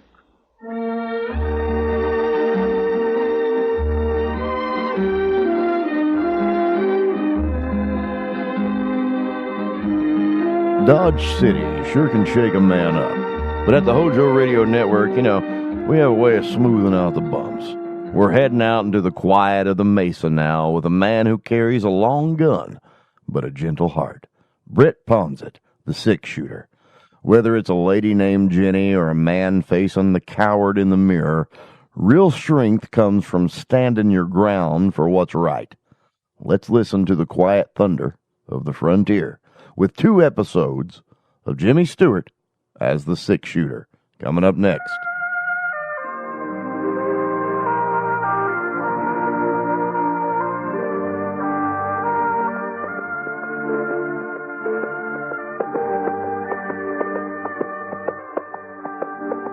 The man in the saddle is angular and long-legged. His skin is sun-dyed brown.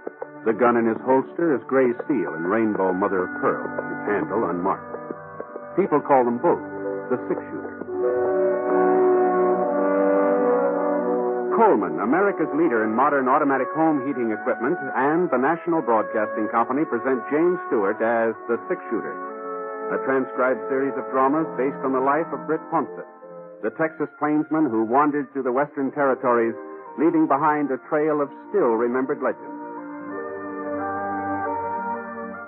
Now, in just a moment, immediately following this important announcement, you'll hear Act One of The Six-Shooter. In a few years, our public schools will be as behind the times as the Little Red Schoolhouse. And it's estimated that by 1956, there will be some 7 million more children in elementary schools than there are now. More equipment will be needed, and above all, more elementary school teachers. To help assure your child a proper education, join and work with local groups and school boards. And for free information about how people in other communities are improving their schools, write to this address. National Citizens Commission for the Public Schools, 2 West 45th Street, New York 19, New York. Now, Act One of The Six-Shooter, starring James Stewart.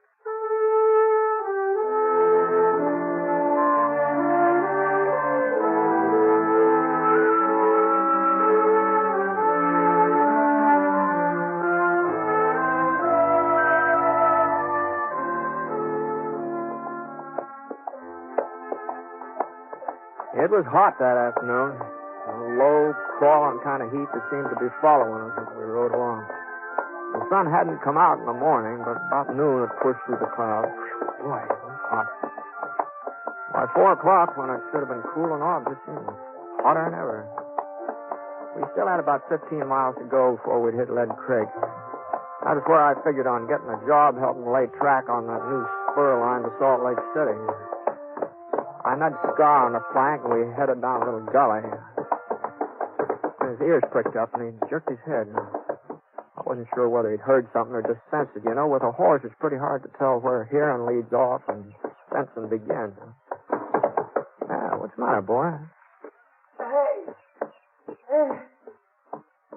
And then I heard it, too. I wheeled Scar off the trail. Went about 20 yards before I saw him. He was lying in the shade of a yellow boulder in a clump of mesquite. A young fella, just lying there. He looked comfortable and relaxed like he was taking a siesta. But he couldn't have been enjoying himself too much, not with a big red stain like that across the front of his shirt.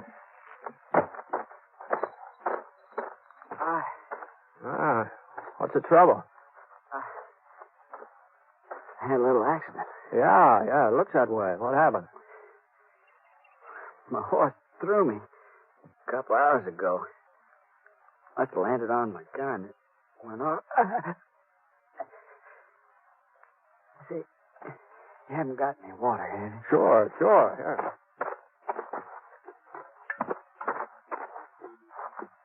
yeah.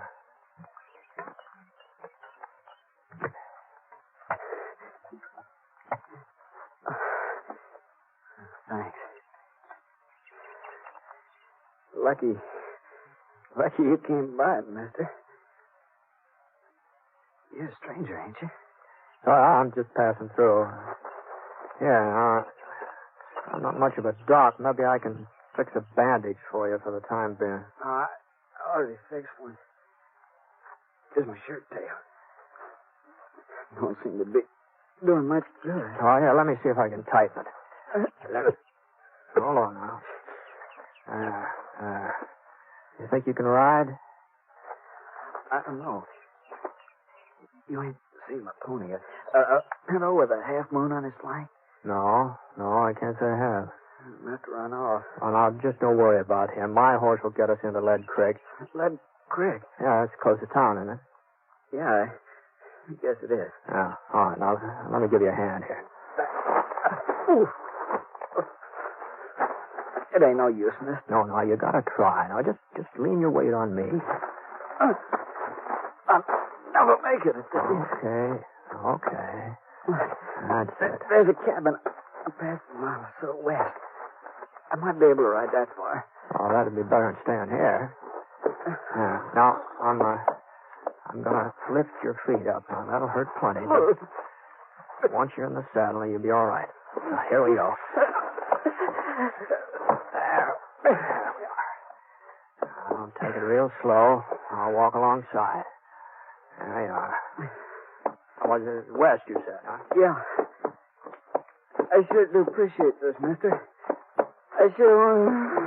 He keeled over in the saddle. I managed to keep from sliding out when we started off. About 15 minutes later, I saw the cabin he'd been talking about. And it wasn't much more than a shack, only 2-3 rooms, and a couple of acres of fenced-in pasture and a barn. I led Scar up to the front stoop and lifted the young fellow off. He was still unconscious, which was all of it good, of course.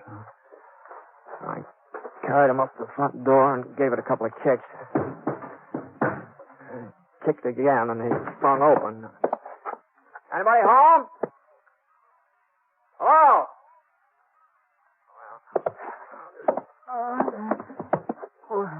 Yeah, now you just lay there. I'll try and get some rest. I'll look around. Where? He passed out again. I covered him with a blanket lying across the foot of the cot there. Supper was on the kitchen stove. Beef stew. Smelled pretty good. I opened the back door. I saw somebody cutting up a pile of kindling over near the barn. Whoever it was sure knew how to handle an axe. Where'd you come from? No, I'm sorry if I frightened you, ma'am. I knocked on the front door, but I guess you couldn't hear me, huh? I ain't got no handout for tramp. Go on, get out. Well, I'm not exactly a tramp, ma'am. Although I'm not blaming you for thinking it. I've been riding for quite a spell. Well, what do you want? I ran across a fellow a little while ago in a gully just east of here. He'd been shot up. Shot? Yeah, he said his gun went off accidental. He's hurt pretty bad, and since this place of yours was the closest... Where is he? I took the liberty of putting him in the cot inside there, so I hope you don't mind. Oh. Well, she didn't wait even for me to finish. She just marched past me like I wasn't even there. I watched her for a second, then I followed her into the house.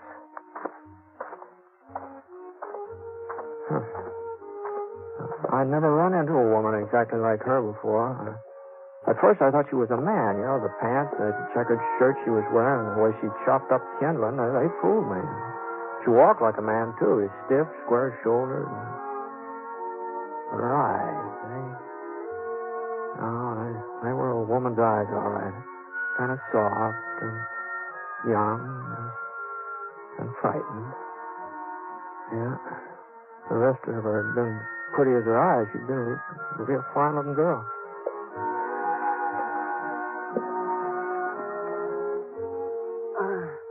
Take that rag off me while I fix a new bandage. Yes, ma'am. It's a shame to tear up a fancy petticoat like that. I got no need for petticoats, mister. Can you turn him on his side? That's better. Now, if I can just get the bleeding to stop. You know him, ma'am? No. Why should I? Oh, I just thought since he was in your neighborhood. Lots of folks pass by here. That don't mean I know him. I don't know you neither. Oh, sorry. My name's Ponsett. Brick Ponsett. Ponsett. I've heard of you somewhere, haven't I? No, not likely. This is the first time I've been around Lead Creek here. Got a pocket knife? Yeah. Thanks. George, you're doing a real good job on him, you know. Your husband off somewhere today? I'm not married. Oh, it must get kind of lonely out here all by yourself, doesn't it? I like being alone. I want a lot of people around me. Mm-hmm. No, I can't say I blame you. I never been much on congregating myself. I always sort of like to... Well, you know, that bleeding's letting up a little. All right, I guess I'll be shutting off, ma'am. When I get into town, I'll send the doctor out here. No. No, you can't. What I mean is there is no doctor in Lead Creek. Oh? He moved away a couple of years ago. Well, there must be a doc somewhere around these. No. Not within 100 miles. I have to take care of him myself. Well, maybe I can find somebody to help you. You know, since I brought him in here, I sort of I'd feel rather do it alone. I'll manage all right. Well, that's mighty decent of you, but him being a stranger, all right. Well, so long. Mr. Ponsett? Yes, ma'am? You won't tell the folks in town he's here. Well, he's a stranger, like you said. He don't concern them, and I don't want them laughing at me. They'd say, Jenny Garber's finally got herself a man. If he wasn't unconscious, she'd never managed it. So, you won't tell him, will you? Well, I don't suppose anybody will ask me about it. Easy, boy. Easy, easy. What are you looking at? Oh, I was just noticing those horses over in the pasture there. Those both yours? Yes. Yes, they are. Why? No reason. No, that pinto looks like a good animal. What do you call him? His name's Moon, because of the marking on his flank. Looks like a half moon. Yeah, I can see it, yeah. Well, I hope the patient doesn't give you too much trouble. All right, come on.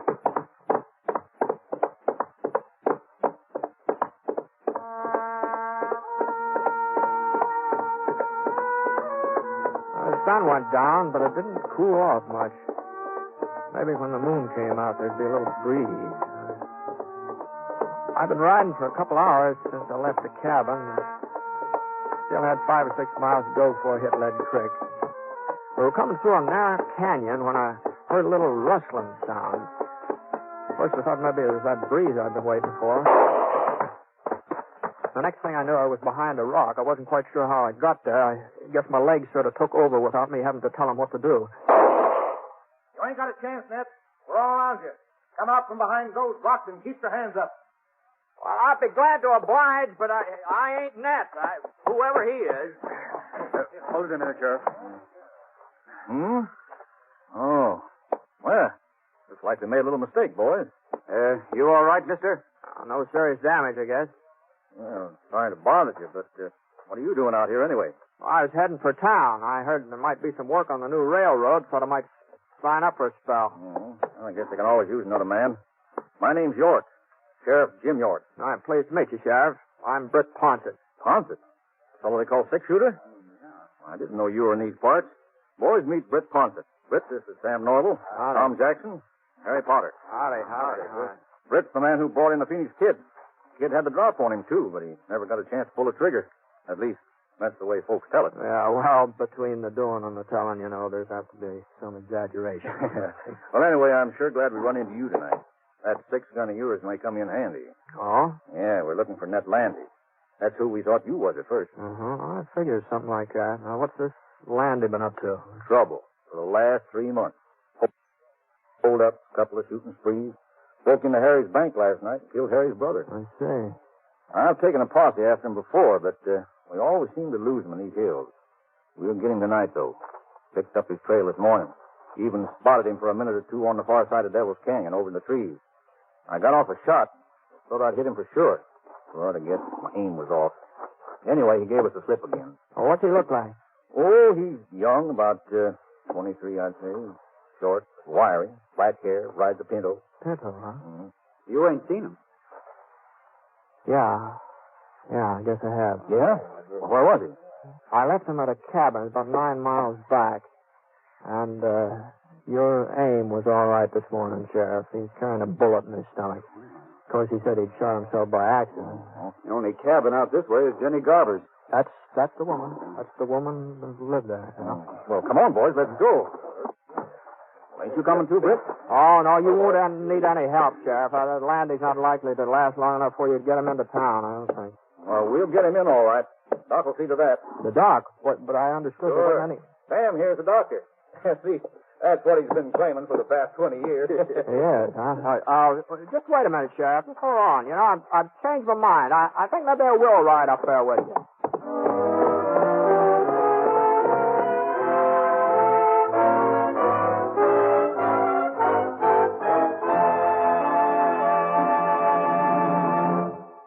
We'll return to James Stewart as the six-shooter in a moment. First, a word from Coleman, America's leader in modern automatic home heating equipment. You'll be glad this winter you bought a Coleman heater this fall. Yes, as you sit back in your easy chair, snug and comfortable, you'll be glad you bought a Coleman heater. You'll enjoy floor-to-ceiling warmth in those rooms you could never heat before. Get your Coleman oil or gas heater now during Coleman's big bonus sale. Here's what you get. First bonus, a new low price. Yes, now you can get a dependable Coleman automatic heater at a new low price. Second bonus, a new low operating cost. Coleman saves you up to 25% on heating bills because Coleman gives you maximum heat from your fuel. Third bonus, a 32-piece set of Libby's Safe Edge glassware worth $14. It's free with your new Coleman heater. Get 3 big bonuses. Get your Coleman oil or gas heater now during Coleman's big bonus sale. This sale is for limited time only. So see your Coleman dealer tomorrow. You'll find his name and address in your telephone directory.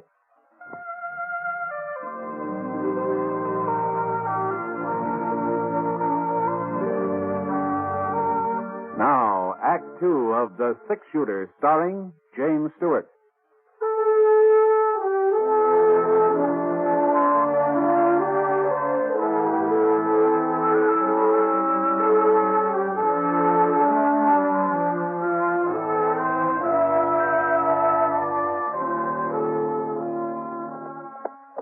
About an hour and a half after I met up with the sheriff, we came to a little stream trickling down the hill just off the trail. I'd missed it when I passed by before. I hadn't known there was any water around, and Scar hadn't smelled it either. The air being so quiet and everything. Well, we pulled up and gave the horses a chance to get a drink. Well, I guess there ain't no rush. And that's as bad off as you say. Yeah. Yeah. Was something funny, Sheriff? Well, I was just thinking about Jenny Garber. Oh? Yep, she's finally got herself a man. He's going to be real temporary, though. I can tell you that. Yeah, and if he didn't have a bullet in him, I bet he'd take off the first time he got a look at her. Well, it'd take more than a bullet to keep me there. Me too, Sheriff. What, is there something wrong with Jenny? Well, you've seen her, ain't you? Yeah. Well, I guess she's no beauty. Oh. Now, that's giving her the benefit of the doubt, Poncho. Now, if you ask me, my horse is better looking. No, you know, Sheriff, now there are a lot of plain women seem to get along all right. Better than some of the pretty ones, you know. Well, it ain't just that Jenny's ugly, but she's so darn awkward and big. Why, even when she was a little girl living in town, she was always a head taller than any boy her age. And stronger, too. Well, I guess they've had enough to drink. Yeah, the thing was, her folks were peculiar about Jenny. Wouldn't admit she was any different from the other girls. Hey, you remember how they used to dress her? All those fancy clothes with frills and ribbons. Well, it made her look twice as foolish as she would have otherwise. No? Her father used to take her to parties, too, in his square dances, but he was the only one who ever danced with her. No, sir, I don't think a single boy in town courted her. Not one. You're forgetting Willie Franklin. Oh, sure. Who is Will Franklin? Yeah. He's quite a cut-up. Made a bet one night with some of the fellas. He said he'd get Jenny to agree to marry him. He took her out in his wagon and proposed. Of course, she said yes. But he didn't know that Willie's friends was all hidden in the back of the wagon. Leastwise, he didn't know it until they all busted out laughing. Was right after that her folks died, wasn't it, Sheriff? Yeah. That's when she bought this cabin. About 5 years ago, come to think of it. Well, Jenny can't be more than 25 or 6. Looks a whole lot older, though. Wouldn't you say so, Britt? Oh, I don't know. I'm not much good at judging ages, especially a woman. There's her place, up ahead. Lamp's still on. She must be up. Sure, she's up all right. First time she ever had a man within touching distance, ain't it? Ooh. What's the matter? Yeah, we better leave the horses here and go the rest of the way on foot. Oh, no. Landy's not after give you any trouble. Oh, you never can tell.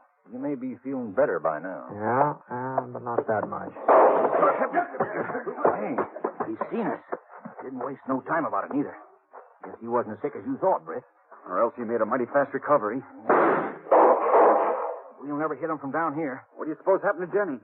I don't know. I've forgotten about her. He's probably got her half scared to death. Well, we'll have to rush him. It ain't going to be easy, Sheriff. With this moon, he's sure to spot us. Well, that's all we can do. Sam, you and Harry see if you can make it up to the fence over there. Right. You okay? Okay. Now, I'll fire twice. That'll be the signal to close in. Now, hold on a minute, Sheriff. Just hold up here a minute. Now, if we go plowing up in front of that cabin, somebody's going to get hurt. Well, what's the matter, Ponset? You've been shot at before. Well, that doesn't mean exactly I like the idea. And besides, there's another way of getting in that door around back. And there are a couple of trees back there, too. Oh, no, he'll be watching the back door. That's no fool. I know, but it's worth a try, eh? All right, I'll go with you. Now, wait a minute. Now, you just let me go alone. One man ain't as apt to be seen. Now, you just keep firing. And if I ain't back in 5 minutes, well, we'll take him your way, huh? 5 minutes. We won't wait no longer.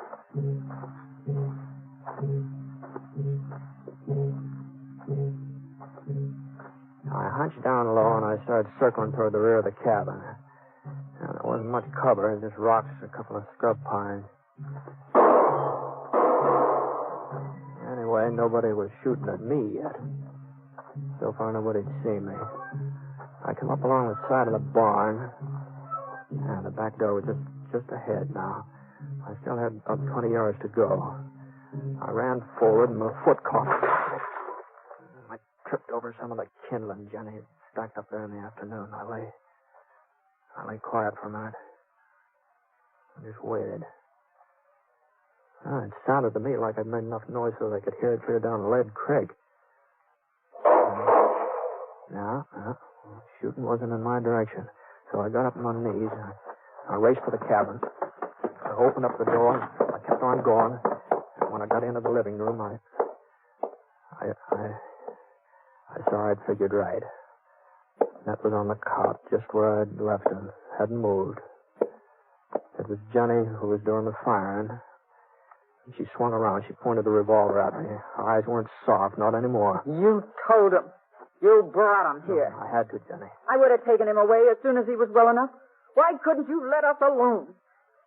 That killed a man last night, Jenny. I don't care. I don't care what he does. As long as he needs me, I'll stand by him and help him.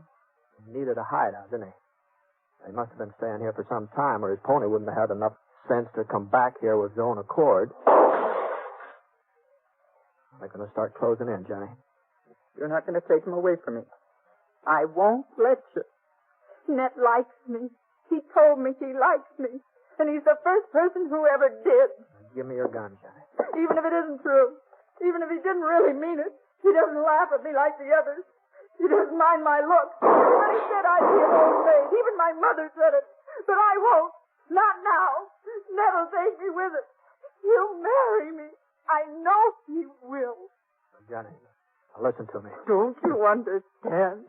I can't let you take him away. No matter what. Not even if I have to. Killing me won't help Ned. It's the only way I can keep him. I've got to stop you somehow. You and the others out there. Oh, there's no way you can keep him, Jenny. He's dead. What? Now turn around. Turn around, look at him. Now, I'm not trying to catch you off guard. Just turn around. He hasn't been breathing, not since I came in. Oh, he loves me. Ned loves me. All right, boys, come on in. You all right? Got him, huh, Britt? Oh, there he is. I might have known you'd take care of him. No, it wasn't me, Sheriff. It was you. Huh? Your bullet from this afternoon. Well, I'll be darned. I told you I was sure I'd hit him. Remember, Tom, I told you. Then how come he was able to hold us off just now? Well, he was a tough one to kill. He wouldn't give up. The strain of shooting at us must have finally finished him. Ain't that the way you figured, Britt? No, something like that. What's the matter with her? Little gunplay bother you, Jenny? Come on, get a hold of it. It's all over now. Well, sure is funny how women are scared of gunfire. Every one of them. Even Jenny. Well, it just goes to show you that underneath, they're all pretty much alike. Yeah, I guess they are. Well,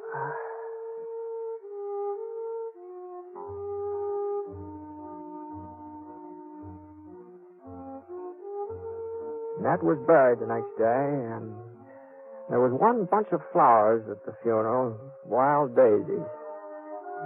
Folks just couldn't figure out who sent them. And, they tell me that it was right about then that Jenny Garver started acting different. Oh, I don't mean she got pretty or anything like that, but she did seem more confident. She just seemed a little more sure of herself. Well, people said if they didn't know better, they'd swear that a man had something to do with the way she changed, but of course they all knew better.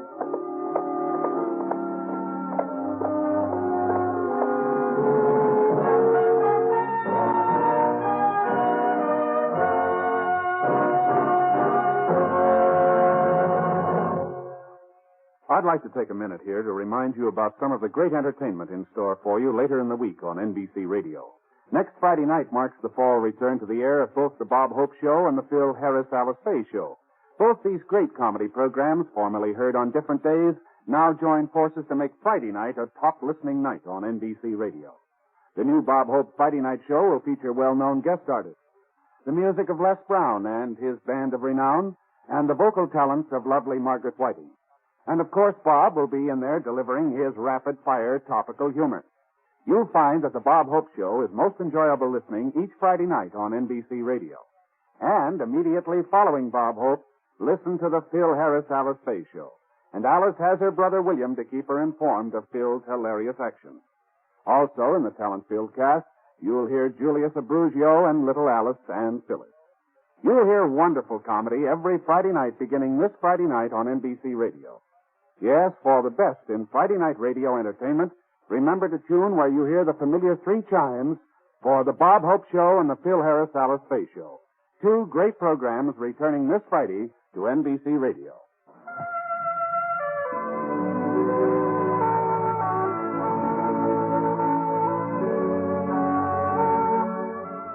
Coleman, America's leader in modern automatic home heating equipment, and the National Broadcasting Company have presented James Stewart as the six-shooter.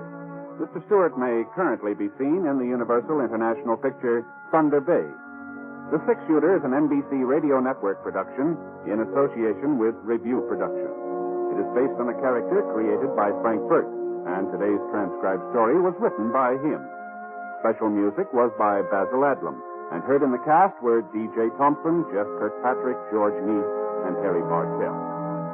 The entire production is under the direction of Jack Johnstone. All characters and incidents were fictitious, and any resemblance to actual characters or incidents is purely coincidental.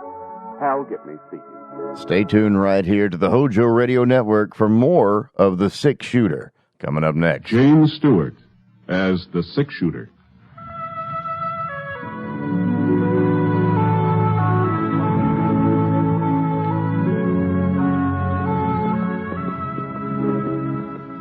The man in the saddle is angular and long-legged. His skin is sun-dyed brown. The gun in his holster is gray steel and rainbow mother of pearl, its handle unmarked. People call them both the six-shooter.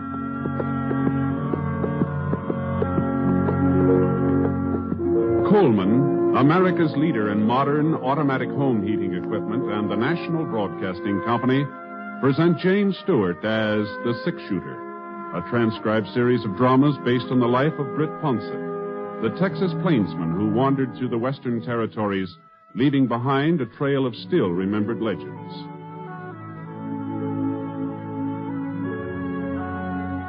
Now, in just a moment, immediately following this important announcement, you will hear Act One of The Six-Shooter. Last year, thousands of Americans who tried to get away with carelessness on the highways were killed or permanently injured in traffic accidents. And remember, accidents don't always happen to the other fellow. Unless you are meticulous in your observance of the rules of highway safety, you and your loved ones are vulnerable to the menace of traffic accidents. Every motorist should take an active role in supporting the safety movement in his or her community. Encourage driver training in your high schools. Teach your children the rules of safety on the highway. Remember, the life you save may be your own. Now, Act One of The Six-Shooter, starring James Stewart.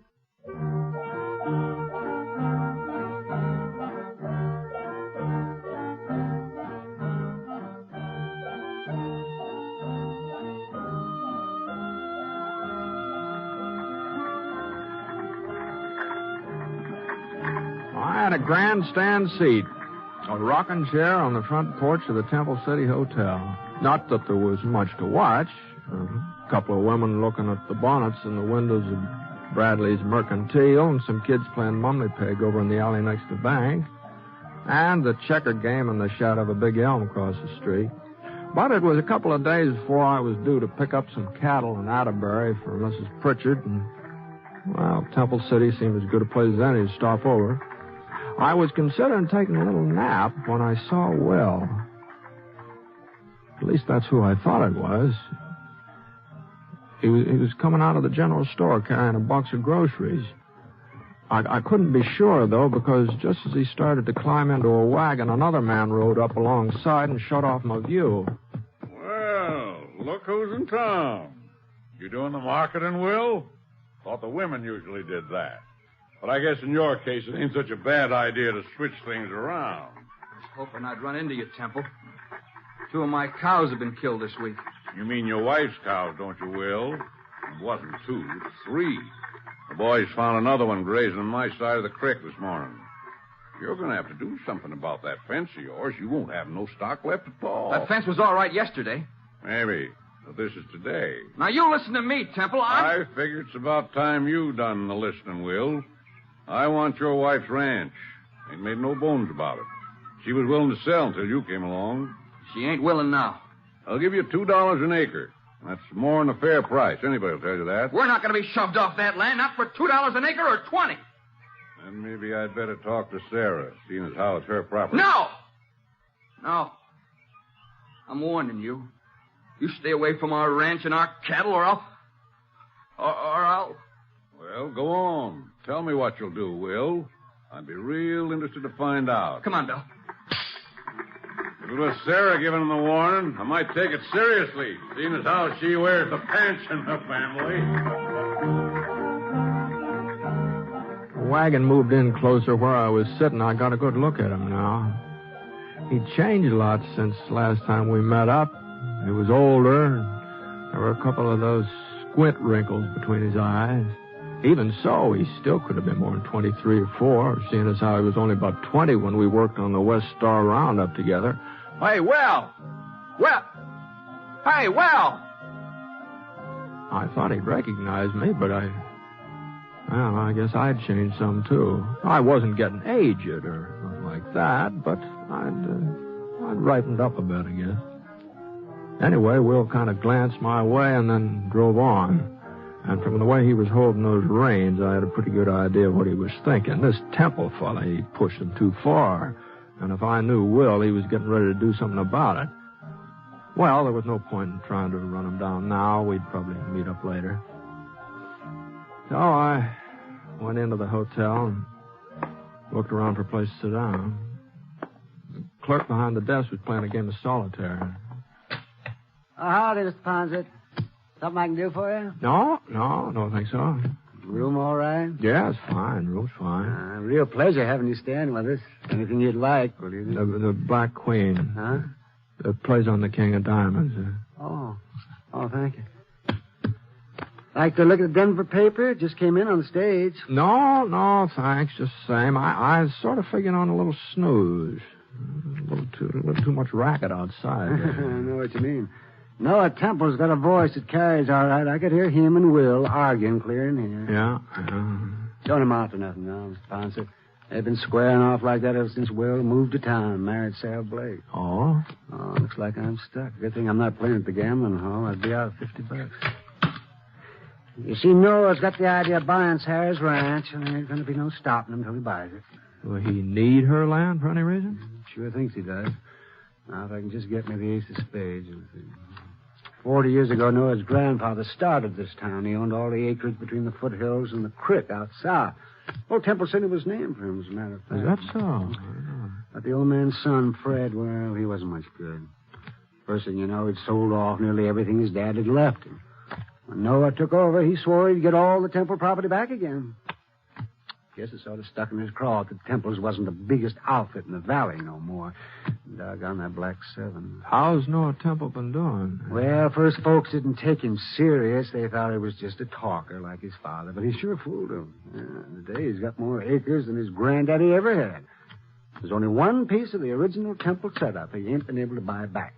that land of Sarah. Oh? Sure was a surprise when Will wouldn't let her sell it. Nobody ever figured he'd stand up to Noah. A man like him. Was something wrong with him? 7, 8, 9. What's that?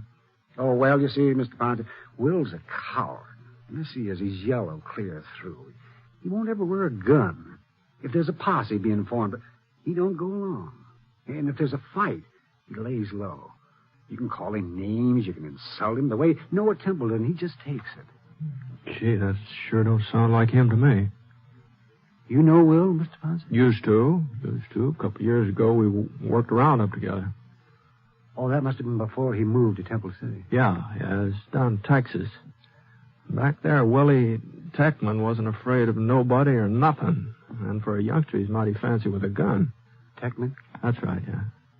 Oh, but that ain't his name, Mr. Ponce. Will's name is Fetter. Oh? Yeah, Will Fetter. Oh, no wonder you were surprised about him being yellow. You got the wrong man. Uh-huh. Well, they must look alike. This friend of yours and Will Fetter. Yeah. Yeah, I guess I do, yeah.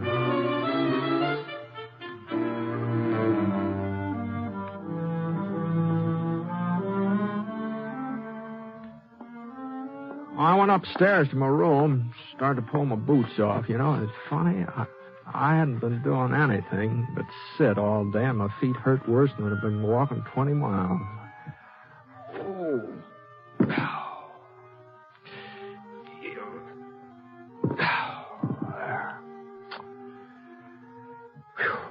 I looked out the window. The sun was just about even with the church steeple. So it'd be around 3 o'clock. I had a couple hours for supper, so I let myself down in a bed.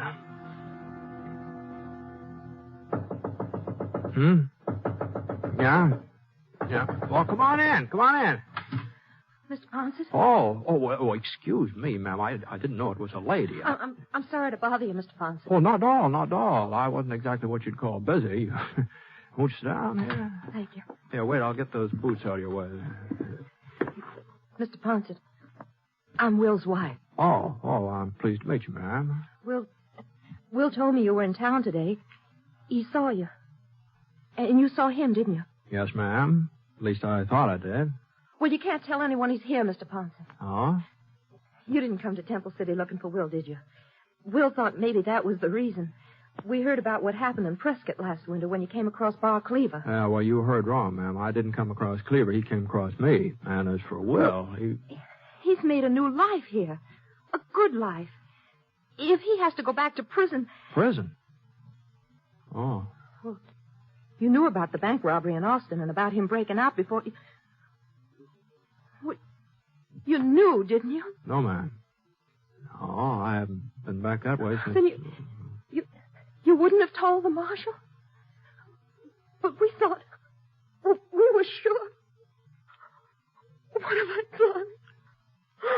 Now, just take it easy, ma'am. Oh, if I hadn't come to see you, nobody would have known he was Will Techman. Things have a way of coming out sooner or later. How much longer was Will supposed to serve? 2 years. Uh-huh. Well, that's not so long when you're young. We're going to have a baby, Mr. Ponce. But I almost wouldn't want to have him if he was going to grow up knowing his father'd been in prison. Why should Will have to go back? Why? Well, I guess maybe you'd better ask the judge who sentenced him, ma'am. What I mean is they say it's so a man will live a decent, respectable life when he comes out. And Will's already living a decent, respectable life. He works hard. He never makes trouble for anybody. He doesn't even wear a gun, and he promised me he never will. Was that your idea, not wearing a gun? Before we were married, he told me about the trouble in Austin and how he broke out of prison. I suppose I should have made him go back. But I was so much in love I couldn't. So I asked him to give me his word he'd never use a gun again. Never even carry one. Well, it must have been kind of hard on a fellow like Will to keep holding himself back that way. It hasn't been easy. I've heard what men like Noah Temple call him. But Will takes it. He's kept his word. This fellow Temple, the way he and Will were going at it today, it sounded like they were heading for trouble. Won't be anything serious. Will just doesn't want us to be pushed off of the ranch.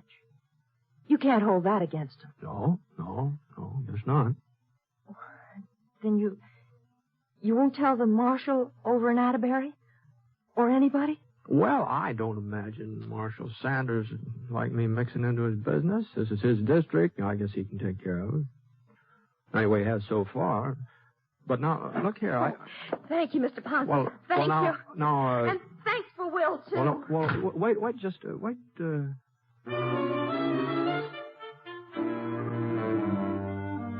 after all, most of what she said was true. Sending Will back to prison might do more harm than good. And it wasn't up to me to sit judgment on him. I was going to be leaving town a day or so anyway, and if anything happened after that, it wouldn't be my concern. So, of course, a man does have certain duties even if he's not wearing a badge. A man who spots a wanted criminal, he's supposed to report it.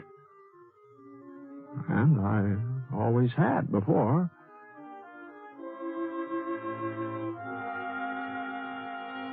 I scraped some of the mud off my boots and washed my face, put on a clean shirt, and went downstairs into the lobby. The clerk was still playing solitaire. Just beat myself again, Mr. Ponce. If I was playing in the gambling hall, I'd be ahead about $140. Pretty good for one afternoon, eh? Yeah, real good. About time for supper? Yeah, go right on in. Molly will fix you up. Got baked ham tonight. Fine. Oh, say, Mr. Ponce. Yeah? Remember us talking about Will Fetter and him being afraid to carry a gun? Uh-huh. Well, the darndest thing just happened. Oh, it wasn't any more than 15 minutes ago. I guess everybody's talking about it. He went into Bradley's mercantile and he bought himself a carbine. Oh? Of course, he's just trying to bluff Noah Temple. Folks are giving 10 to 1. Will don't even know how to load a rifle. Where you going, Mr. Ponce? Dining room's over there. I guess maybe I'm not hungry yet. Say, whereabouts is Will's ranch? I think maybe I'll take a little ride. Maybe work up an appetite.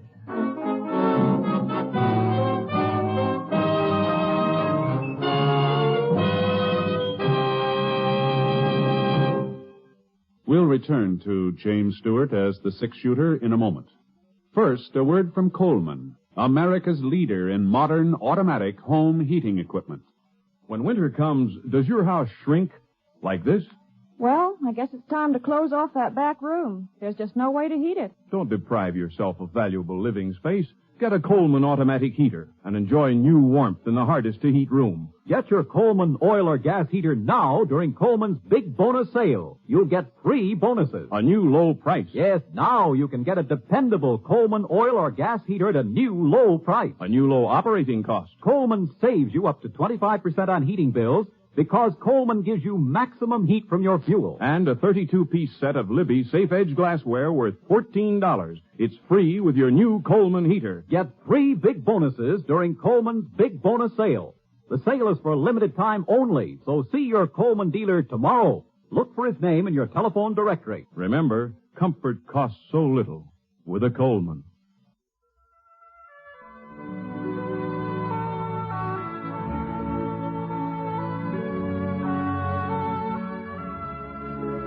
Now, Act 2 of The Six-Shooter, starring James Stewart as Britt Ponce.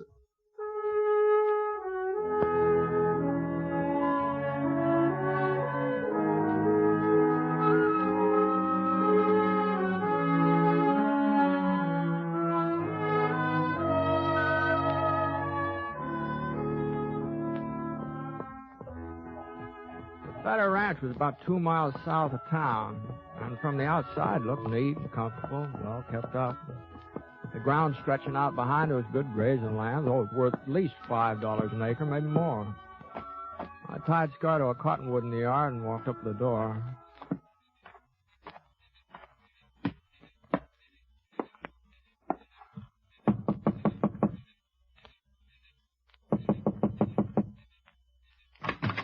About time you got home, Will. That was... Oh, Mr. Ponce. Evening, ma'am. Come on in. Will's not here? No, he was gone when I came back. He must be out tending the stock. Uh-huh. What's wrong, Mr. Ponce? You haven't changed your mind, have you? Where's the Temple Ranch lie from here? It's all around us. On all four sides of our land. And Temple's ranch house, where's that? East. Due east. But what's that got to do with it? What's happened? Will was in town this evening. He bought a rifle. I don't believe it. He promised me. You're wrong, Mr. Ponset. Will isn't gunning for Noah Temple. He's out tending stock. Well, he'll be home any minute. You'll see. Maybe. Where are you going? I hear Temple's got quite an outfit. It's worth paying it a visit. You won't find Will there. He gave me his word he'd never use a gun again. You won't find him.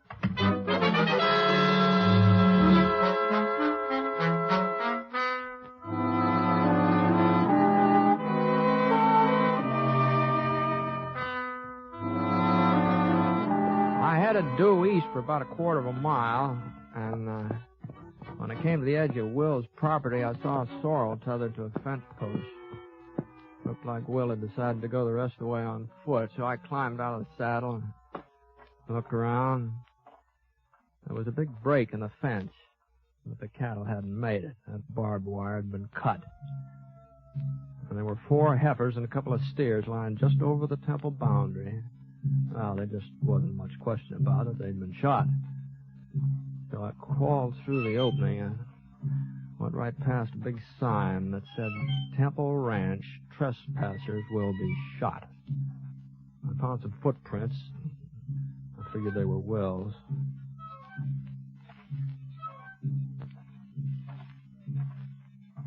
About 30 minutes later, I caught sight of the ranch house. It was built about halfway up the side of a pretty steep hill, big, sprawling building. There was a light inside, and I could just barely make out Noah sitting at a desk working on some papers.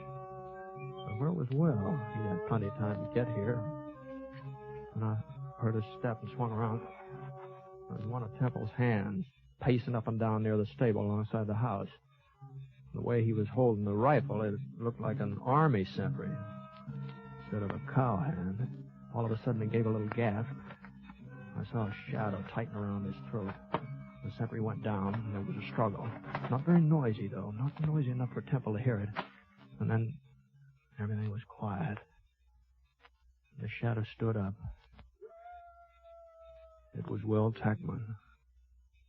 He was inching his way toward the house, toward the window where Temple was sitting. I came up behind him. I pulled out my gun. He was starting to aim his rifle. Will. Drop it, Will. Yeah. I might have known you'd turn up. Give me your rifle, Will. Could get off a shot. At me, but not at Temple. Temple gets our ranch and I go to prison, is that it? We'll talk all about that as soon as we get back to your place. Now, come on.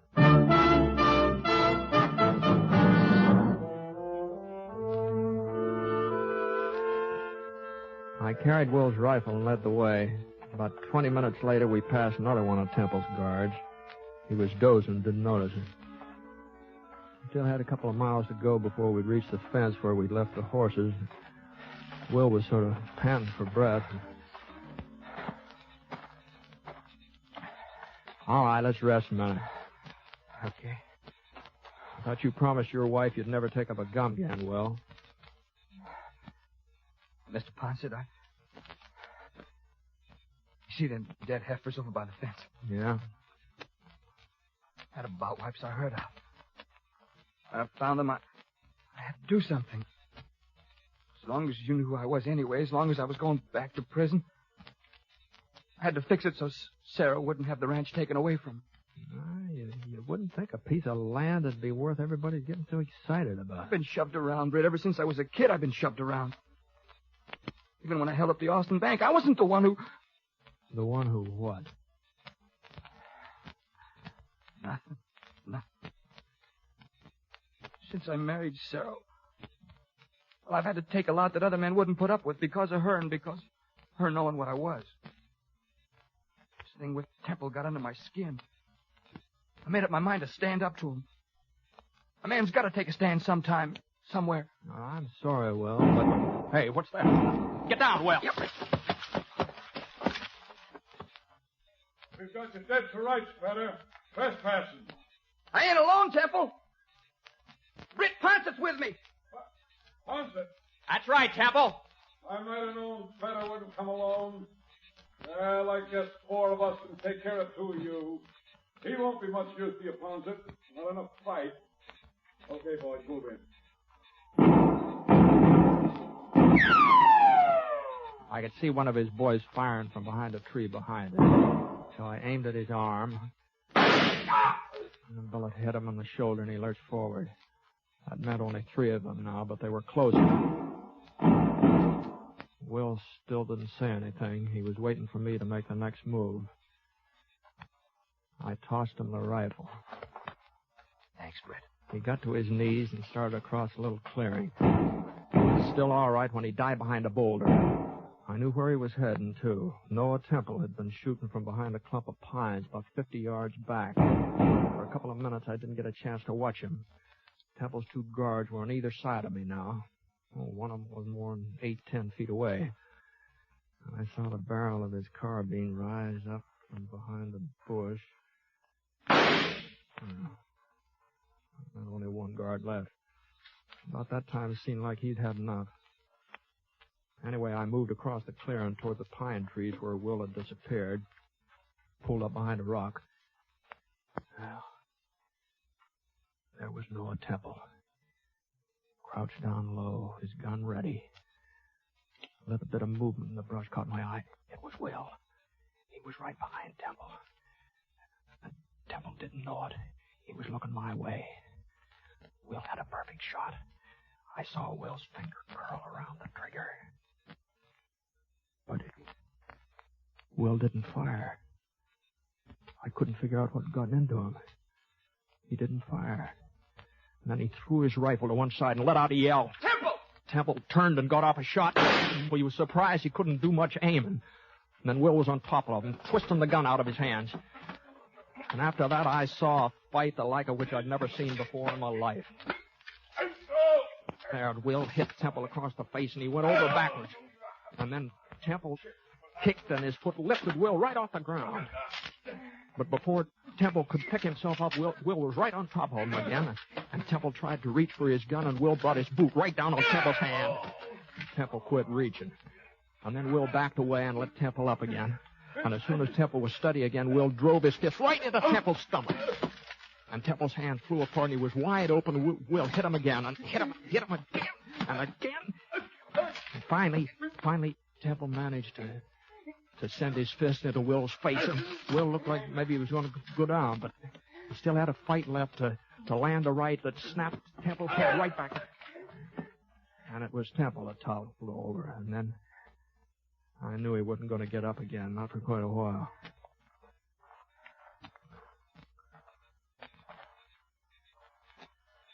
Feel better, Will? Yeah. Yeah, lots better. You had your chance to kill him. You had a perfect shot. You didn't have to fight him this way. It's the only way I could fight him, Brett. Huh? I had him in my sights. Something kept me from pulling the trigger. Maybe you'll think I'm crazy, but I kept remembering what I'd promised Sarah. I wouldn't use a gun again.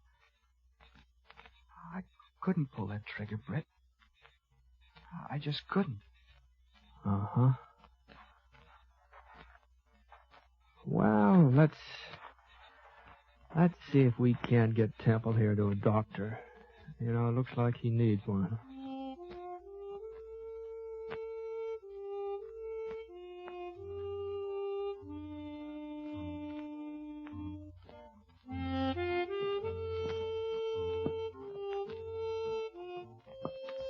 We left Noah with the doc in Temple City, and I started off for Atterbury. I've made up my mind to tell the marshal about Will, all about him. Sarah and Will, they agreed. They think I should, too.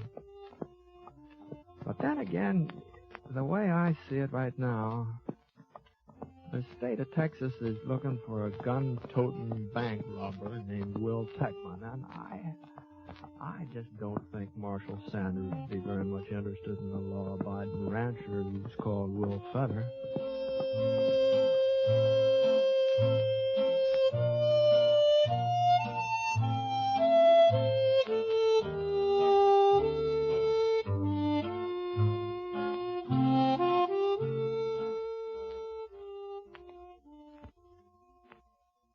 I'd like to take a minute here to remind you about some of the great entertainment that's in store for you on NBC Radio.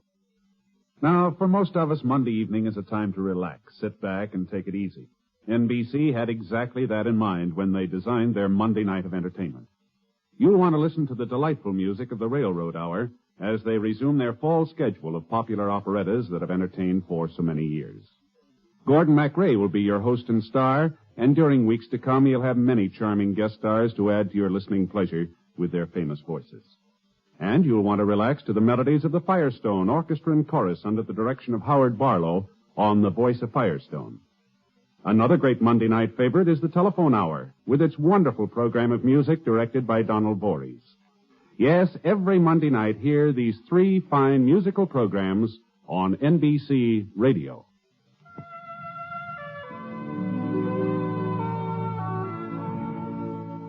Coleman, America's leader in modern automatic home heating equipment, and the National Broadcasting Company have presented James Stewart as the Six-Shooter.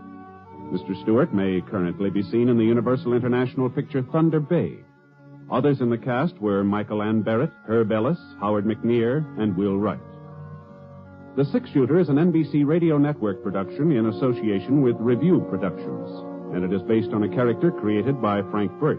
And today's transcribed story was written by him. Special music was by Basil Aslam, and the entire production is under the direction of Jack Johnstone. All characters and incidents were fictitious, and any resemblance to actual characters or incidents is purely coincidental. Hal Gibney speaking. As the moons of Jupiter rise and the sun sets on the sagebrush, we're entering the final stretch of our Monday night trail.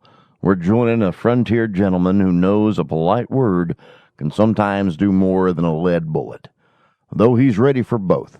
J.B. Kendall crossing paths with the Shelton brothers and Charlie Meeker, reminding us every soul on this trail has a tale to tell. Hey, and stick around after that, buckaroos, because we're ending the night with a little fun as Miss East tries to figure out which end of the horse is which with the All-Star Western Theater.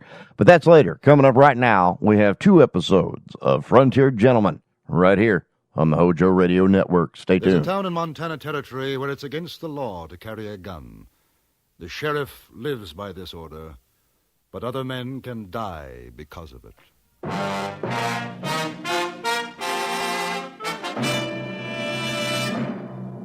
Frontier Gentlemen.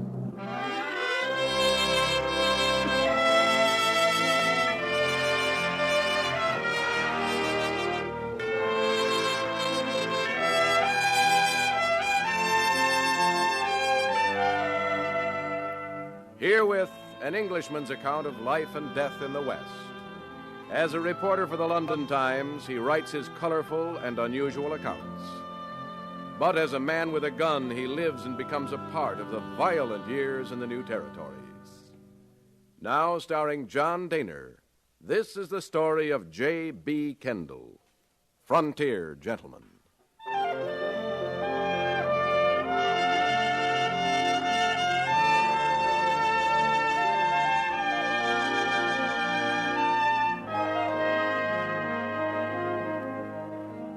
The journey had taken 98 days from St. Louis. I had come by riverboat up the Missouri, the little stern-wheeler climbing, churning, scuttling over 2,000 miles of sandbar and rapid.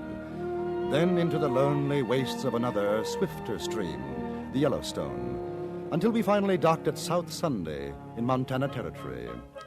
My ticket had cost $300, which left me about $50 in my pocket, and a slim hope that there would be a letter at the express office with my remittance from England.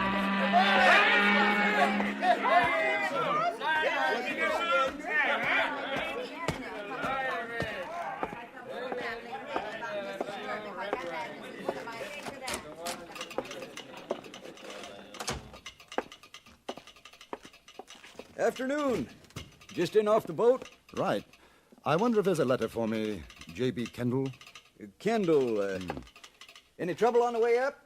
I hear the Sioux been kicking up their heels. Sitting bulls making big medicine again. Don't sound good. We didn't see any. Kendall, you English, ain't you? Yes. I figured by your talk. Don't see many of you in these parts. Nope. Nothing for you, mister. You're sure? It's rather important. From England? Nope. Nothing. Maybe tomorrow on the overland, though. Say, you planning to stay a while? I think so. Better get and register then. Register? Over to Sheriff Clanton's office. There's a notice on the wall, maybe missed your attention. All strangers to South Sunday will, within 1 hour of arrival, register at the office of the sheriff or be prosecuted. That's Clanton's orders. Surprised you missed the signs. They're all over. Thank you. Well, that's all right. Wouldn't want to see you in trouble. This ain't the healthiest town in the territory, not for strangers. Oh, any particular reason? What? Oh, excuse me. Afternoon, Mr. Farley. This here's Mr. Kendall, just off the boat. I was telling him about registering. Now, that's a good idea. Dake Farley is one of the sheriff's deputies. Helps keep South Sunday law-abiding. Big job. What's your business, Mr. Kendall? Oh, you might call me a jack of all trades. I might? I do a little writing for a London newspaper, you know. An Englishman's view of the Wild West, that sort of thing. We don't take to strangers. Oh, really? Shame. I've been looking forward to my visit. Yeah, well, now, you've seen it. You know what it's like, so supposing you get yourself back on that boat and try up the line to Rosebud or Junction City, huh? I don't think so. Now, if you'll pardon me, I'll register at your office. You carrying a gun? No. Put your hands up. Over your head. Higher.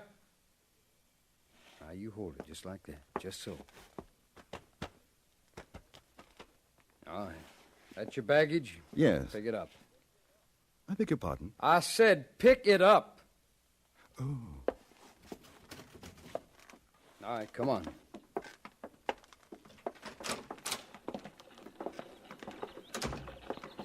Tell me, Mr. Farley, how did your town get its name? How should I know? I thought you'd take an interest, just as a matter of pride. A civic pride. Mister, I don't like the way you talk or what you say, so you shut your mouth. Here? Inside. Where you been, Dake?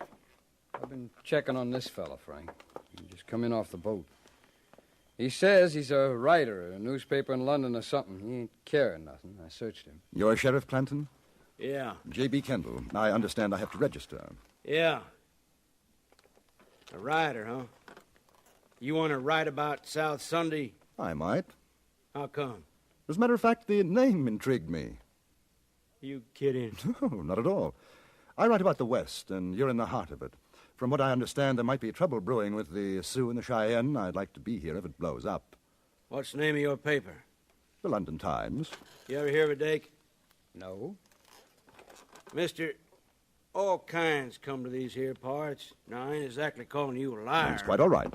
One can't be too careful. Here, my papers. J.B. Kendall.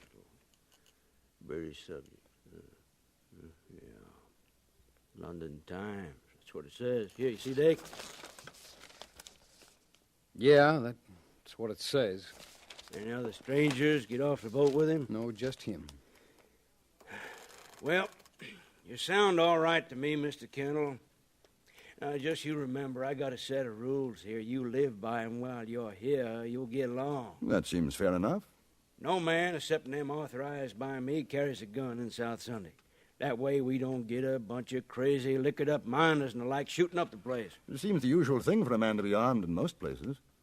It ain't usual here. It's against the law. Oh, I see. You got yourself fixed up at the hotel? No, not yet. Well, then you go on over to the Empire, Mr. Kendall. You tell them Frank Clanton send you. They'll take care of you. Very good of you. Dake, take a look at his baggage. Right. Well, you're going to search my luggage? That's right, mister. There are no guns in South Sunday, not worn or hidden. That's a law. I haven't got one. I sure am glad to hear it. I like a peaceable man. Yes, sir. A fella like you might think of settling down here in South Sunday. It's the quietest little town in Montana Territory. It's an opportunity for a man. Well, I'll keep it in mind, Mr. Clanton. There ain't nothing in his bags. Well, now, Mr. Kendall, you enjoy your stay here. Anything you want, you just ask me. And I'd appreciate it, sir, if you put my name in your paper. Whatever you want to say is okay with me. My hotel room was a palace in comparison to the cabin on the riverboat. After cleaning up, I went downstairs to the saloon bar in the hotel, ordered a drink before dinner. The place was practically empty, but I wasn't alone for long. Hi. You're the English fella, aren't you? Kendall? Yes, that's right. I'm Lila.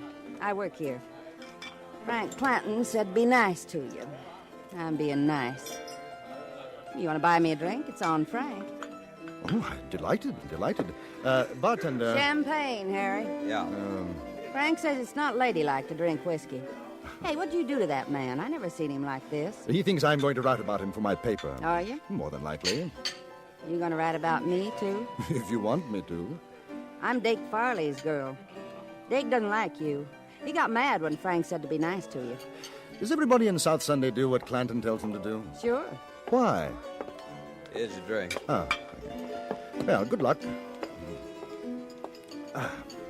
Look here, Lila. What about Clanton? You seem like a nice fella. Don't ask questions. Well, what about you, then? Me? What do you care? Where are you from? I was born in Ohio. Got married and came out west. 5 years back, my husband got killed in a gunfight. I don't know. I kind of drifted around. Ended up here. One place as good as the next. Is it? Yeah, I guess. What about you? Your home's in England, huh? It was. You one of them lords or dukes or something? No, not exactly. Married? No. Must be interesting traveling around, seeing new things. Oh, it has its advantages. But I suppose you'll be glad to get back home. Well, let's just say that one place is as good as the next. Oh. You can't go back, huh? Trouble? In a way. Ah. Look, your friend's just come in, Mr. Farley. Listen, you be careful with him. Dake can get awful mean. Doesn't he take orders from Clanton, too? Don't talk smart like that to him. It riles him. Ah, Mr. Farley. Good evening. Would you join us? No. I just come to say don't you get no ideas about Lila. Now, what ideas do you think I'd have? I'm telling you. You're telling me what? Keep your hands off my girl, you understand? My dear fellow, I haven't touched your girl. The thought never entered my mind. We were just having that drink, Dake, like Clanton Lila, said. you keep out of this. Do you know that I find your manner toward this young lady rather offensive? Well, you're just asking for trouble, aren't you? Not at all. Now, you think you can come in here with your fancy talk, your fancy ways, and make a fool out of me. Now, maybe Frank's a sucker, but not me. I don't like you. I don't trust you one bit. Mr. Farley, it couldn't be of less consequence. What do you think of me? He'll kill you just like he... Shut up. Oh, that I don't stand for. Chum.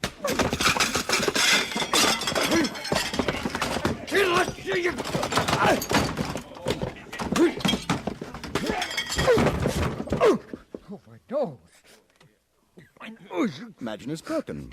Now, if you don't mind, I'll relieve you of these. A chap of your disposition has no right running around with even one gun, let alone two. Hand up, will you? You should have killed him. What on earth for? Listen, there's two more besides Dake and Clanton. They'll get you.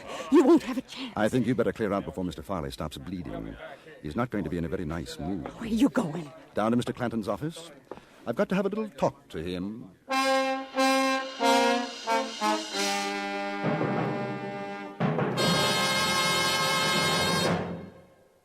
In a moment, we'll return to Frontier Gentlemen. Who gets the last word? It all depends on who's playing CBS Radio's fascinating game Tuesday evening with Dr. Bergen Evans. A regular panel member is the witty and erudite John Mason Brown.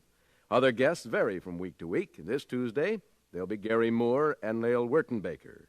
These bright people take off from language questions sent in by listeners and cover all sorts of fascinating ground before one or another of them ultimately gives you the last word on the question.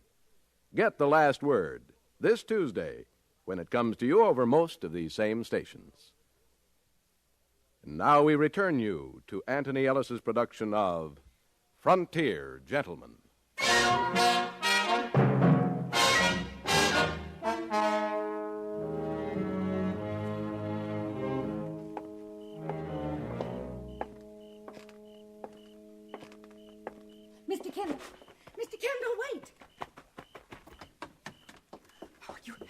You can't go down there.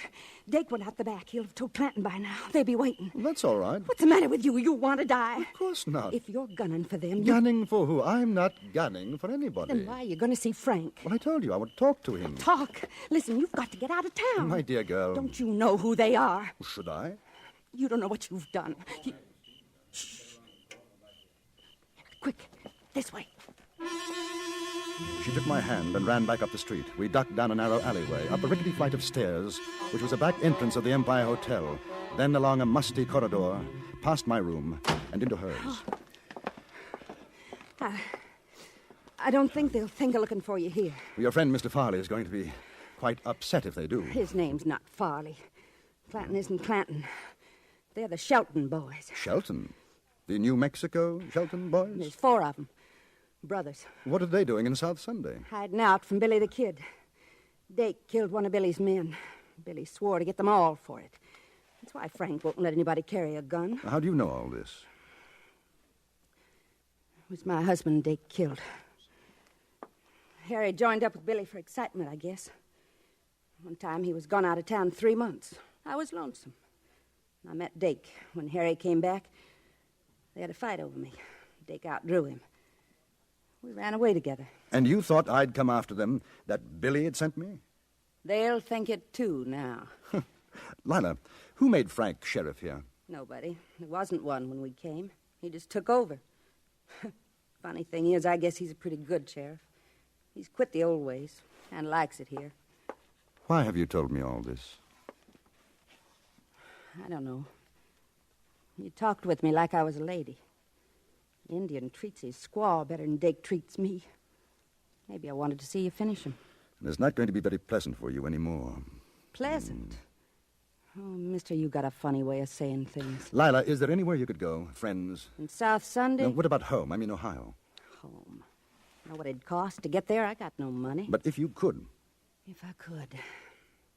I had nice folks. I don't even know if they're alive or dead. But I'd sure like to take a chance and find out. Well, Lila, we'll see what we can do. Where are you going now? I had that talk with Frank. Do you know how to use a gun? Yes. Well, take this one. Lock yourself in after I've gone. You keep it. Huh? I've got a Derringer. Oh, all right. Here. In case I have any trouble, it's only $50. I don't want your money. Well, at least you'll be able to get out of town. Now, take it. Watch yourself, will you? Dake's got a mean draw. I'll watch myself. The Shelton brothers and probably 2 of their chums were out looking for me now, and I was pretty certain of that. I was looking for them, too, but the advantage was on their side. The town was strange to me. So I went to the one place where I was fairly sure I'd be safe from a surprise attack.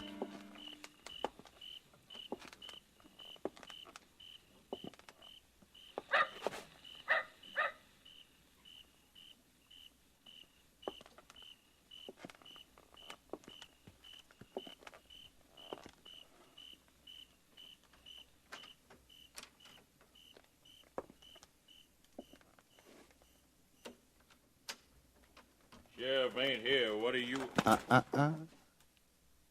Careful. Keep your hands where they are. You're Kendall? I'm Kendall. Billy the Kid sent you. Now listen, You may very slowly, carefully unbuckle your gun belt and let it drop to the floor. If you try to be foolish and brave, I shall be delighted to shoot you in the stomach. Not me, Mr. Kendall. See, just like you say. Which Shelton are you? Monroe. Very well, Monroe. I wish you to walk to that cell in the far corner, go in, and close the door behind you. You will then stand with your back to the door. You wouldn't kill me. Oh, yes, I would.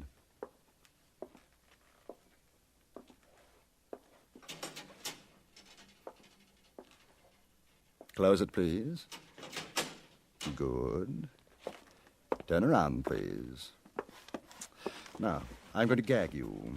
In order to do so, I must put my guns away and use 2 hands. If by any chance your friends come in and you make an outcry while I'm doing this, I shall teach you a trick I learned in India. It feels something like this. Effective, don't you think? Yeah. Right. Now, head close to the bars, please. Oh, by the way, how many are there looking for me? 2? 3. 3. There. Now, we'll make ourselves comfortable and wait for your brothers.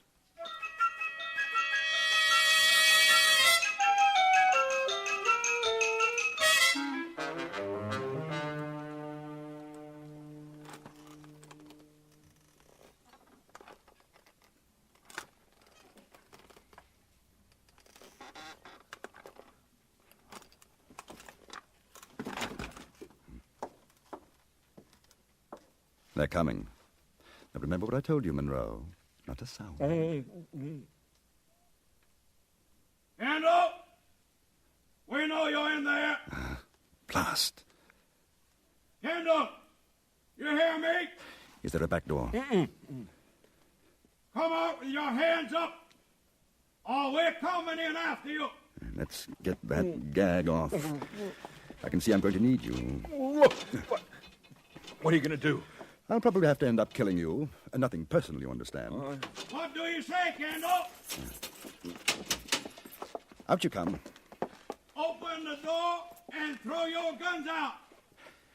I've got a much better idea. You open the door and throw your guns in. Monroe, are you in there? Tell him.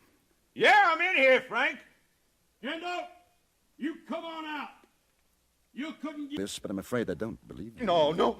Hey, Frank, he's going to shoot. You do what he says. All right. Kendall, we'll open the door. Throw in our gun. You give us your word you won't shoot? Not unless you do.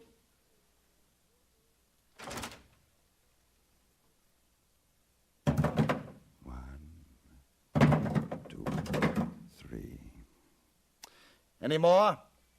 No. We're coming in now.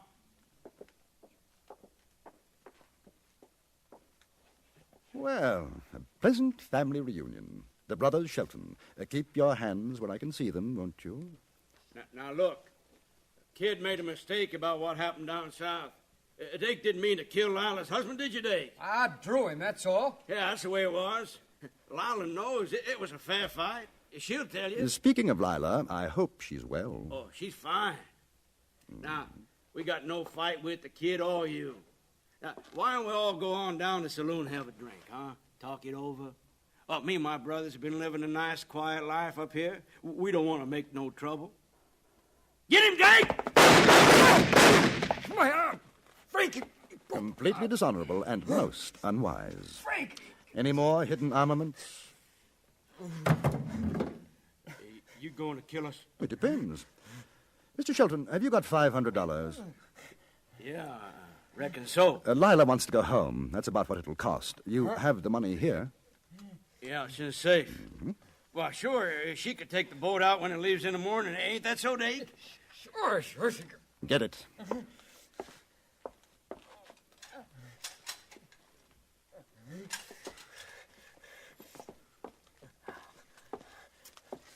Good. That settles the account. Now, all of you, get into the cell. Oh, incidentally, until this evening, I had no idea who you were. And I've certainly never met your friend, Billy the Kid. I thought you'd like to know. Hey, what about Dake? He's got to have a doctor or he'll bleed to death. He probably will. I'm going back to the hotel. If Lila's all right, I'll send a doctor. If she's not, we'll find an undertaker.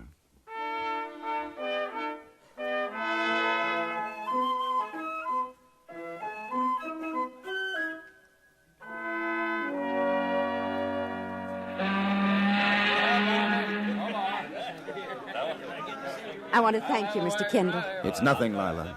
Good luck. You ever come Ohio way, you look me up. You hear? I'll remember that. Oh. You're a gentleman. I'll never forget you. Goodbye.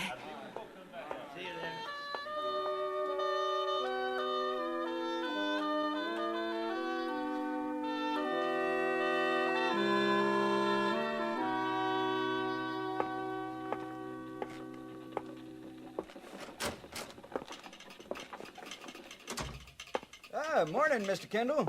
Hear about the trouble last night? Yes. Sure must have been something. According to the sheriff, a whole gang rode in trying to shoot him up. A gang? Yep, 6 of them. Dake Farley got hit in the arm. Really? The sheriff ran him off, though. Marvelous. I'll have to mention that in my article to the London Times. Now, I wonder, has that letter from England arrived yet? Nope, I'm afraid not. Mail's already come in. Won't be any more till next week. Well, when it does come, perhaps you'll be kind enough to forward it to me. Sure. What address? In care of the Express Office. Rosebud, Montana Territory.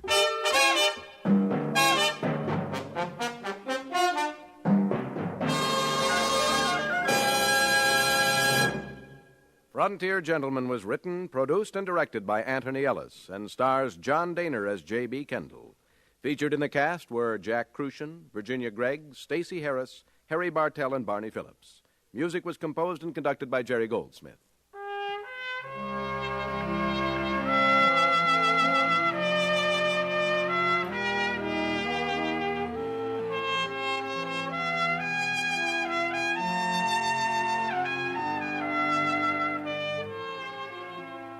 Join us again next week for another report from the Frontier Gentleman.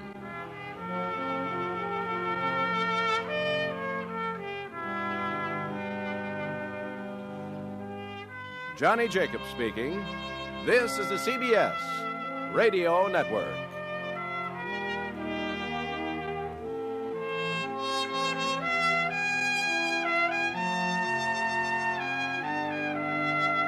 Hey, partner, keep it tuned right here to the HOJO Radio Network for another episode of Frontier Gentleman. Coming up now. The great chief of the Sioux Indians is Sitting Bull. He's a rather difficult chap to meet, especially when he's planning for war.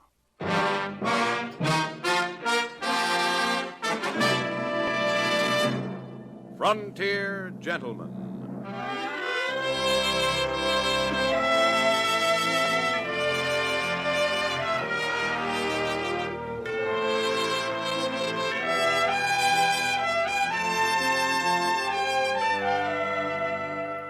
Herewith an Englishman's account of life and death in the West.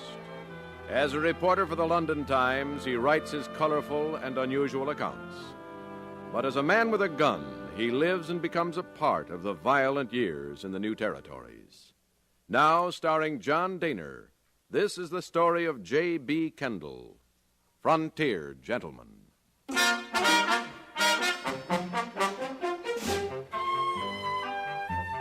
The distance from South Sunday to Rosebud in Montana Territory is about 30 miles. Due to a heavy rainstorm and my lack of funds, it had taken me a week to reach Rosebud. Luckily, when I arrived, my remittance from England, $250, had already been forwarded, and I was once again solvent. After posting off my weekly report to the London Times, I went to the most likely place in Rosebud to get local color and information. Except for the bartender polishing his glasses and a cat on the bar, the place was quite empty. I ordered a drink. 2 bits. Thank you. It's all right. Hush up, cat. Where are you from, mister? London. London, England? That's right. Well, if that don't beat all. My great-grandpa come from there. Jackson Beeson's the name. J.B. Kendall. Well, howdy. How do you do, sir? Tell me, Mr. Beeson, what's the situation with the Indians these days? Well, now you come to the right place for that bit of news. Oh, get away, cat. Yes, sir, we're going to have trouble. You can thank your stars that we got General Gibbon here keeping an eye out. I hear tell Custer's on his way, too. Oh, bad as that, huh? Worse. Well, just yesterday, correspondence fella like you, he come in, works on the Montana Telegraph News. Jackson, he says, them Sioux is working up to a boil. Oh, it's going to be wicked. Mighty wicked. Do you think it'll mean war? I don't have to think. I know.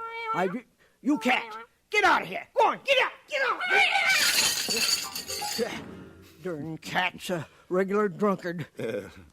This correspondent chap, is he still here? Charlie Meeker? Oh, sure, he's around somewhere. I'd like to meet him. Right nice fella. Now, let's see, you might try up to Dolly's place, cross the street there, second house on the right. Can't miss it. Just ask for Charlie. He rooms at Dolly's. Thanks very much. Mm-hmm. And look, if he ain't there, I'll tell him you're looking for him when he comes back. You stop by tonight. Right.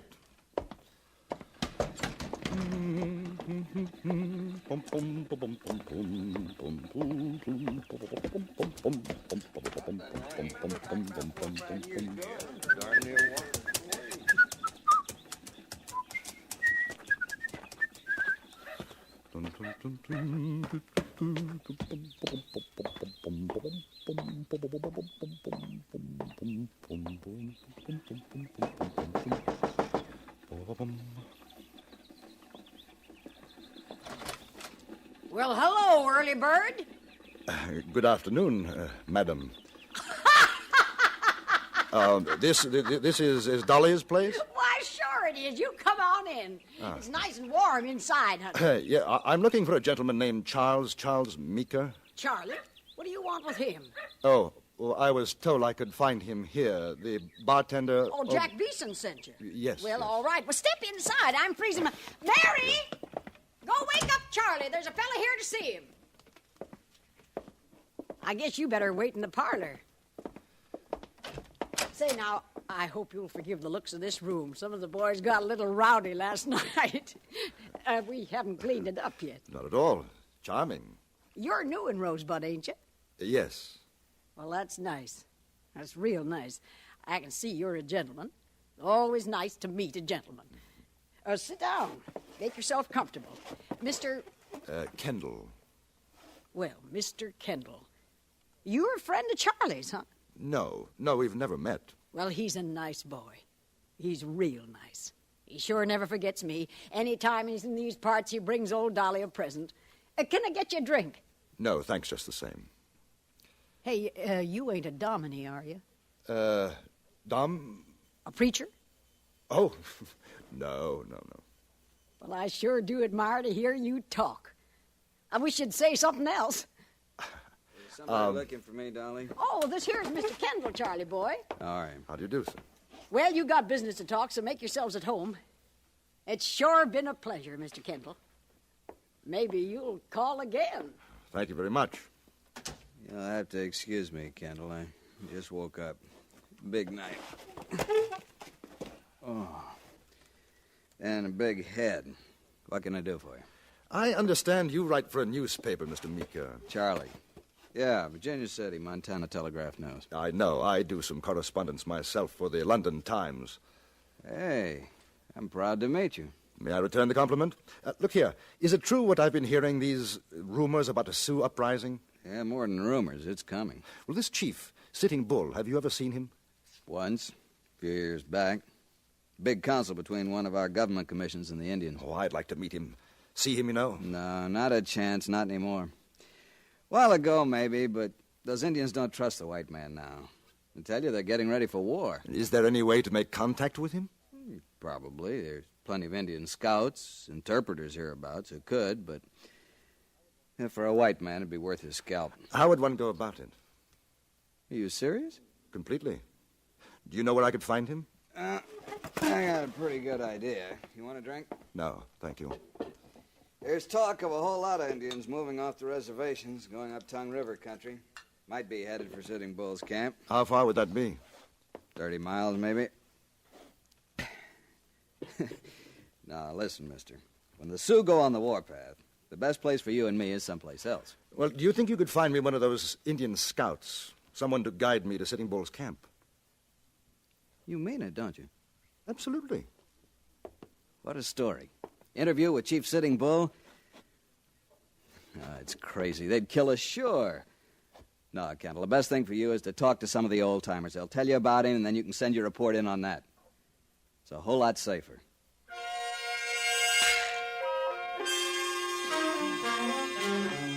That evening in Beeson's saloon, Charlie Meeker found a half-breed interpreter, Johnny Duchelle. He was a big man, dark, with handsome features, and when he smiled, which he did constantly, there was something at odds in his eyes, veiled, a coldness.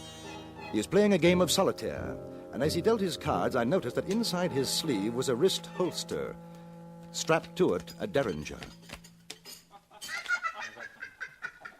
You want to talk with Sitting Bull? That's right, Johnny. Him too? Me too. Suppose he don't want any talk with you. Suppose he want to take your scalp.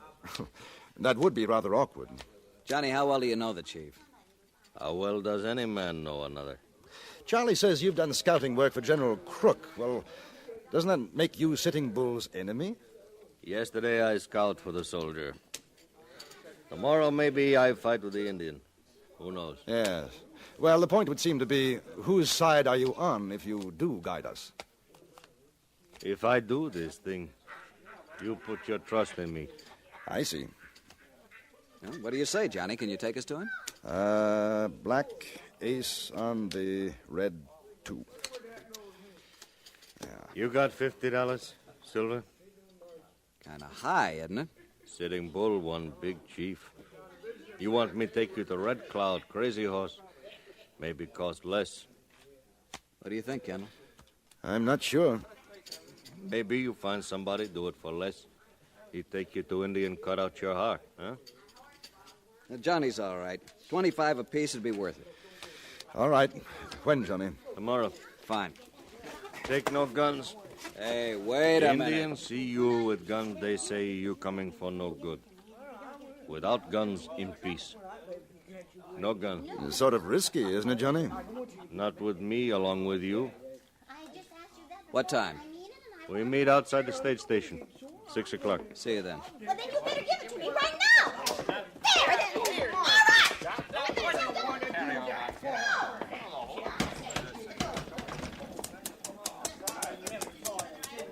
Well, you still want to go? I'm not sure about that fellow. That's a chance you take these days. We can back out. No. But to be on the safe side, Charlie, I think 2 guns in shoulder holsters would make me feel a bit better. Sure. You got 'em? Never use a gun myself. Oh, yes, I've got them. Look here, Charlie. Now, this is my idea. No need for you to come along, you know. What's the matter? You want the story for yourself? No, not that at all. I'm sorry. I only thought that... Forget it. We'll go together. Hey, how about coming over to Dolly's with me for nightcap? No, thanks, not tonight. Sleep for me. Oh. Well, see you in the morning. We can pick up horses at the livery stable. So long. I watched him walk away, a rather short, thin man, shoulders a little rounded. And then he was lost in the shadows, and I had that odd sensation of having lived this moment before. It had been in Peshawar, in northern India. I remembered a good friend who had walked away from me in the night. The next morning, his head was thrown through the barracks window.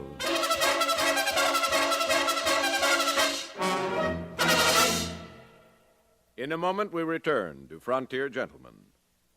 Laugh and the world laughs with you. Cry and say, where'd everybody go? Chances are they've taken off in the direction of CBS Radio's Peter and Mary show. Peter Lindhays and Mary Healy have a magic way of banishing the blues. Their amusing notions about practically everything, the easy way they sing their songs, and the exciting personalities who visit them all make CBS Radio's Peter and Mary show a cure for the blues. Listen for them on most of these same stations tomorrow. And now we return you to Anthony Ellis's production of Frontier Gentlemen.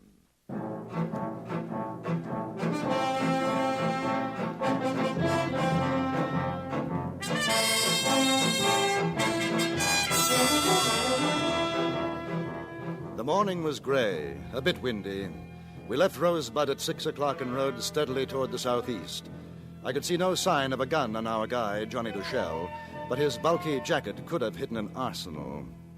For perhaps over an hour we didn't speak. Charlie, red-eyed from want of sleep and too much whiskey, nodded in his saddle.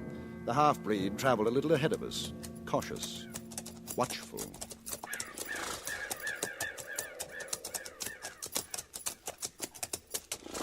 Hey, Kendall.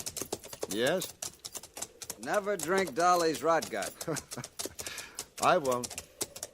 I can take the pepper, even the tobacco juice she puts in it.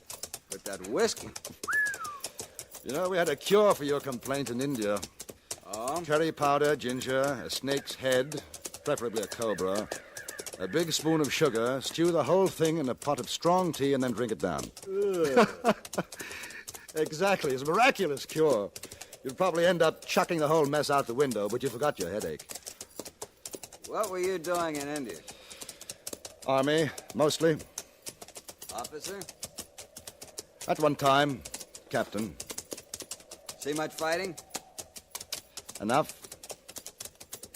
Oh, you with? Cavalry regiment. You don't like to talk about it much, do you? No, not much. Hey, better hold up. Johnny's seen something.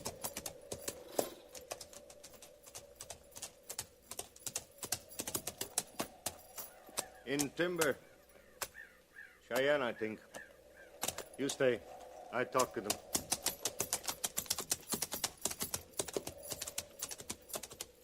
How many? Can you see?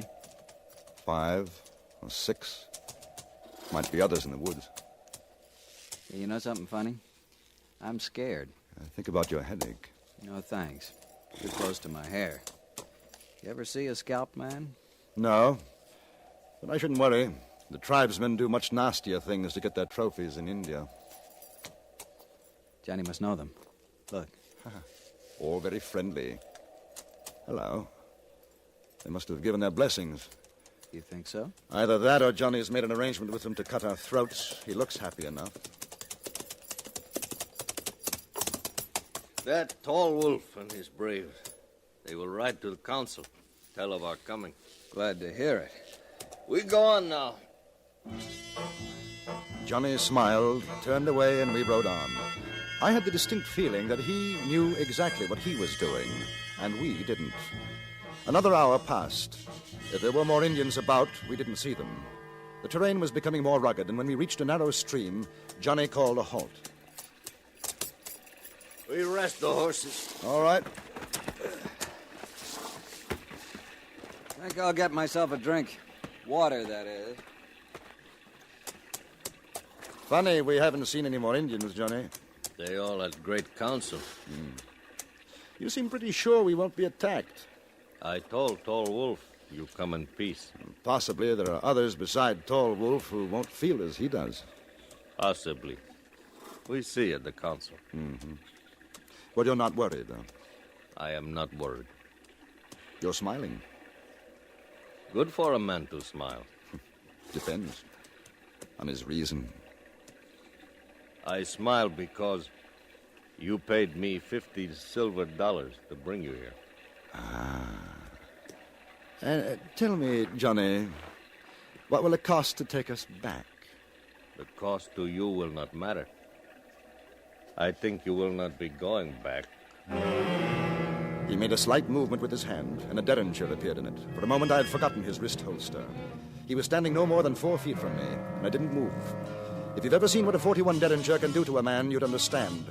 Then he brought out a revolver from his jacket and backed away a few steps. That was when I saw Charlie at the stream. He had a rock in his hand, his arm cocked back. At the moment he threw it, the half-breed turned and saw him.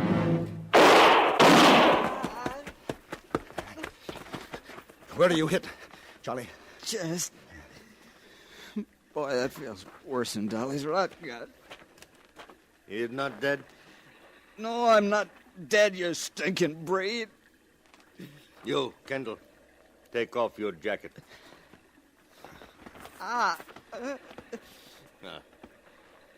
Untie those shoulder holsters. Let them fall to the ground. Move back. Stop. You both got more silver. Give it to me. I'll spit in your eye first. I told Tall Wolf I take you to Sitting Bull as my prisoner, alive. He will think well of me, give me place of trust. Your own mother wouldn't trust you, Johnny. With much silver, 2 horses, even a stinking breed will be important man.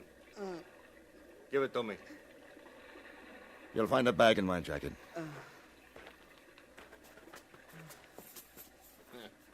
Good. Now, you both, you walk. I ride behind. Can you get up, Charlie? Sure. Yeah, I'll help you. It's my fault. I should have done something sooner. I wasn't sure about him. Walk. Cross the stream. Follow the trail. Come on. Lean on me.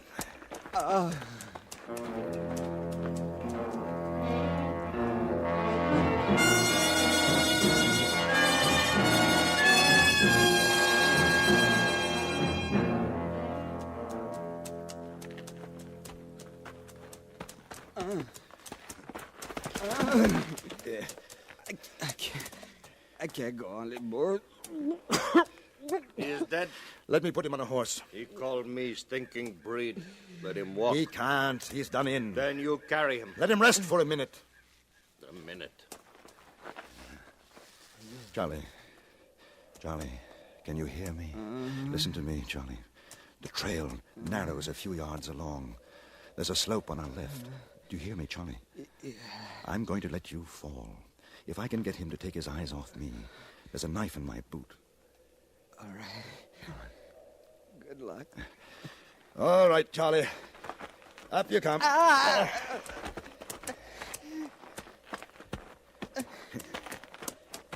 Getting close, Charlie. Now, when you fall, keep your head down in case he starts shooting. What a way to die. I could hit Dolly's right now. If we get back alive, I'll join you. Now, about 10 more steps, Charlie.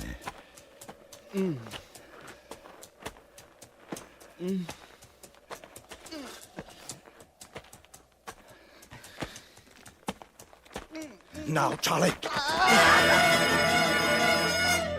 For a moment, I had a glimpse of Charlie sliding, falling down the hill slope. Then he disappeared into the underbrush. I turned to face Johnny Duchelle, the knife in my hand. Johnny was standing in his stirrups, craning his head to see over the trail's edge. He was no more than 15 feet from me. It must have been the horse shifting its weight that disturbed my aim. I threw, and the knife struck high on his shoulder. He half fell from the saddle, and I ran for him. I felt one of the bullets from his gun burn my cheek. Then we were rolling down the hill. Somewhere on the way, he lost the gun, but the knife was stabbing, cutting at me.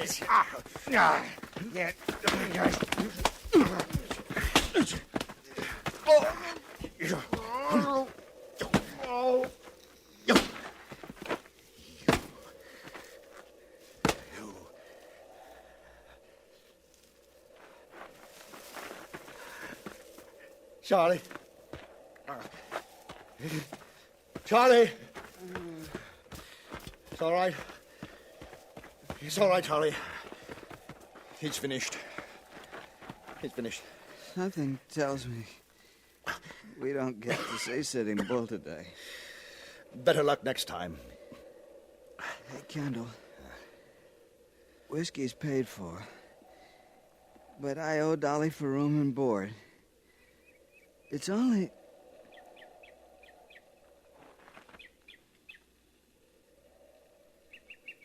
Charlie? Charlie?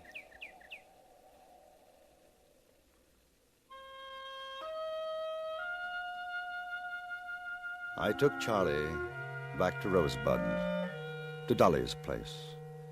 She had me put the little man on the parlor couch. Then she knelt by his side, took his hand in hers. Charlie boy, it's Dolly. This was my play, son, mister, like the one I never had.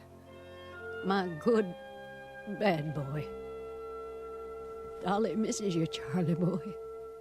Wake up, son. Most of Rosebud attended the funeral of Charles Meeker. I sent the story to his own newspaper, as well as to the London Times. And for Charlie, I decided to stay on in Rosebud, to have another shot at a meeting with Sitting Bull.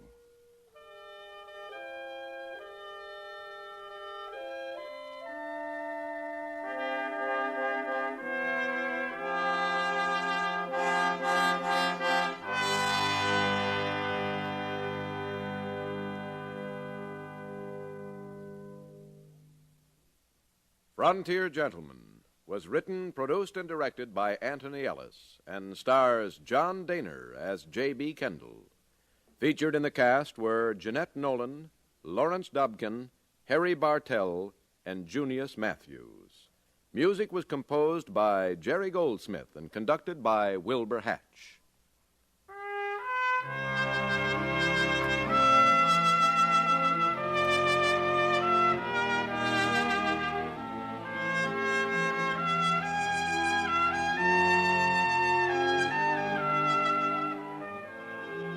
Later today, you'll have 5 more engrossing dramas waiting for you on CBS Radio, starting with Suspense, which today stars Herbert Marshall.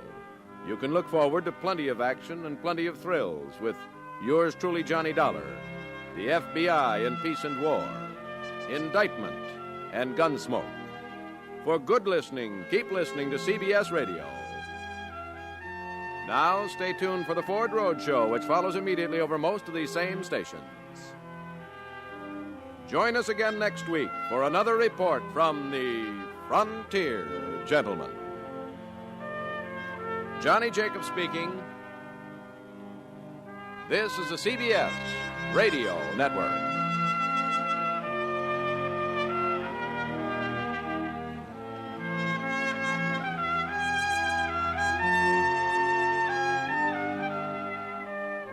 The Frontier Gentleman always bringing a smile and a kind word.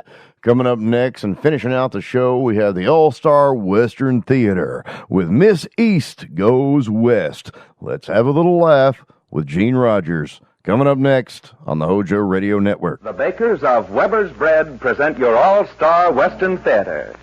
Drifting along, singing a song under a western.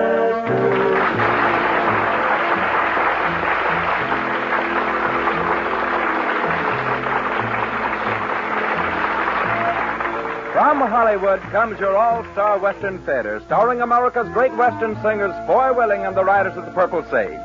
Our guest today is one of Hollywood's bright new stars, Miss Gene Rogers, with a story of the West written especially for her. My name is Cottonseed Clark, and here are the Riders of the Purple Sage.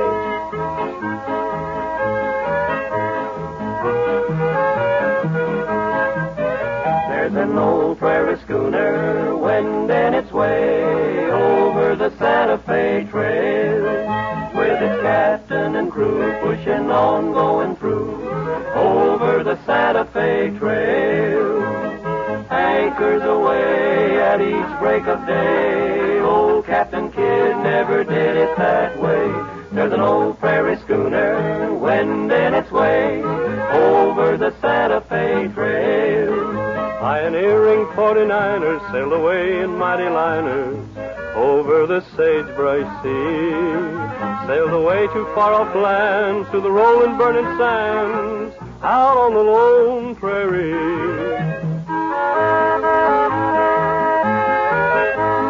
Over the Santa Fe Trail. Over the Santa Fe Trail. Anchors away at each break of day. Old Captain Kidd never did it that way. There's an old prairie schooner wending its way over the Santa Fe Trail.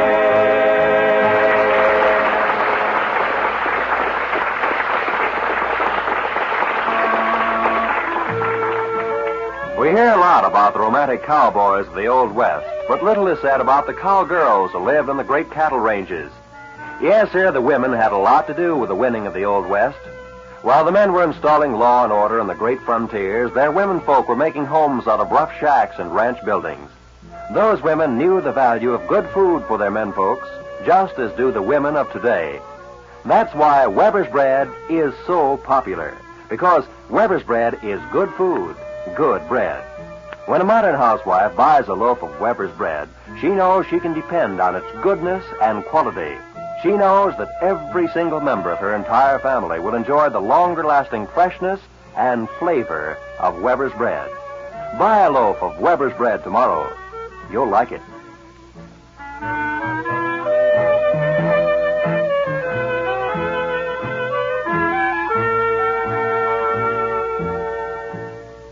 The likes and dislikes of music lovers may differ, but the Western fan goes to the head of the class for enthusiasm. This next offering by the Riders of the Purple Sage is a song that continues to win the enthusiastic applause of everyone, even after 2 years of outstanding popularity.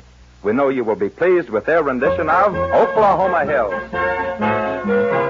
Way down yonder in the Indian Nation, I rode my pony on a reservation in the Oklahoma Hills where I was born. Way down down yonder in the Indian Nation, a cowboy's life is my occupation in the Oklahoma hills where I was born. Many months have come and gone since I wandered from my home in the Oklahoma hills where I was born. But a page of life has turned and a lesson I have learned. In the Oklahoma hills I still belong. Way down yonder in the Indian Nation, I rode my pony on a reservation in the Oklahoma hills where I was born. Way down yonder in the Indian Nation, a cowboy's life is my occupation in the Oklahoma hills where I was born. Now as I sit here today, many miles I am away from the place I rode my pony through the draw, where the oak and blackjack trees kiss the playful prairie breeze in the Oklahoma hills where I was born. Way down yonder in the Indian Nation, I rode my pony on a reservation in the Oklahoma hills where I was born.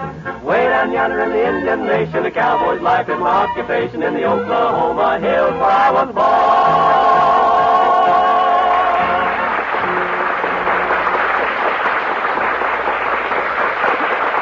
Your All-Star Western Theater has a special treat in store for its listeners today as we welcome a personal appearance from the screen's fine actress and grand new star, Miss Jean Rogers. Although not of the Western screen, she likes the West and the people in it. She's our kind of folks. And here she is as Jane East in a story of the West entitled Miss East Goes West. Ladies and gentlemen, sweet and lovely Miss Jean Rogers.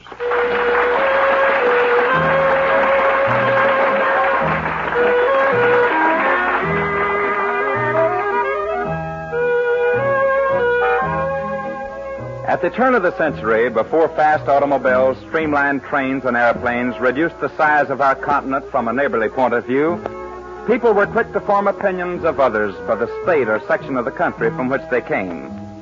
In each instance where such opinions were formed, the populace of the person's own locale had an extremely high rating.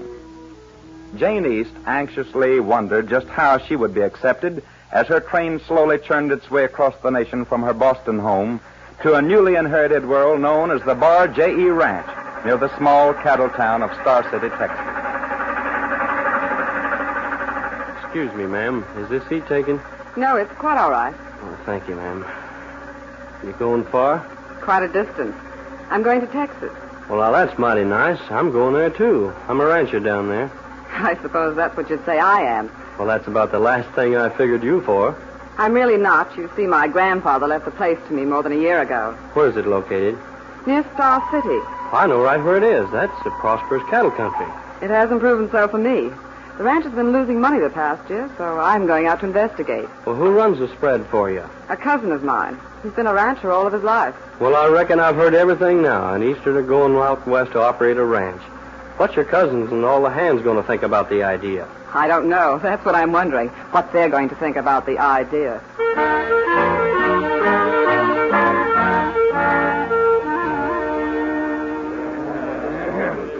What's the idea, boss, of calling all of us together like this? I got some news for you, men.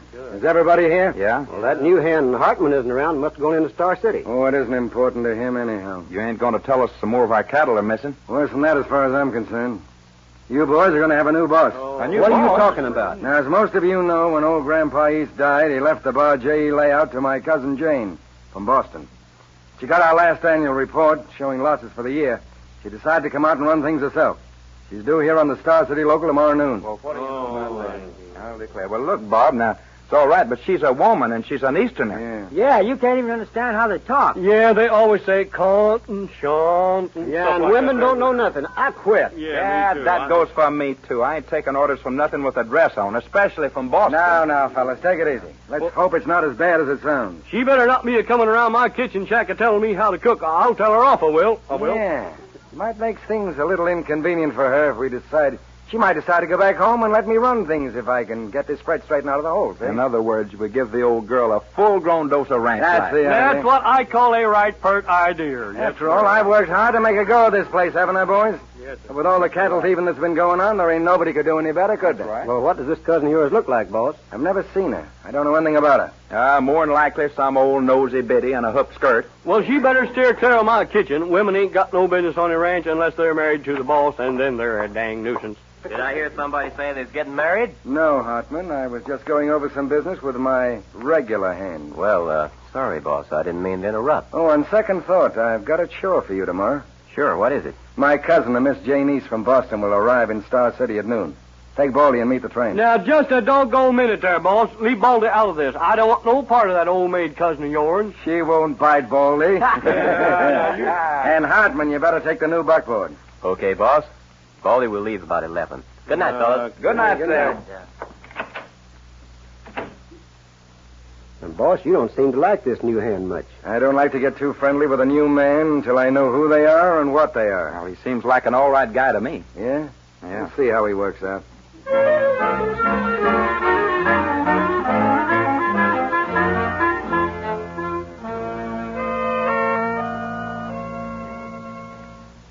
Well, Baldy, the local ought to be coming around the bend most any minute now. Oh, you can't tell about them trains. Sometimes they're on time, the next time they're late. I don't care if this one never shows up. Oh, come on, Baldy. Maybe Miss Jane won't be as bad as you think. If she wears a skirt, it ain't good, and I ought to know. I've been married 4 times. I know what you mean.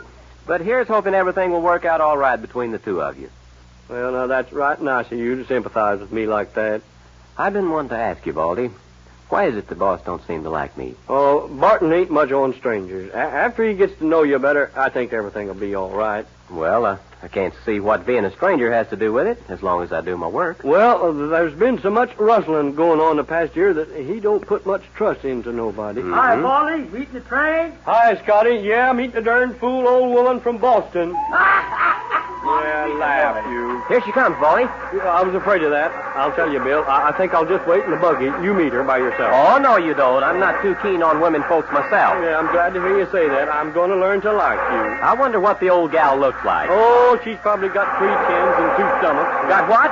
3 chins and 2 stomachs. Oh, I see. Well, we'll soon know. She'll be getting off the train most any minute now. Gosh, you know, these trains just scare me to death. Do you see her yet, Bill? Well, I don't see anybody getting off but old man Jenkins and that pretty young woman there. What's old man Jenkins doing with her? Well, I don't believe he's with her. They just got off together. Say, that pretty gal is heading this way. Oh, I beg your pardon, but could you gentlemen direct me to the Bar J.E. Ranch? Yes, ma'am. It's about 5 miles west of here on the... What did you say? I want to know where the Bar J.E. Ranch is. Well, you couldn't be Miss Jane East, could you? I couldn't, I am. Yoo-hoo, I'll bust my britches. Is something wrong? There sure is. I mean, well, you see, Miss Jane, we're from the Bar J.E., and we came to meet you. My name is Bill Hartman. I'm glad to know you, Mr. Hartman. And my name is Loudermilk. Most folks just call me Baldy. Well, how do you do, Baldy? Just fine, thank you, ma'am. How do you do? The buckboard is over here, Miss Jane. We'll take you right out. Thank you. I'll take your bags, Miss Jane. I don't want you to worry about nothing now. Hot ziggity doggone, this sure ain't what we expected.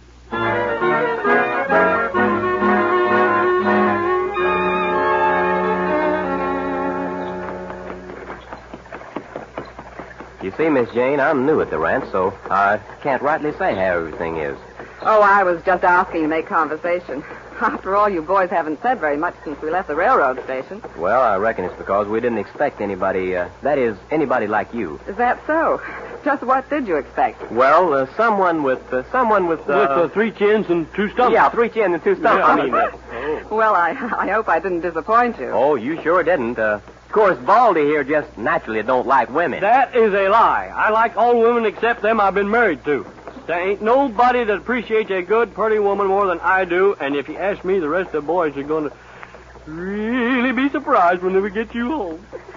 I'm sure we'll all get along splendidly, Baldy. Oh, I'm sure we will, Miss Jane. And by the way, if you got any good recipes, I'd be mighty glad to cook something up for you.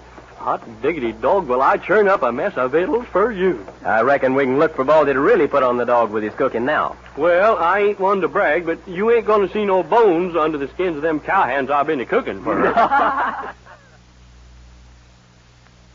boss, here comes Bill and Baldy with her now. All right, boys, be on your good manners. All right, let's go. Come on in here. You going to kiss her, boss? You know she's your cousin. All right, you Mavericks, let up now. No funny stuff. Hey, she don't look so bad from here. Hey, boss, you reckon they got the wrong person by mistake? Look at that. She's as pretty as a spotted guinea hen. Well, from the looks of her, my kinfolks ain't so bad. You're not kidding. Oh, here they are. Hey, boy, did you Well, boss, here she is. Cousin Jane, this is mighty nice seeing you. Hello, Bob. Here, I'll help you now, Miss Jane. Now, boys, take it easy. Hello, boys. Now that I've met you, Bob, I know all my relatives. Oh, Bill, put the team up. All right, boss. And, Baldy, you better get some food ready for Miss Jane. Yes, sir, boss. I got a special meatloaf I'm going to have you try, Miss Jane. It's the best thing you've ever tasted. I'll have dinner in about an hour, boys.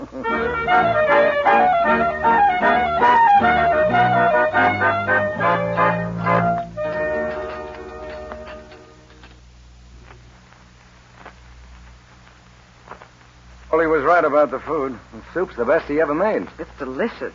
He's awfully nice, too. Here he comes with that meatloaf. Well, Baldy, it looks like I hit the nail on the head when I said we're going to put on the dog with your cooking. Well, I'm afraid this is going to taste more like I cooked up the dog. Something went wrong.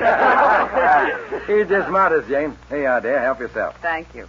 Baldy's all right, and I think he's a good cook, too. Oh, now, you don't have to say that, Miss Jane. Well, I mean it. Say, this meatloaf isn't half bad. Hey, it tastes all right to me. Jim, where have you been? You're generally the first one at the table. Been looking for spots. You know that fool dog's been missing more than an hour now.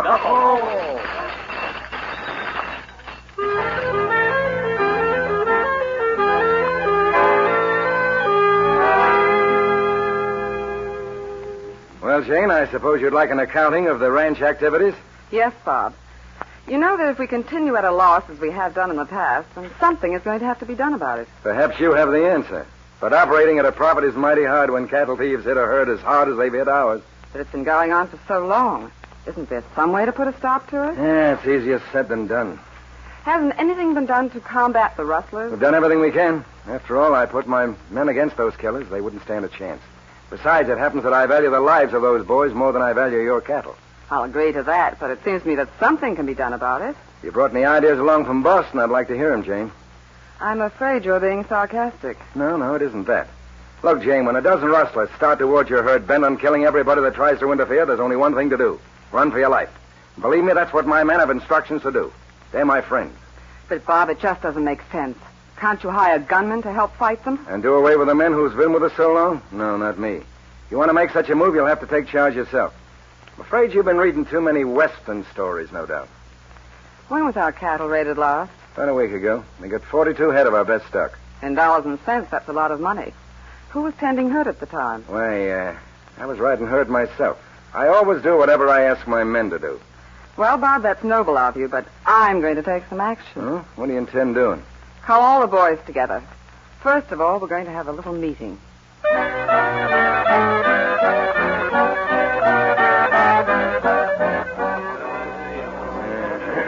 Now, boys, I've called you together to tell you that I'm going to hire another crew of men to tend herds. Wait a minute. Every one of you will continue to get your wages. No one is going to be discharged. Jane, we can't afford that. It's cheaper than losing our cattle. But what's wrong with us doing the job, Miss Jane? If any of you boys care to volunteer, you'll be accepted. But, Jane, you can't ask these boys to fight against such odds. I'm not asking them. You can count me in on that, Miss Jane. I like the idea. How long have you been here at the ranch, Bill? Oh, about 6 weeks. Now, how about the rest of you? You can count me in, Miss Jane. I think we should have done this a long time ago. Yeah, me too. I think it's a good idea. Yeah, I do too. Jane, I tell you, this is a mistake. The boys are making their own choice, Bob. Jim, I'd like you and Bill to hire about 6 more men to help you. I want those cattle guarded day and night. What's wrong with me hiring the men, Jane? After all, I'm running the place for you. You said yourself, Bob, that you didn't want to take any part of asking the men to take such a responsibility. So I'm taking the responsibility of asking them myself. Well, I hope you know what you're doing. Miss Jane, I think you're on the right track. Me too. But for an Easterner who never saw a ranch before, where'd you get your ideas? For the entire trip aboard the train from Boston, I sat next to a long, tall rancher from Texas. And believe me, when I arrived in Star City, I was a college graduate in ranching.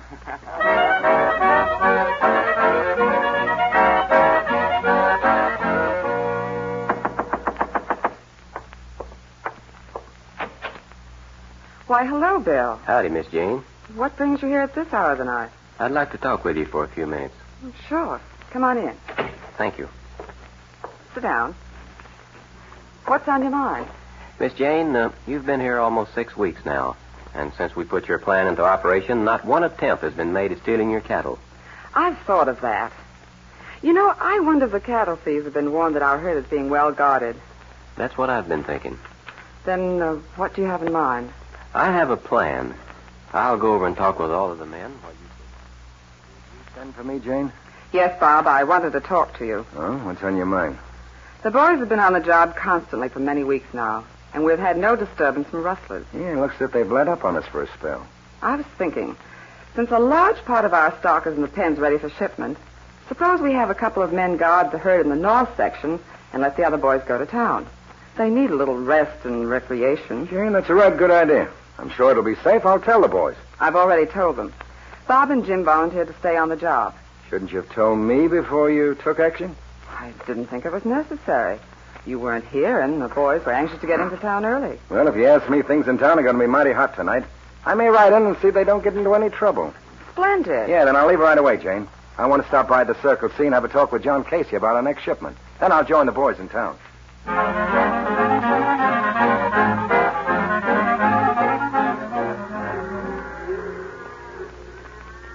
You men have your orders, so I'd suggest that you ride in behind those rocks there and just wait. But, Bill, what makes you think this herd's going to be hip tonight? Just a fool notion, but a good one. The boss had to go into town on business, so Miss Jane put me in charge. And it all sounds kind of crazy to me, hiding behind rocks when we're supposed to be in town having a good time. It may be, but it won't hurt to try. Now, it's coming dark, and you men may have a long wait. So move on back there where you won't be seen. The way these cattle are bunched up in this notch, it'll be a cinch to trap anyone that makes a play for them. Jim and me will stay out in the open here. Okay, Bill. I hope it works. Come on, boys. Let's get going.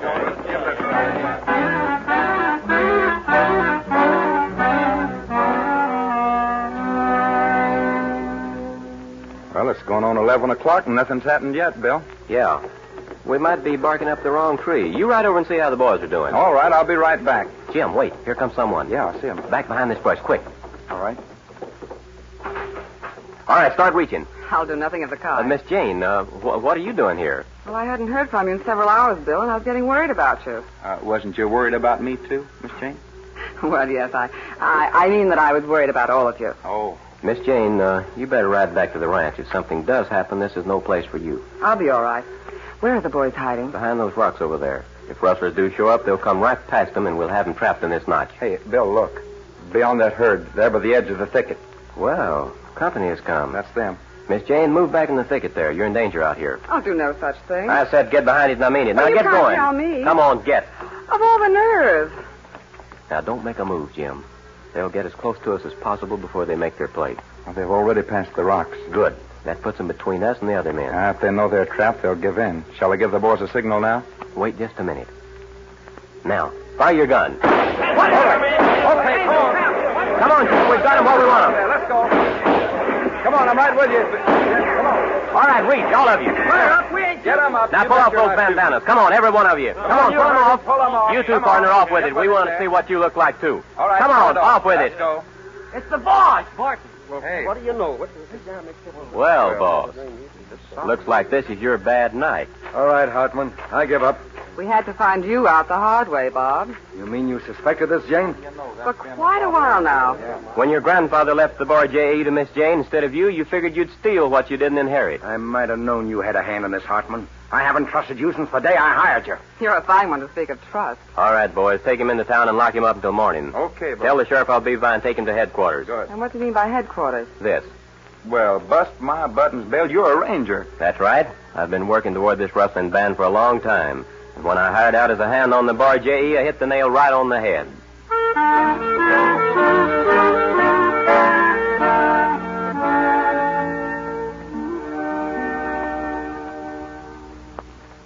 Well, Miss Jane, I hope you have a lot of luck with your ranch now.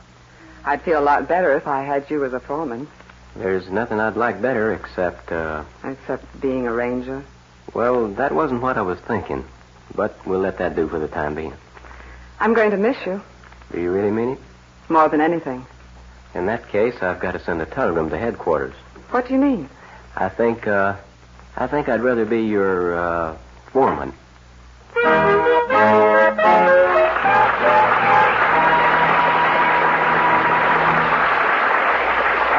Thank you, Miss Jean Rogers, for your appearance on the All-Star Western Theater. Friends and neighbors, our guest star and the Riders of the Purple Sage will return in a moment. Way out west, where men were men and women were pretty handy with shooting irons, too, is one way of adding a new twist to an old saying. If anyone doesn't believe that statement, they'd better look up the record of the famous Annie Oakley, for one. Young women of the West knew how to handle horses and guns and could run a cattle ranch as well as the next. They stood behind their men folks, just as do the modern women of today. Yes, today, mothers and wives and sweethearts make sure that hungry appetites are satisfied by using Weber's bread for every meal, breakfast, lunch, dinner, or in-between snacks. You, too, will find that Weber's firm, even texture and delicious flavor will satisfy your men folks' appetite. So buy a loaf of Weber's bread tomorrow.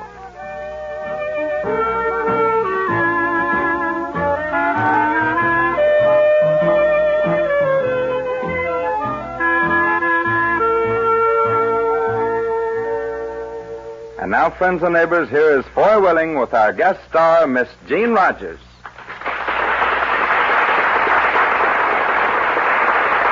Miss Rogers, we want you to know that we're all mighty happy that you took the time to visit with us today. It's a real pleasure, Foy, and I hope you and the boys will invite me again sometime real soon. And that will be something for us to look forward to. Now it's time for you to fulfill your promise to me. Well, if I can get Jimmy Dean and Al Slowy to stop looking at you and into the microphone, we'll do it. Ladies and gentlemen, I've asked the boys to sing a favorite new song of yours and mine. Although it isn't classed as a Western song, it has the same simple sincerity that makes Western music so very popular this day and time. I'm sure you'll enjoy the Riders of the Purple Sage singing, To Each His Own.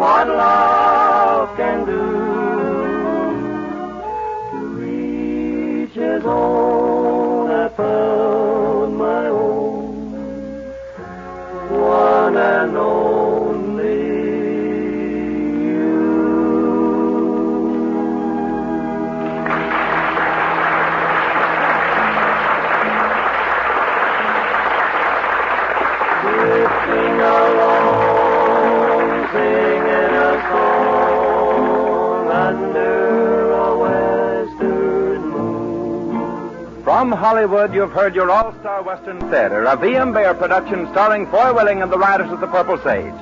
Our guest star for today has been that popular star of the screen, Miss Jean Rogers.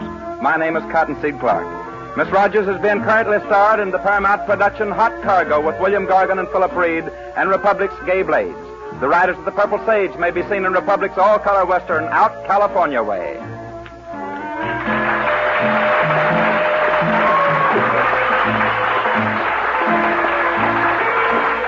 This program came to you from the studios of KNX, Columbia Square.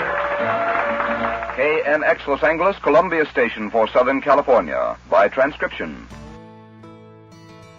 Well, little buckaroos and all veteran trail riders, the 6-hour whistle is a-blowing, and the stars are shining bright across the whole galaxy. We've ridden hard. We've seen justice done. And we've shared the warmth of the HOJO Radio Network from coast to coast, from my heart to yours. I'm the Traveler, and me and my Prairie Rose are going to start banking the fire for the night. Before you tuck into your bedrolls, though, just remember, no matter how dark the trail gets or how lonesome the valley feels, you've always got a friend on the airwaves. That's right.